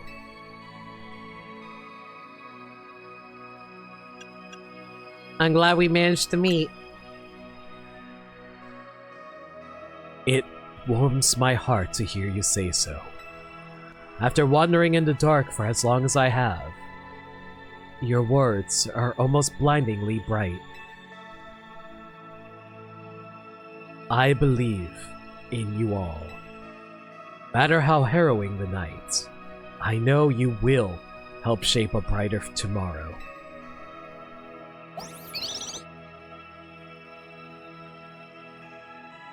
You know, if he started to disappear. Yeah, I knew he was going to disappear in a flash of light. Ah.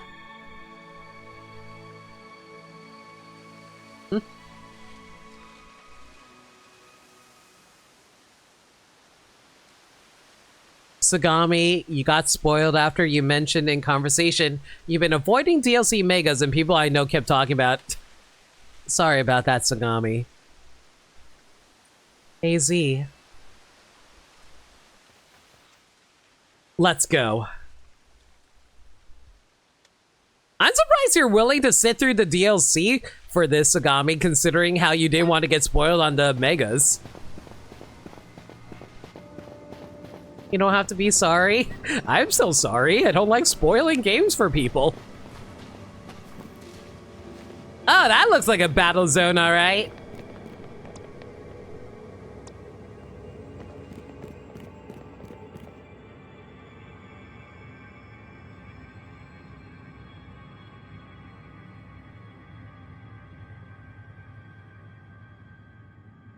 You don't have, I mean, hey, whatever makes you happy, Lunde, at the end of the day. I appreciate any and all who watches, though.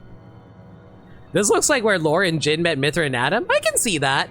Honestly, this is one of the coolest areas I've seen in this entire game, just because it takes place outside of the city. It's so quiet. Stay away. Stop! That voice! It's the one from those dreams! Hurts. It hurts. You stay away, stay away. Stay away, stay away, stay away. Stay away! Here it comes, watch out! Oh. It even has the legendary music. Oh! Yo! This is so sick!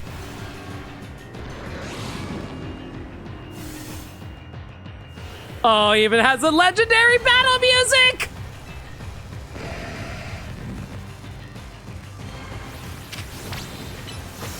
I don't know why I'm putting up a reflect and no special attacks!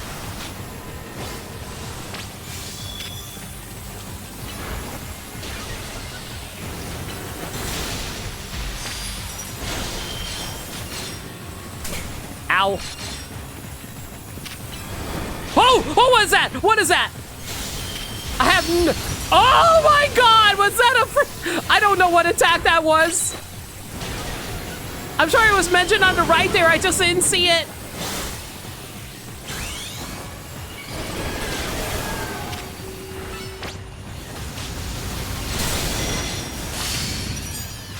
Well, I stunned it. That's good at least.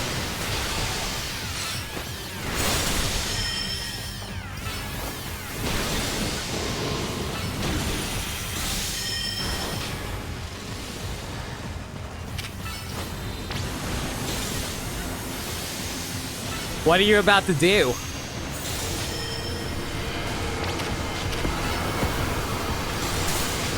Oh, that looks like a dark boy type of attack thing. Yep, we're falling asleep. That's annoying.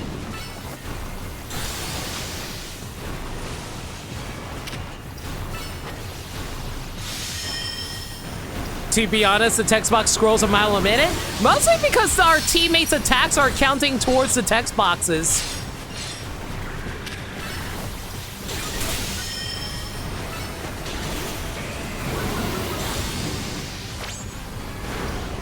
That looked like a hypnosis if I ever saw one.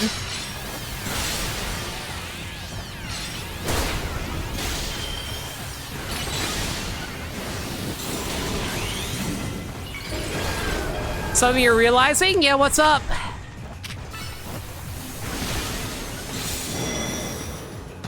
That was way too easy.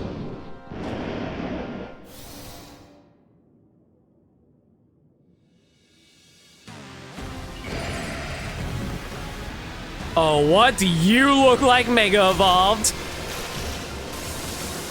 What the?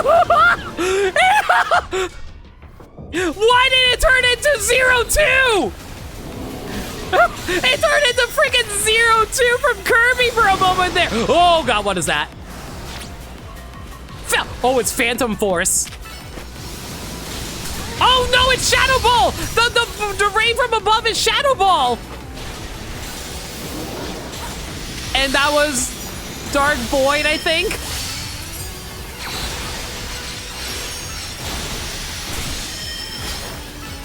Oh my god, this is a freaking Kirby boss. It literally turned into a freaking eyeball.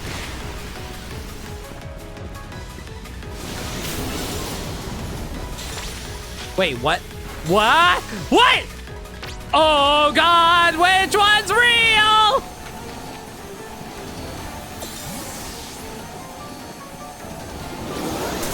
Frick. Oh god! Oh god! Oh god! Oh god! Oh god! Oh god! Oh god! Oh god! Oh god! Oh god! Oh god! Oh god! Oh my god!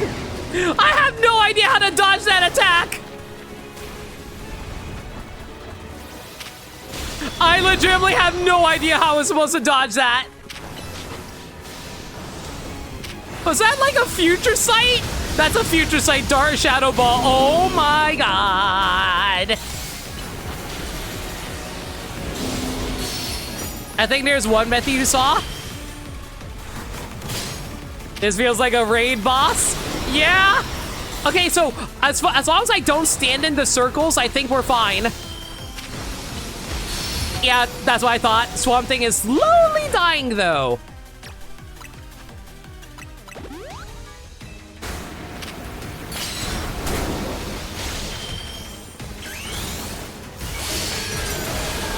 Oh, perfect timing on that stun.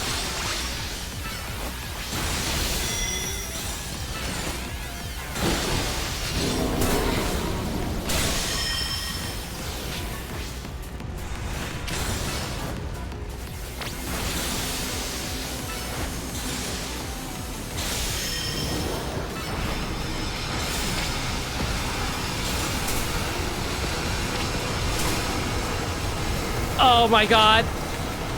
That's a big Dark Void attack.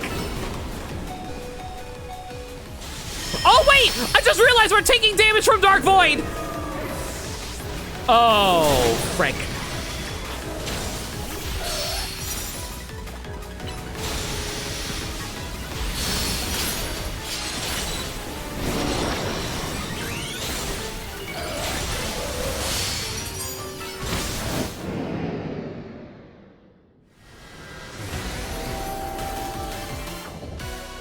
Oh my god, that's crazy. You calmed Darkrai, now it's time to catch it. Chat, I need an opinion. Do we use the Moon Ball? Do we use the Luxury Ball? Dusk Ball? I don't know. Love Ball, we're not using the Love Ball.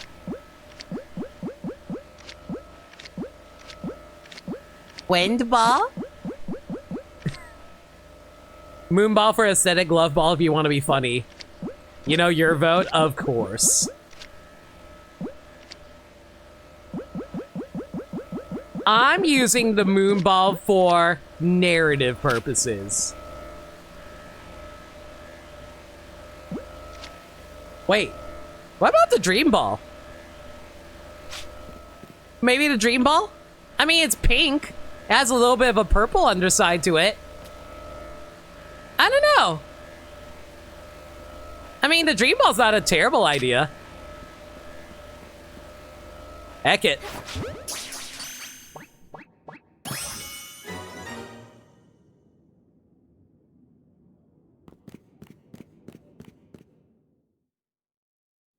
Ignoring chat? Listen, the Dream Ball is actually thematically fitting. Dark Cry Night. Oh god, it was wet? We were walking around wet? Lena, we did it! We saved Darkrai from the pain of Rogue Mega Evolution! We are such a good team! You three really did it. You took care of that Pokemon causing Hyperspace Lumiose to appear. I've never heard such a sunny voice out of you, Corbo. You feeling good? Felt the need to state the obvious, did you? Of course I'm happy! Lumiose is safe again! Thanks to all of you. Mega Darkrai stat line. 70 HP, 120 attack, 130 defense, 165 special attack, 130 special defense, and 85 speed. So as stupidly annoying it is as I thought it would be. Not a drastic boost, it is a legendary, but it didn't need that much more. Basically, Darkrai was already good enough as it is. It tanked its speed to be a chonky boy. Basically, it's no longer squishy. You did great. I mean it. Let's head back. Can't keep everyone waiting. But we gotta catch Rayquaza! We promised Ansha that we would get Rayquaza for her.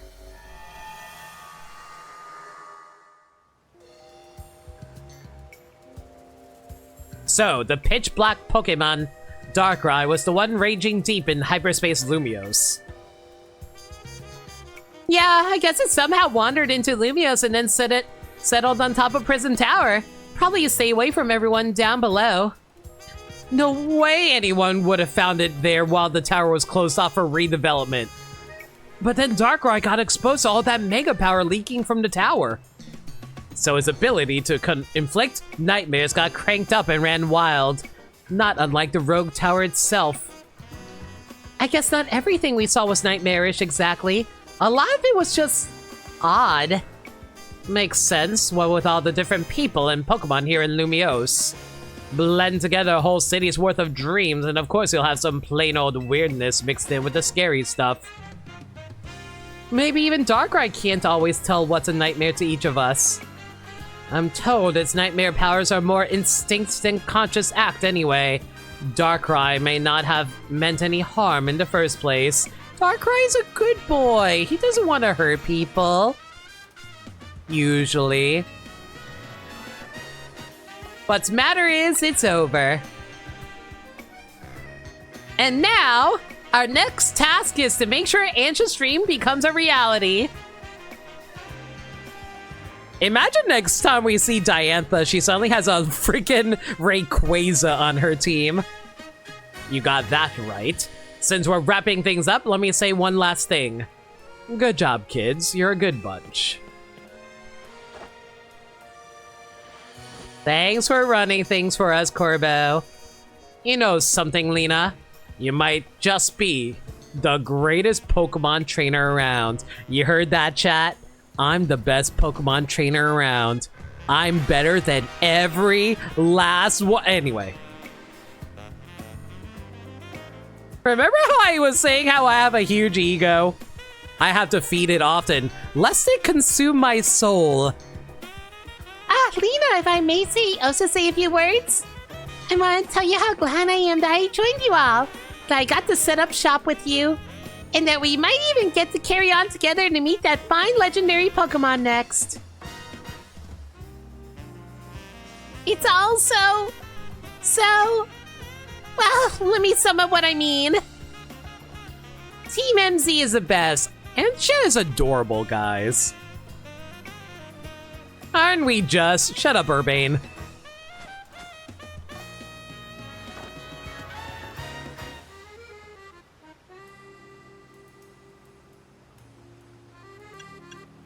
We are the best team ever.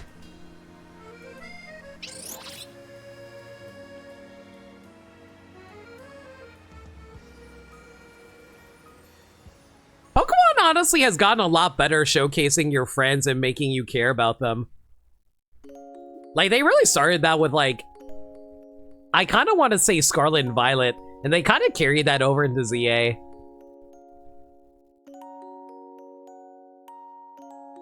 Aww.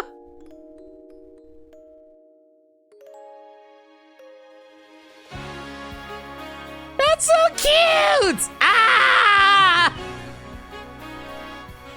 Well, that's another DLC. Well, not finished. I think we're actually going to be back with more Pokemon on Tuesday. I have a lot of post-game cleanup we gotta take care of.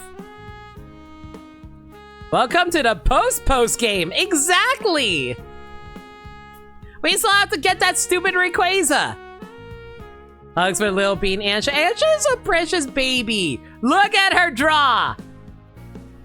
Draw the cutest picture you want. Is it gonna be? Oh my god. I will lose my mind if it's a picture of Team MZ all together with her. That will be so cute. You're doing Pokemon when I'm at MAG. Maniacal, you're never around for Pokemon anyway. What do you care?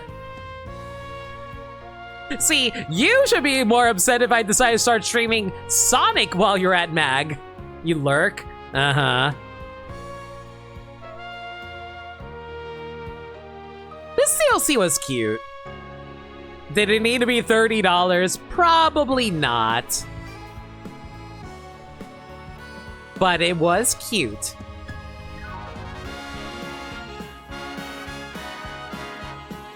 Aww. The triumphant reprisal of Lumios's theme is so good. I forget if this was actually the credits from the base game too. Nintendo sure do like pricing their DLC highly lately. I don't know if that's Nintendo or if it's inflation being annoying. But I would have hoped Nintendo didn't have to do that.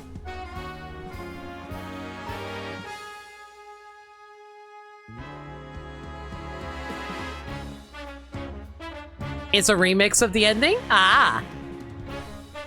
It could be inflation / tariffs. I don't even want to say tariffs because this is a digital product. Considering DLC inherently isn't a physical good usually, that's what I'm saying, Sagami.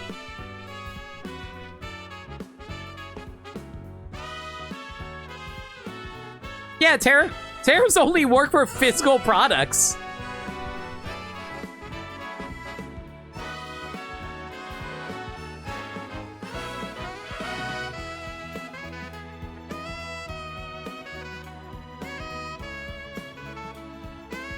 I don't know. I'm just of the opinion this probably should have been in the base game, frankly. Like, you know what this reminds me of? This reminds me of the post-game story of Legends Arceus, except way shorter. That was me more thinking just like general costs coming up, which is inflation. No, that's just inflation in general, yeah. And unfortunately, the cost of living has gone up while also not really making workers' wages go up. But hey, that's another story. Let's not get into that. Legends Arceus with the peak final boss of that post game. The final boss in Legends Arceus is so good. I love it.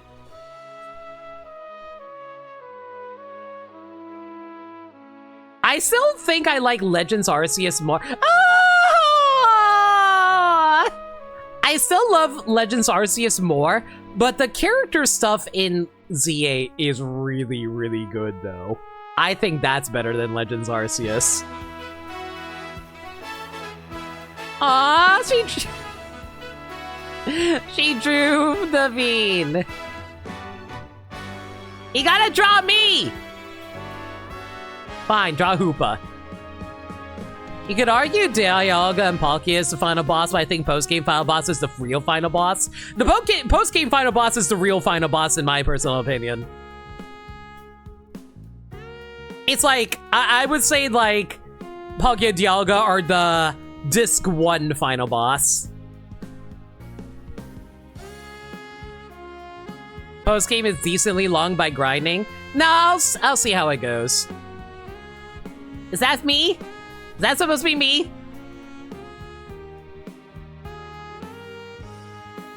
Z has better character writing. It does feel like it has better character writing, but I feel like the world building of Legends Arceus is more interesting to me. I just really like the characters and them fleshing out certain old characters in ZA more.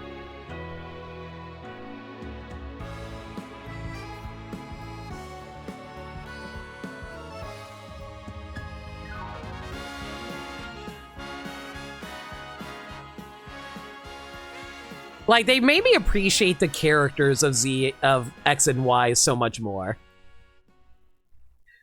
Aww.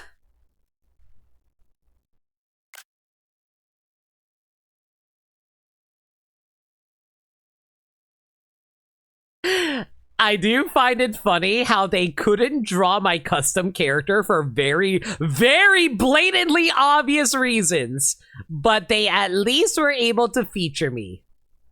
It makes sense. This is cute.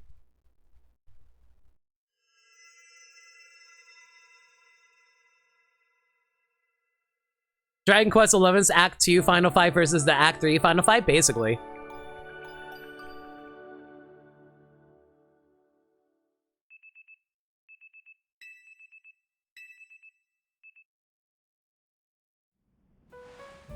Well, that was a fun dream of me catching Darkrai and saving the day.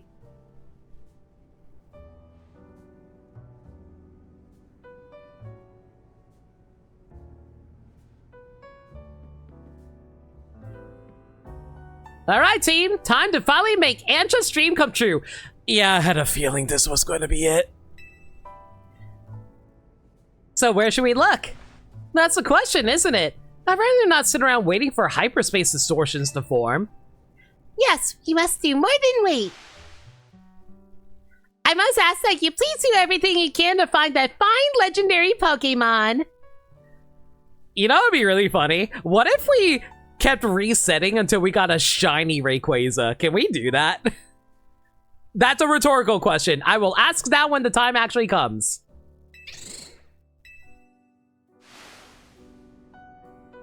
A shiny Rayquaza would be so sick, though.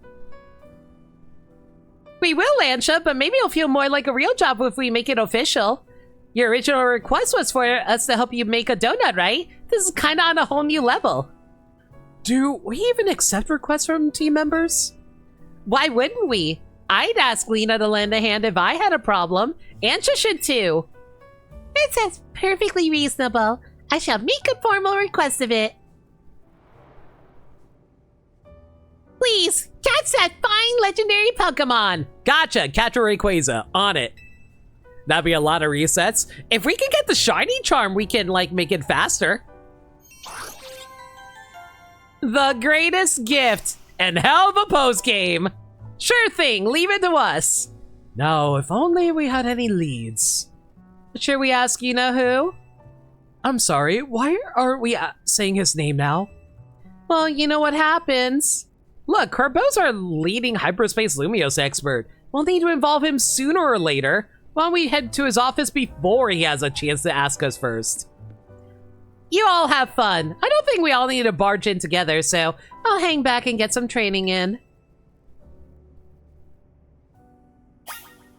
I mean, like, we all know what the shiny charm does.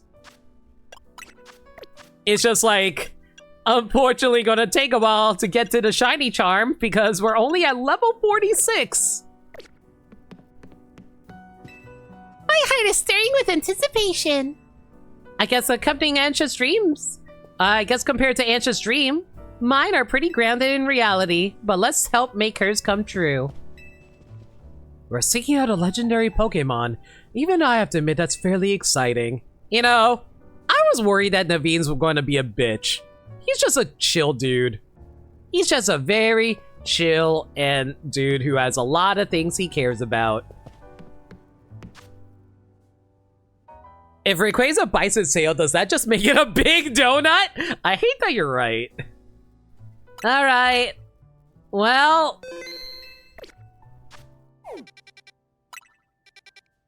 Oh my god. Well, like I said...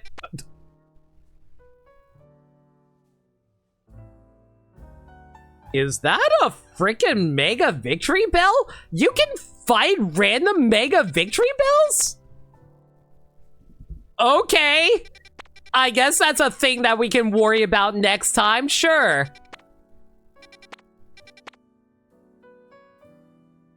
Wait. Wait. Chat? Am I crazy? That's a Galarian Yamask, right? Because Galarian Yamask is purple. Its eyes are normally red, right? Note to self, we're hunting after that. Alright, so that's a Galarian Yamask. We'll worry about that some other time then. Alright, well, we got a whole bunch of new Pokemon to go hunt for. That seems fun. Things the Beans care about. Kanari streams for his Kanari plush. Ah. Alright, like I said, that's just going to be it for now. Oh, my good, precious Swamp Thing. Who's a good boy? You're a good boy. You're a very good boy. Alright, all. That's just going to be it for now.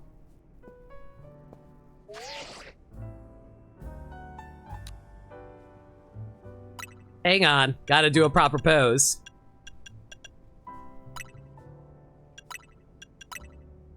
Yeah. Perfect. This is me feeling sad that I have to end the stream now.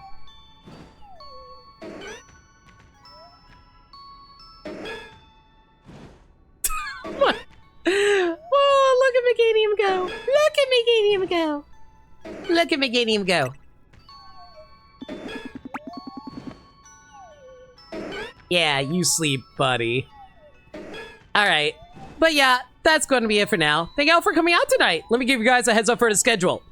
Alright, next stream will be Tuesday. We'll be continuing the post-game of the post-game of Pokemon Legends ZA's DLC. Wednesday will be Zenless Zone Zero and more Pokemon on Friday, assuming we're not done with this by Tuesday. I don't think we'll be done on Tuesday. If there's any changes to the schedule, though, y'all can follow me on Twitter, Blue Sky, and YouTube, where I post stream updates and general shenanigans. Alternatively, y'all can hit up the Discord server, where we talk about anything and everything. We're a very friendly bunch in there, and we're always welcome to any new faces. We also do movie nights in there every Monday night, aka tomorrow night at 7 p.m. Eastern Standard Time. We're gonna be watching a movie I've been waiting a while to reach, actually. Batman Beyond! Return of the Joker, which is basically the series finale of Batman Beyond. And also gonna be watching X-Men Days of Futures Past, because it's a pretty short movie. If you guys want to check that out, consider hitting up the Discord server where we host it. Alright, that's going to be it for now. Let's go find a raid target. If you guys have any raid messages in mind, let me know.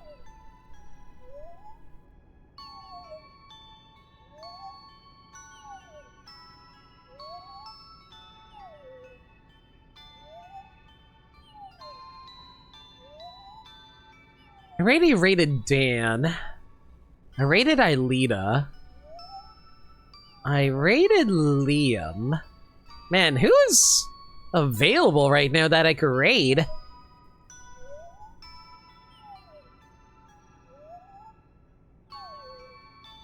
Lake is going, that is true.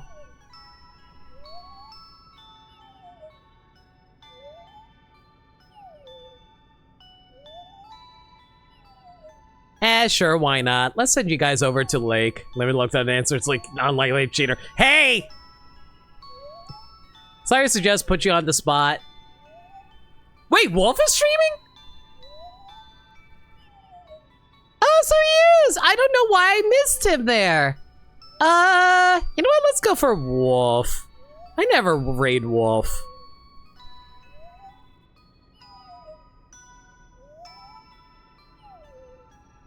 You know what? Just because I'm going. to MagFest.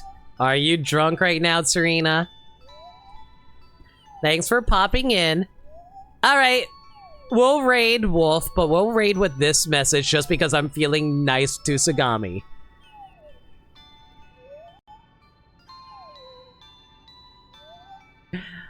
Alright, like I said, we're raiding Wolf currently, and he's playing Wing Commander 4.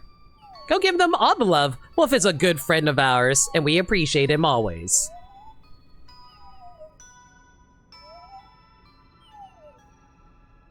Until next time, everybody. Man, I'm gonna miss everybody. Y'all are gonna be at MagFest, and I'm gonna be home alone with Gaddy. That's not a problem about Gaddy. It's just like, I'm just be alone. Wait. Until next time, y'all. I'll see y'all on Tuesday. Y'all stay safe, take care of yourselves, and remember, love always. Good night, everybody.